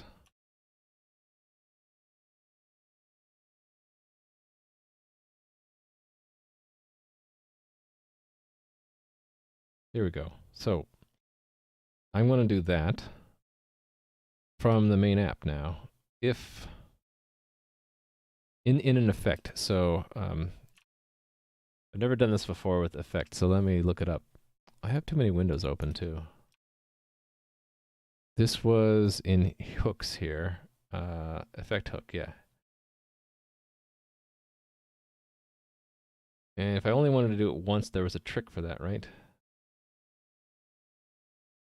It was to give it a state which was empty.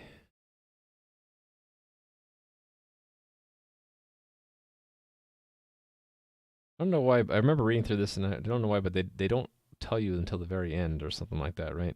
Maybe it was in rules or something. No, no, it was here somewhere. Like it says it'll call it on every update, I think. Let me read through marks carefully here. It says did update. I don't want it to auto login on did update.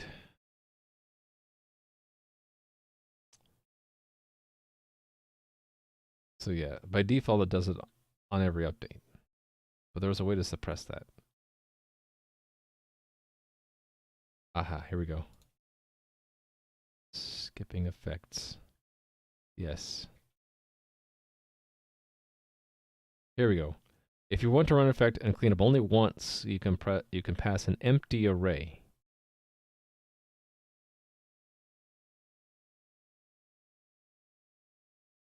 Your effect doesn't depend on any value, so it never needs to rerun.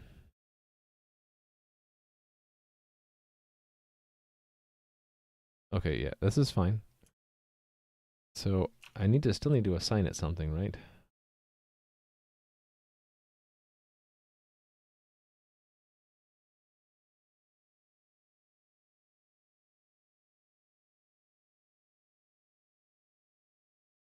Oh, you don't need to give it a name. Okay, so it's just use effect. And then it wants a function that does something, and then it's supposed to pass an empty array, right?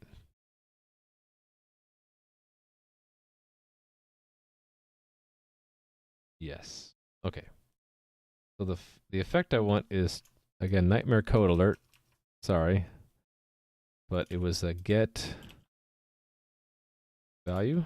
No. Local storage get item. Here it was. Yeah, I copied that and forgot to paste it. Alright. So I want to do this stuff inside this effect. Get the login token. If the token exists and the username exists, then, so here's where we changed a little bit, right? So I need to pull in the, I need dispatch actually. No, I don't need it. I just call this, right? I never updated this either. The login dialog. I want the login. That's all I need actually. And then I'm going to call login. And then I construct an object with username and then token is login token. Let's make that like that. So it's easier, a little bit easier to read. Okay, so if I got this right, if we have a token, it's gonna trigger an automatic login. Let's see if this works. Failed to compile because on login is not defined.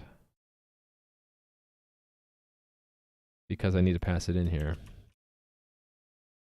And login start is not defined, line 44, because that needs to be imported from WinV for multi. I didn't know that that was a thing. Is that a thing? I'm sure if bugfound says it's a thing, it's a thing, but I didn't know about that.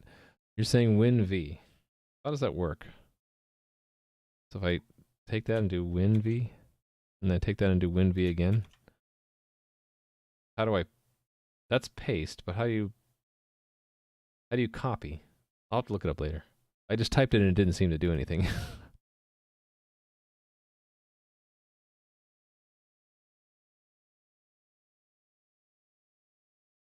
I have Windows 10. Oh, is it a newer thing in like the last edition of Windows 10? I'm like one edition behind. Sounds cool though. My friend used to use a similar thing on Linux. I mean, it's been around for a long, long time. Multi-clipboard. Or maybe it was an app for Windows that he installed. Gave him like multiple clipboard things. I know like VI has had it forever and stuff like that. Anyway, I needed to import the actions, so that's this stuff there. And it's not dot, it's just one level. And login start is all we need. Okay. So we don't have a thing, so it didn't log in. That's good. So when I log in, and let's get a key.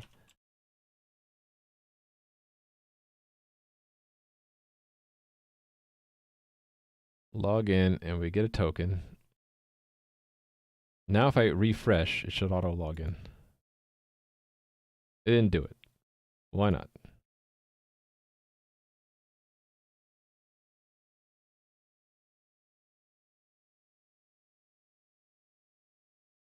It did try to do it. That's maybe something different. It did connect to the game. It got a bad password. Oh, it didn't include the token. Okay, so yeah, I forgot. I missed a part. That is in the middleware. Authentication, right? Let's login. Not login start, it was login authenticate. Yeah, this thing. So really I need to start assembling this. Oh, interesting. I never connected that either.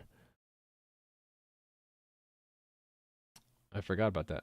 Multi-clipboard was introduced in build 17666. That's evil. All right, let's assemble the so this is let, right? Thanks for the follow.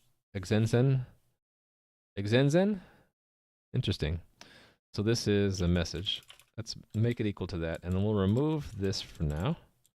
And we'll say if username. So let's put username, password, token all together here. If, not username, I got that backwards. Username is always there. It's if password.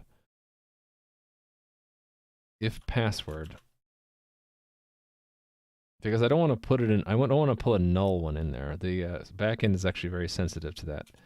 Message password equals password. If token, I guess that's an else if. And actually, it should prefer one over the other. So I'll flip these in a moment. So let's flip them. If token, else if password. And then dispatch send to game message. It can all be in one line now. All right. And then I need to handle that as well. Can I just add that in there now?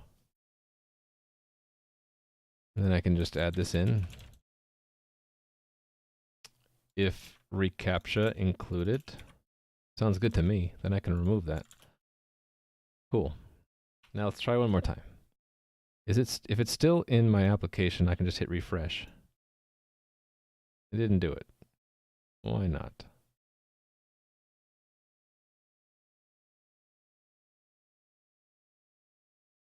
Yeah, C++. So, did someone send the link yet? You can read more about the game there, and that goes to my notebook, which gives some overview. But under the log, actually under notes, system architecture shows a very high-level diagram. The server-side all in C++, and it's using the Raft consensus algorithm, which you can read about more there. But it's pretty complex. There's a subsystem to talk to the web. It uses WebSockets.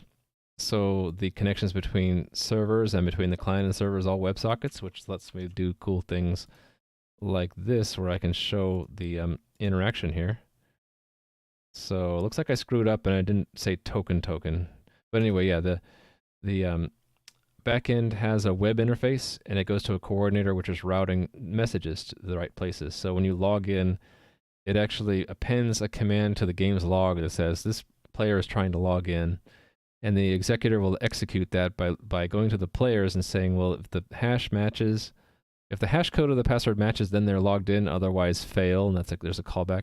It's very elaborate, and I'm going to plug in the entity component system for the actual game stuff, logic and data, at the same level as I have the players database right now. So right now I only have a players database. You can create an account, you can log in, you can log out. So in parallel to that, I'll have an entity component system, and it'll work the same way the players does now. And otherwise, yeah, the back end of the game is really just a big engine. There's no UI directly built into it. It pulls in messages, applies them to the state, sends back responses, and there'll also be an internal game loop where feedback from the entity component system will also generate messages through the coordinator. And if you want to see a prototype that's maybe a little bit less beyond you, maybe more approachable, check out that highlight. I kind of show what it'll look like, the game world will look like. Right now, there is no game world from the real game, but it's going to be pretty simple, tile-based, 2D pixel art, and the messages are all, between server and client, they're all WebSocket JSON messages. So this is a message sent to the server, and here's one coming back from the server. Looks like the server is annoyed and says, next time use a CAPTCHA.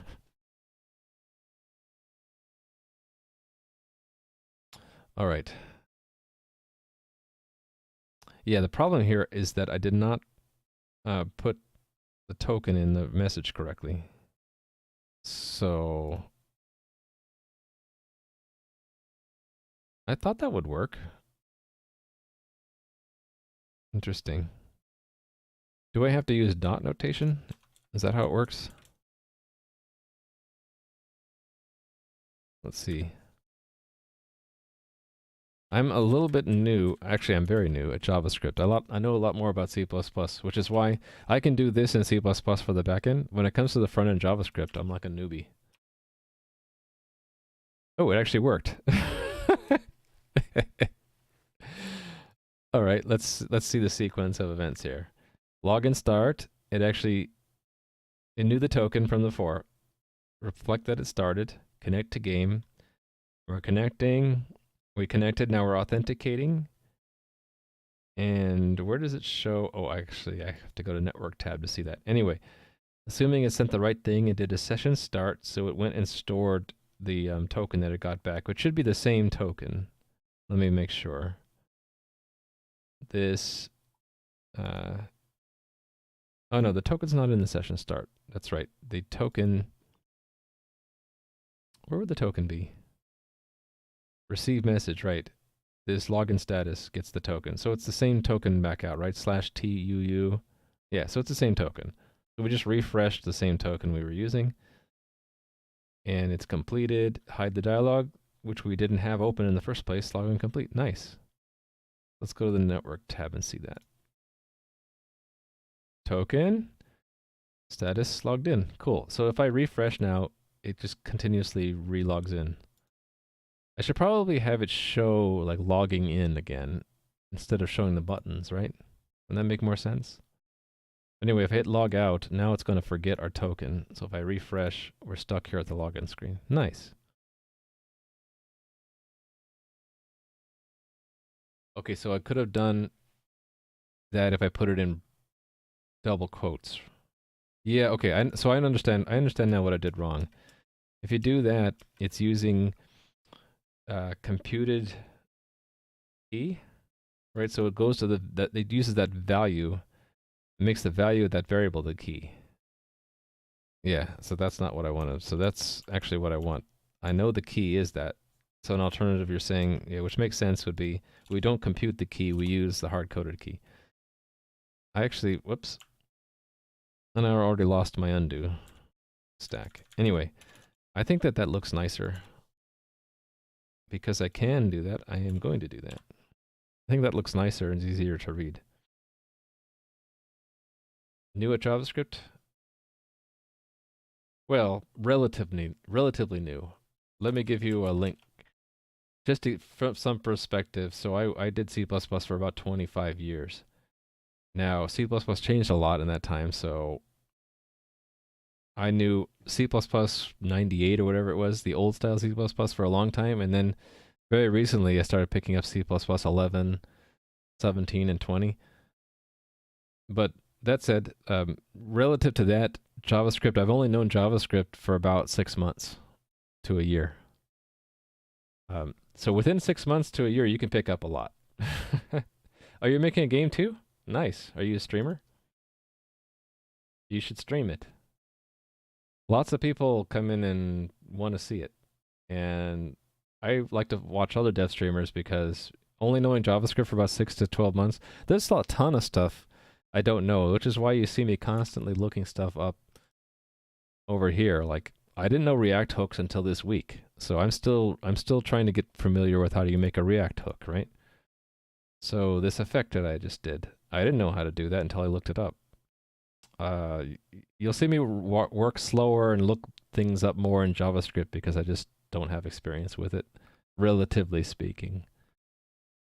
If you think that this is more complicated than you can do, I don't believe that. I think you could probably do just as well. It's just a matter of getting into that flow state where you start applying what you learn. If you're using Redux, you probably know about reducers and actions. And then if you were to look up how you do middleware and hooks with React, I guess this is a React, not Redux. But anyway, once you set up whatever architecture works for you, like I have them in different folders, you don't need to. Once you get working, I'm sure you'll be cranking out an app just as complicated as this. And the complication is really just organizing the different pieces, right? Actions go here, middleware goes there. But if you look at like this middleware, it's really not that long. All the authentication system is in 165 lines. Server messages, it's only 50 lines. Game connection, only 80 lines. So once you get used to the structure, really this just spread out. It's just the code is spread out and organized in a certain way, and it might look complicated because it's just organized more differently than how you would do it. Which doesn't make it right or wrong. It's just different. All right. I kind of lost track. Oh, right. We're logging in. I think I said the last piece of the puzzle was auto login, but I kind of wanted to show something when we're auto logging in and gray out these buttons. So that means a change to the main stage, doesn't it? Which means the main stage needs to know, or I already know the stage. Let's add to that stage, because I can, the state.session. Can I just mix it in? Let's do a mix in. There you go. That's how you mix two objects in JavaScript. So another example, I didn't know about the spread syntax operator until like a month ago. And I mess up a lot. But when you start feeling like you're getting into like a groove, you can start making guesses about how something will work, and like half the time you'll be right and you just move on. You haven't streamed for a while? You have problems with ideas? Login looks okay? Yeah. Let me know if you guys have any feedback about this, positive or negative. I like feedback. Feedback is very useful. You completely skip the create account part of your code. You just have to enter your name. S/space/backslash T/G, you're welcome. So you're saying turn my spaces into tabs? So no one's asked in a while, but you might be wondering why there are these dots here. That's because I was working in a team last year where people like to mix their spaces with their tabs.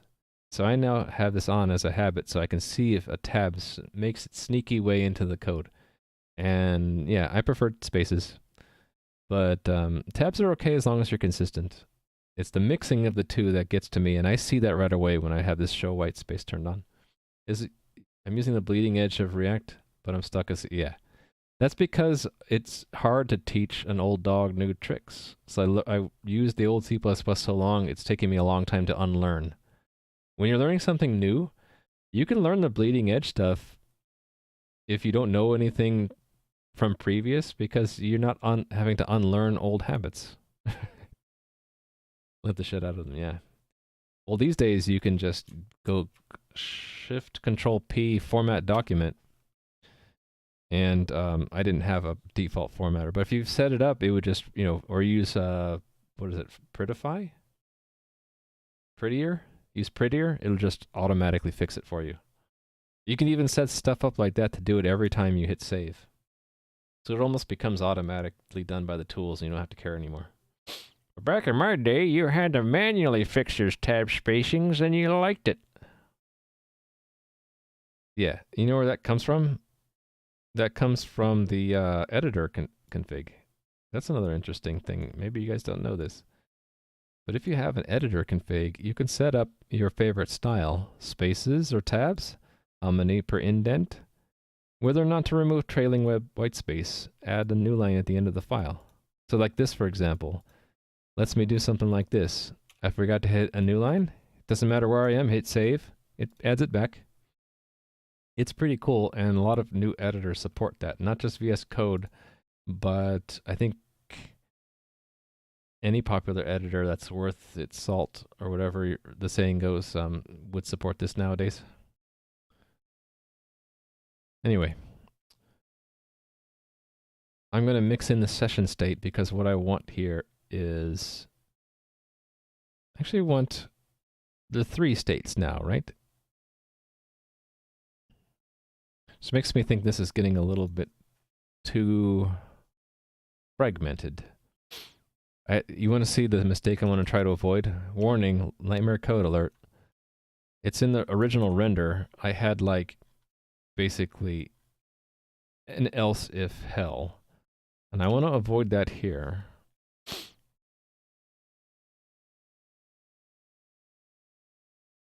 You know, the way I think I want to avoid it really is in the apps structure, only show the stage if we're really logged in.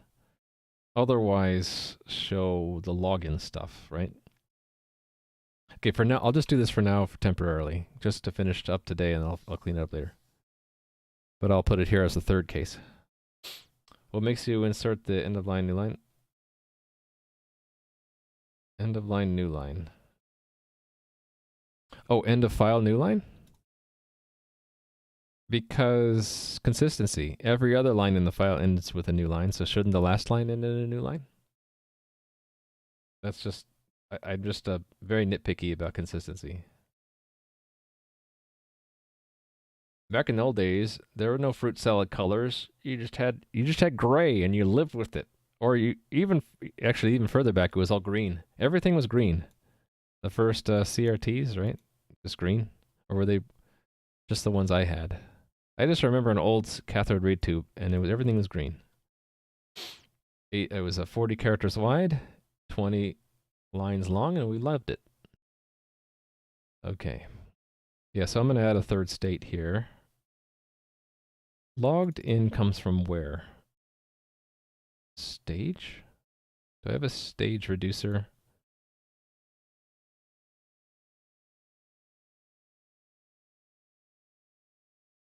That I actually want to move into session, don't I? But not today. Session knows our username. Actually, maybe I do want the stage to know this.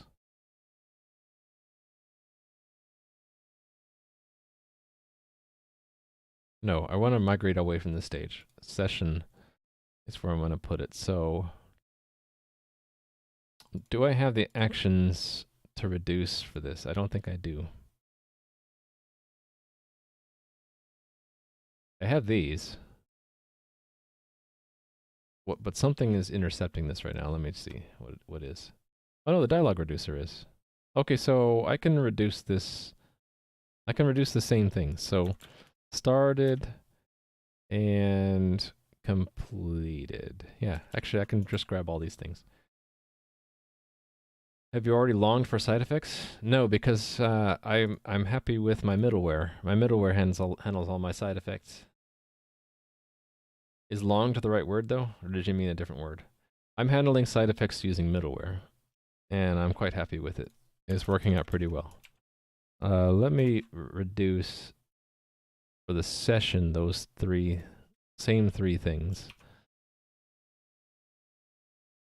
So we'll just basically show what the stage, actually what the dialogue show will show in the main stage too, or in this session we'll do. Yeah. There. So that means I want to have an async process here as well. And I want to have a progress, which will be null? Empty string? Sometimes I'm torn between empty string and null. I'm not sure which one's the right default to have. Hey there, Adam. How was your stream?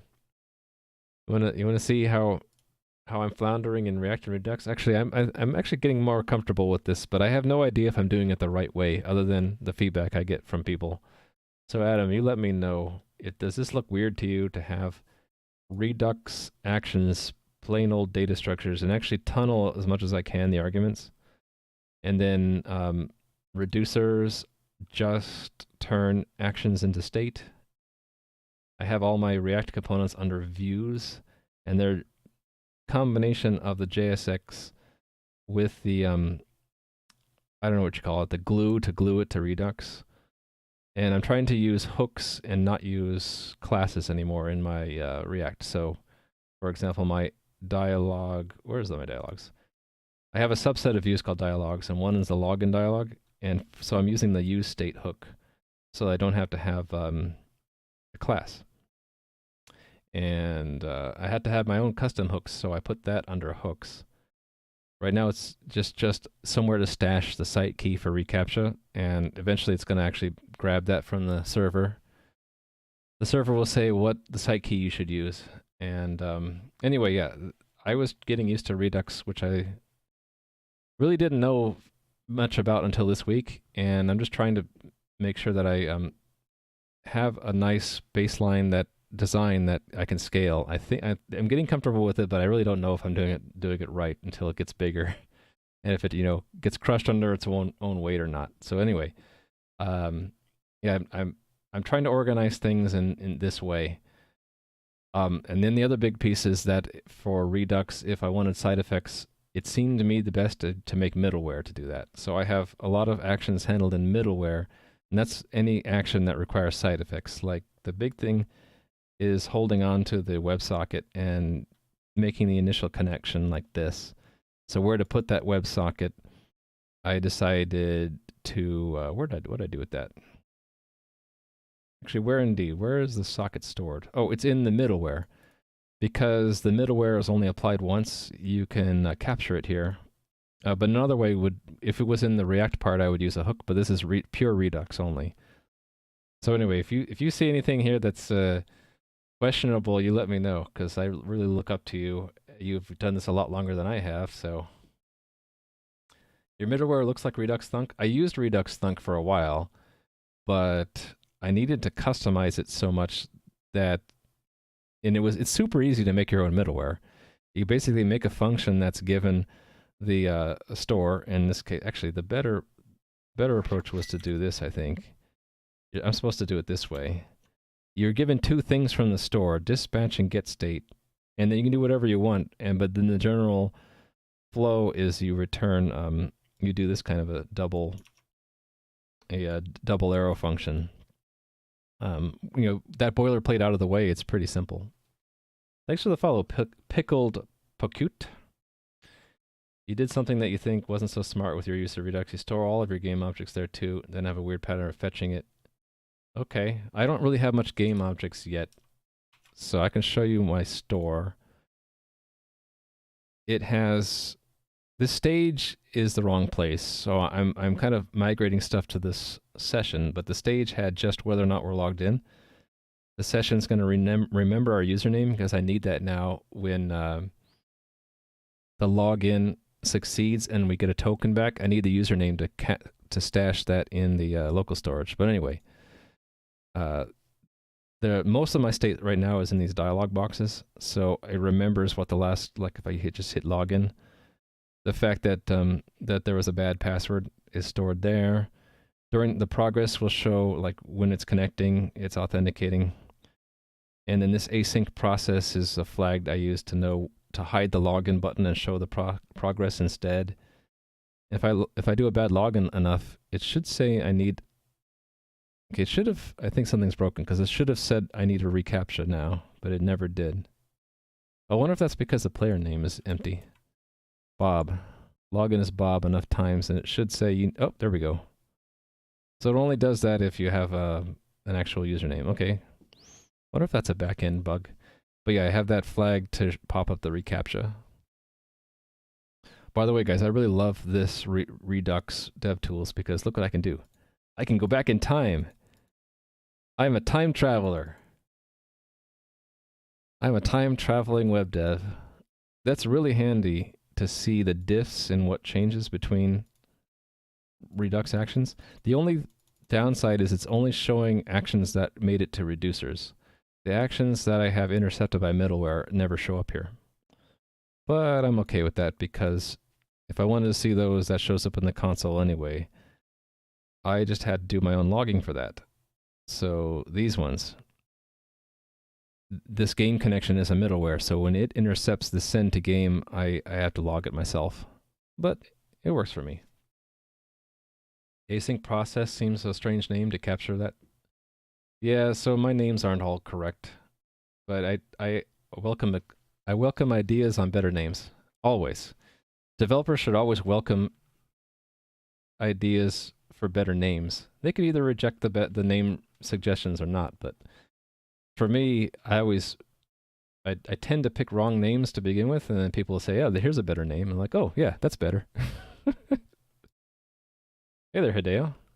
You talking about the fact that login and register process being in Redux is just not like this? It's just a way for me to organize my app. Like I was showing a little bit ago, Hideo, my state is not that big. So it's just basically holding on to the UI state. And it allows me a separation between actions, middleware, and reducers and view state. So I don't know, I find that separation of concerns attractive. How do you guys like the font stuff I found? Oh, and someone taught me this today, that you can do basic email address validation right in the browser by setting the type of the input to email. And you can tie it in JavaScript to not allow you to actually hit that unless it's a valid looking email address. So I really like that. Anyway, I'm working on right now to not show this if it's using the login token, which I don't have. I need to get one. Why is Google Com? I'm kind of scared to look at that. Anyway, let's log in, get a token. Log in, and then I get a token. There's my token.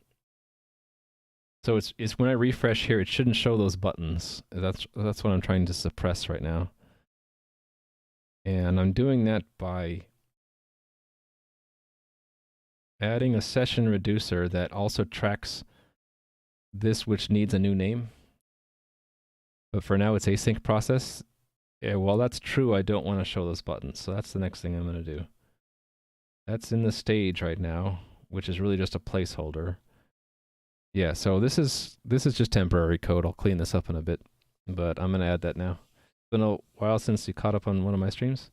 Well, it's a different stream today because I'm doing JavaScript. For a lot of the last 4 or 5 months, I was C++, which looks completely different. I do test-driven development. I'm more in my element. Now I'm on React and Redux, and I'm like Monka S a lot of the time. It's not unit tested, mostly because I'm not confident or comfortable enough with it to know how to do that right. And also because this is really just supposed to be a thin layer anyway between the browser and the server. I really just want it to be a UI only.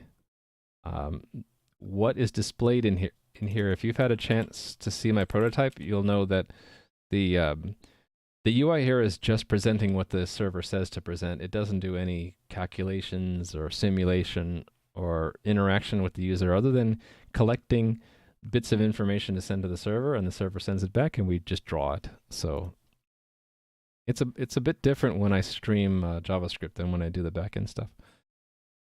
All right. Actually, this is easier, right? If we're not logged in, we're showing one of two things. So let me take this. I was going to say take this and define it before, but then I don't want to define that unless we get into this. So it's going to look a little bit ugly. It will be if async process is true, which I need to pull out of the args, or the props. If that's true, we're going to do one thing. Otherwise, we're doing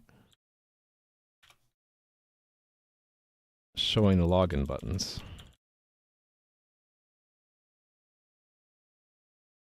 So you think, Adam, you think cutting down the hours for April was a good idea? That's good. Yeah, I was worried that you were burning out.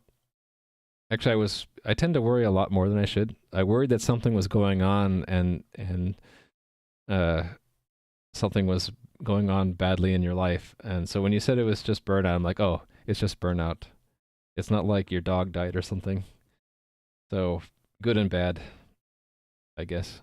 Yeah, you had to be worried for a bit. So I'm glad that you found a way to hopefully manage that stress level.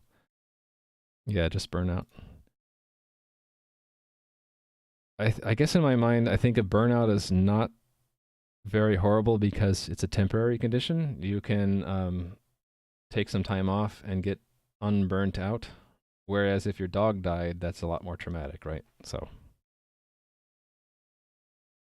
yeah, Hideo is awesome. By the way, the chat client I use is written by Hideo. You should check it out. It's sweet. Okay, async process. Okay, this is weird. I have to put something here to make this look nice. I think that's a JavaScript thing that I need to get used to. But highlighting the wrong thing trips me up. Okay, so what do we want to show if async process is true? I think I just want to do the same thing I do in the dialog stuff, which is down here somewhere. Right, I should show the progress yeah, it's just that. Okay, so I just want progress captured here. I reduce that, right? I do. Okay. Let's see if it works. Uh-oh. I don't think it worked.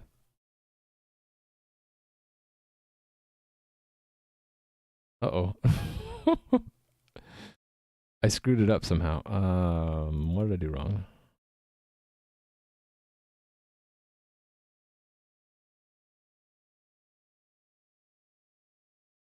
I did log in. So what's my state now? It's false. So shouldn't it show that? I guess I messed something up badly. How about we put this with null for now? Okay, that's better. Because at least it doesn't show the login button. Actually, it shows it for a moment, doesn't it?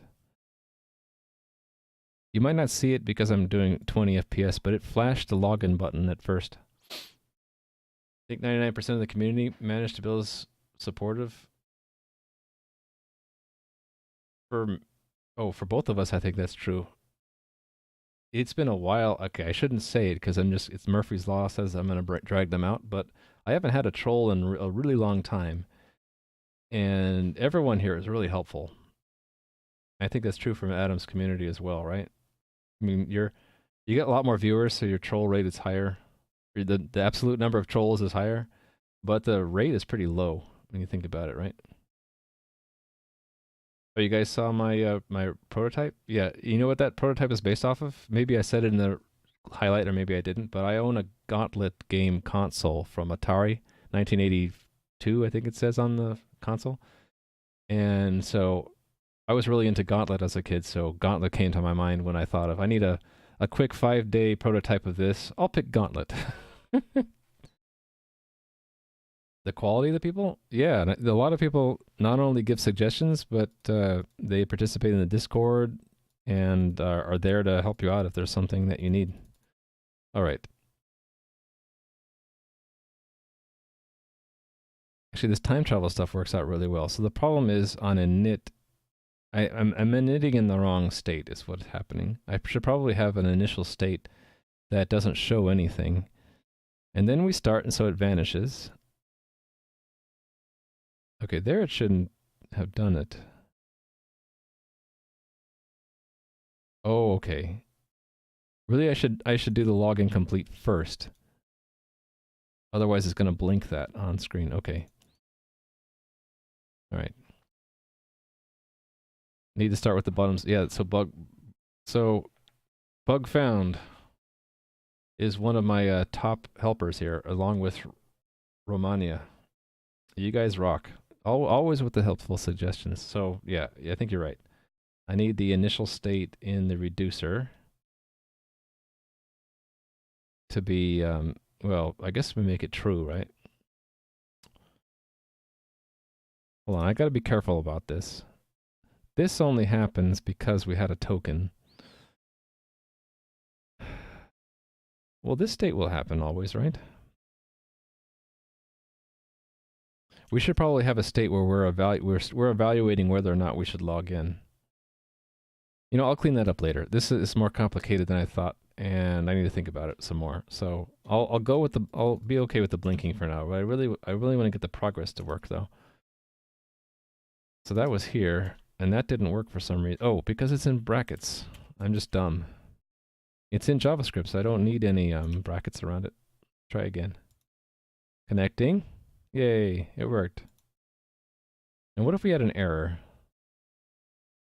I would simulate an error by restarting the backend, so the token is no longer valid. So let me try that. So kill the... Actually, that won't work. Because the token's persistent. Yeah, this won't work, see? Didn't work.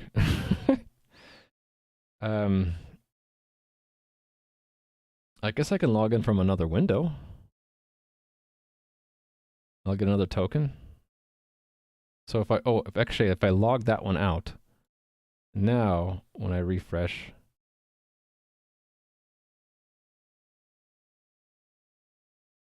oh, they share local storage. I can't do that trick. I need to use like a different browser. Okay, fine. Correct.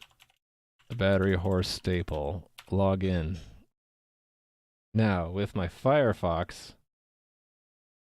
go to localhost 3000 and then log in.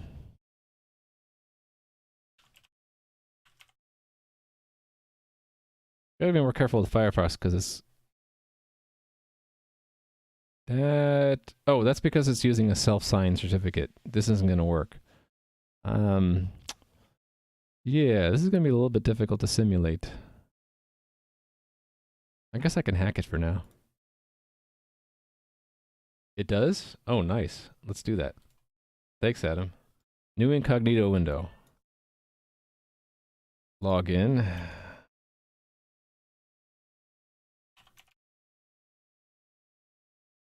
just wanted to make a change. Oh, guess it's Mrs. Raimu calling. I'll be back in a minute.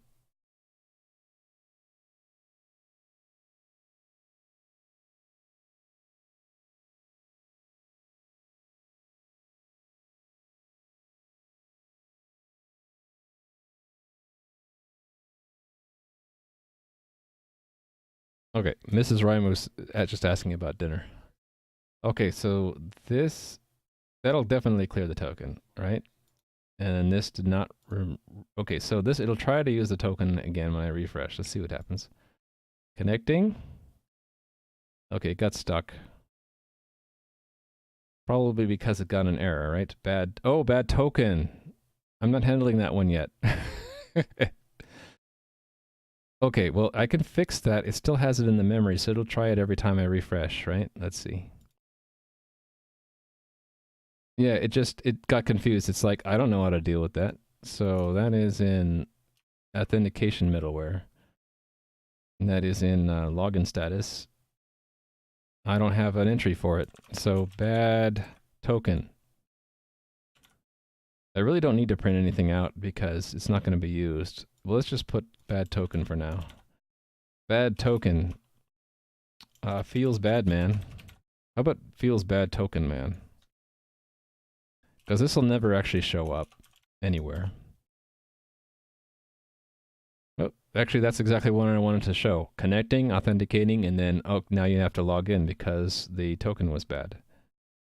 Let's see. Oh, it needs a reCAPTCHA? I guess it was so many bad login attempts that now it needs a reCAPTCHA. So if I do login, okay, that's bad. Oh, do I clear that when I open up the dialog? That's bad too. Let me fix that. That is in dialog reducer. We should not... No, I'm not clearing it. I'm not clearing the reCAPTCHA needed. Or the CAPTCHA needed. It should have... It's only set if we start the process, or it's reflected. So what's called here? Completed. Should not change it. Session end. Doesn't go here at all. So that goes to session reducer. That doesn't change it. Show login dial. That's when I hit it. So wait a minute. That should... How did it get blanked? Oh, I know what I did wrong. I know what I did. I didn't use the mix-in here. Yeah. That needs to go there, because otherwise it wipes out the other state. I need to do that everywhere. That needs to go every which way. Yeah, okay. Yeah, we could probably see that, right?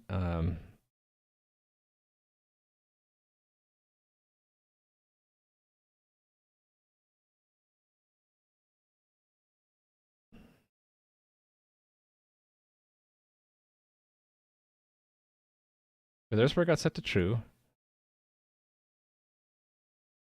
Actually, I don't think it shows it in the diff, but I bet I would see it here.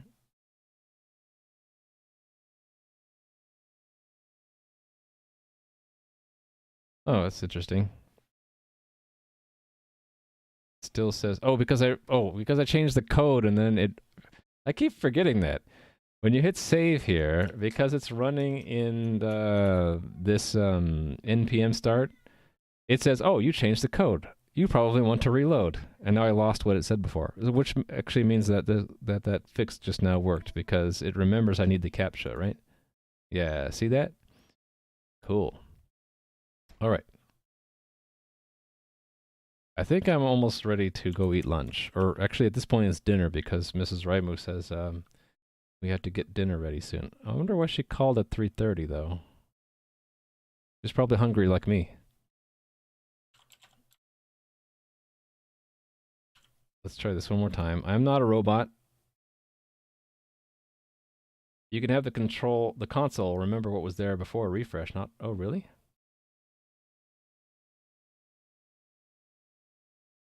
Yeah, right now it blanks out all of the Redux and the console whenever it auto reloads. So if there's a way to turn that off, that'd be great to know.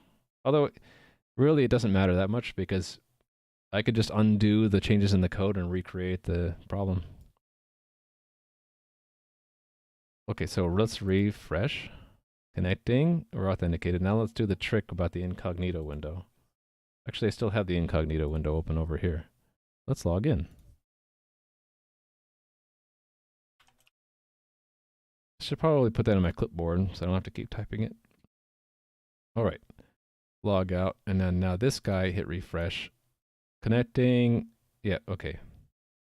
Great. And I don't have to... it should have cleared... Oh, it didn't... Oh, oops. It should clear the token if I get an error. Okay, that's... I'm missing that. Need to clear the token. Do I have an action that does that? VS Code live share link if you want to see how you did your login session handling. Live share link. Uh-oh. Someone just dropped a glass. I heard it smash in the other room. You guys gotta go clean that up now. Yeah, we heard it. All right. I've never done this before. Is this safe?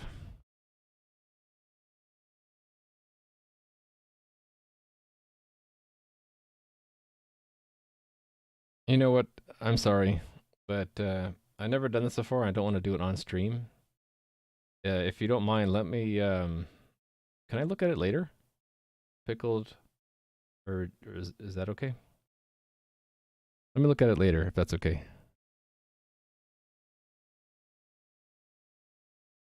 Yeah, but the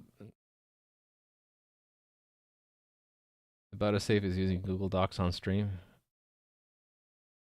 Oh, well, okay, we'll do it. I really need to go finish up the stream, but we'll do it. So what do I do? Let's see. I have to install the extension. All right. Would you like to install it? Okay, sure. Okay, we'll reload.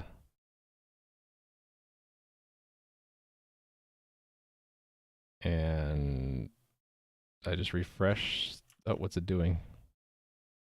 Git lens got updated. Oh, look, we have a live share or something going on. I have to sign in. Okay, let's do a read-only guest. Enter the name to display it. Okay, well, that's me. And why did it pop up another window? I can't see my own code now. Oh, that's a little jarring. Let me get back my other window.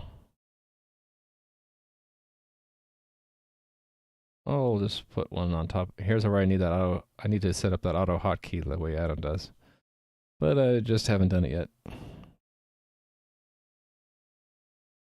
All right. This is my code.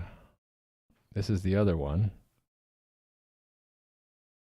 I'm assuming it's loading because there's something spinning there and I don't know what it's doing. Waiting for host approval. Okay, well, it's joining someone's session.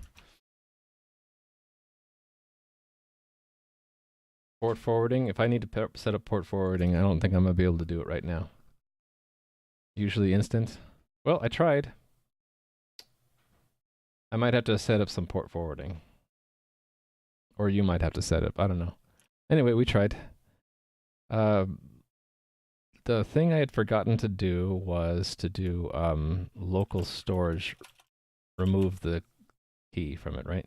Remove item. So I'm doing that in log out start. Let's abstract that away into its own action. Yeah, we'll tweak it later. Let me close it right now. So I'm gonna make another action. This will be probably the last thing I do, and then I'll end the stream because I should probably be ready to eat by the time Mrs. Reimer gets home. Let's see. What do I want to call this? Clear. Let's call it clear login token. Hey, it's first alphabetically. Clear login token. And I don't actually need any args, so I'm going to keep that clear. Ha ha ha! And then, you see what I did there? Me and my dumb jokes. I think I also want to capture it here, don't I? So I'm also going to list it here. And it might seem silly that I'm both dispatching it and then handling it in the same middleware, but it's because I want to be able to dispatch it from multiple places. So, and I might, it also lets me change it later. So, where was it? It was log out. Oh no, hold on. This needs to be added to my table. Clear login token. And then we're going to add that as a handler. And I think I don't need action, actually. And this is where I'm going to put the code that was in logout start, this part here. So instead, we're going to say dispatch clear login token. And that goes here. And then I need to just dispatch it from the other place now, and then I'm done. That is if the login has an error. So, their login token. See ya, Nui. Yeah, it's getting late, isn't it?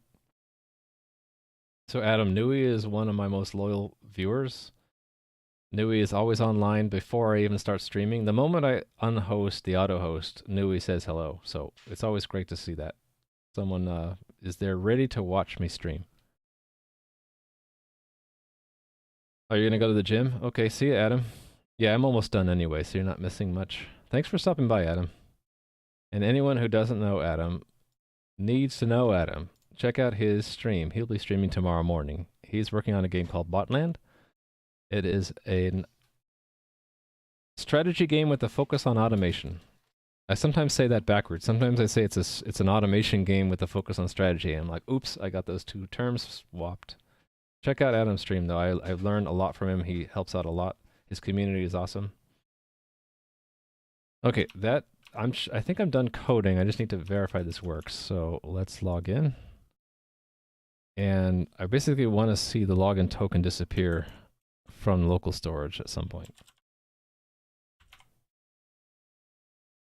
I am not a robot. I resent you asking me that, server. Okay, so I got a token. And if I refresh and the token works, it stays there. It's when I get it to be cleared out from the server.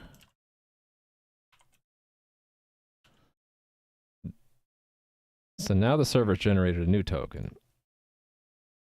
Now when I refresh this one, it'll try to use it, fail, clears it out. So now when I refresh, it just stays there. That's nice. Okay, good.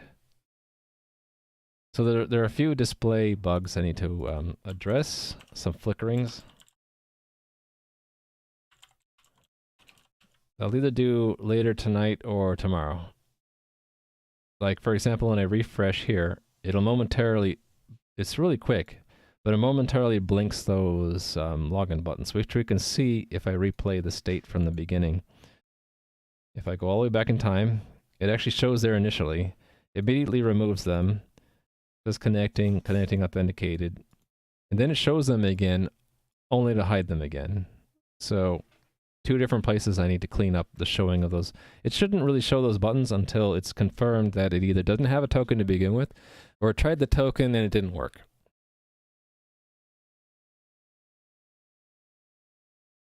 I will do that tomorrow.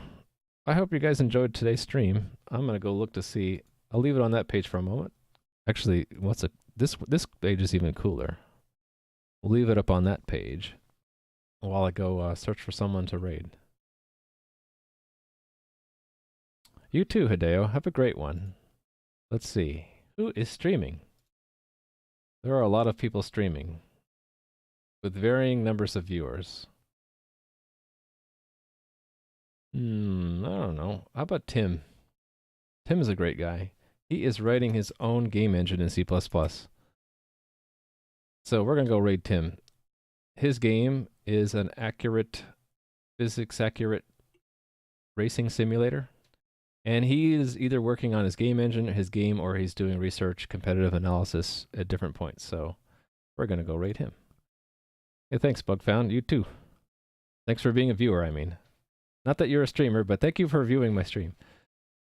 All right, I'm typing in the name. And I'm hitting the button. There we go. So I will be back tomorrow morning. My schedule starts 10 a.m. I usually try to go for 4 hours, but that's 1700 hours UTC. So see ya. Have a great day, great evening. Bye. Bye-bye.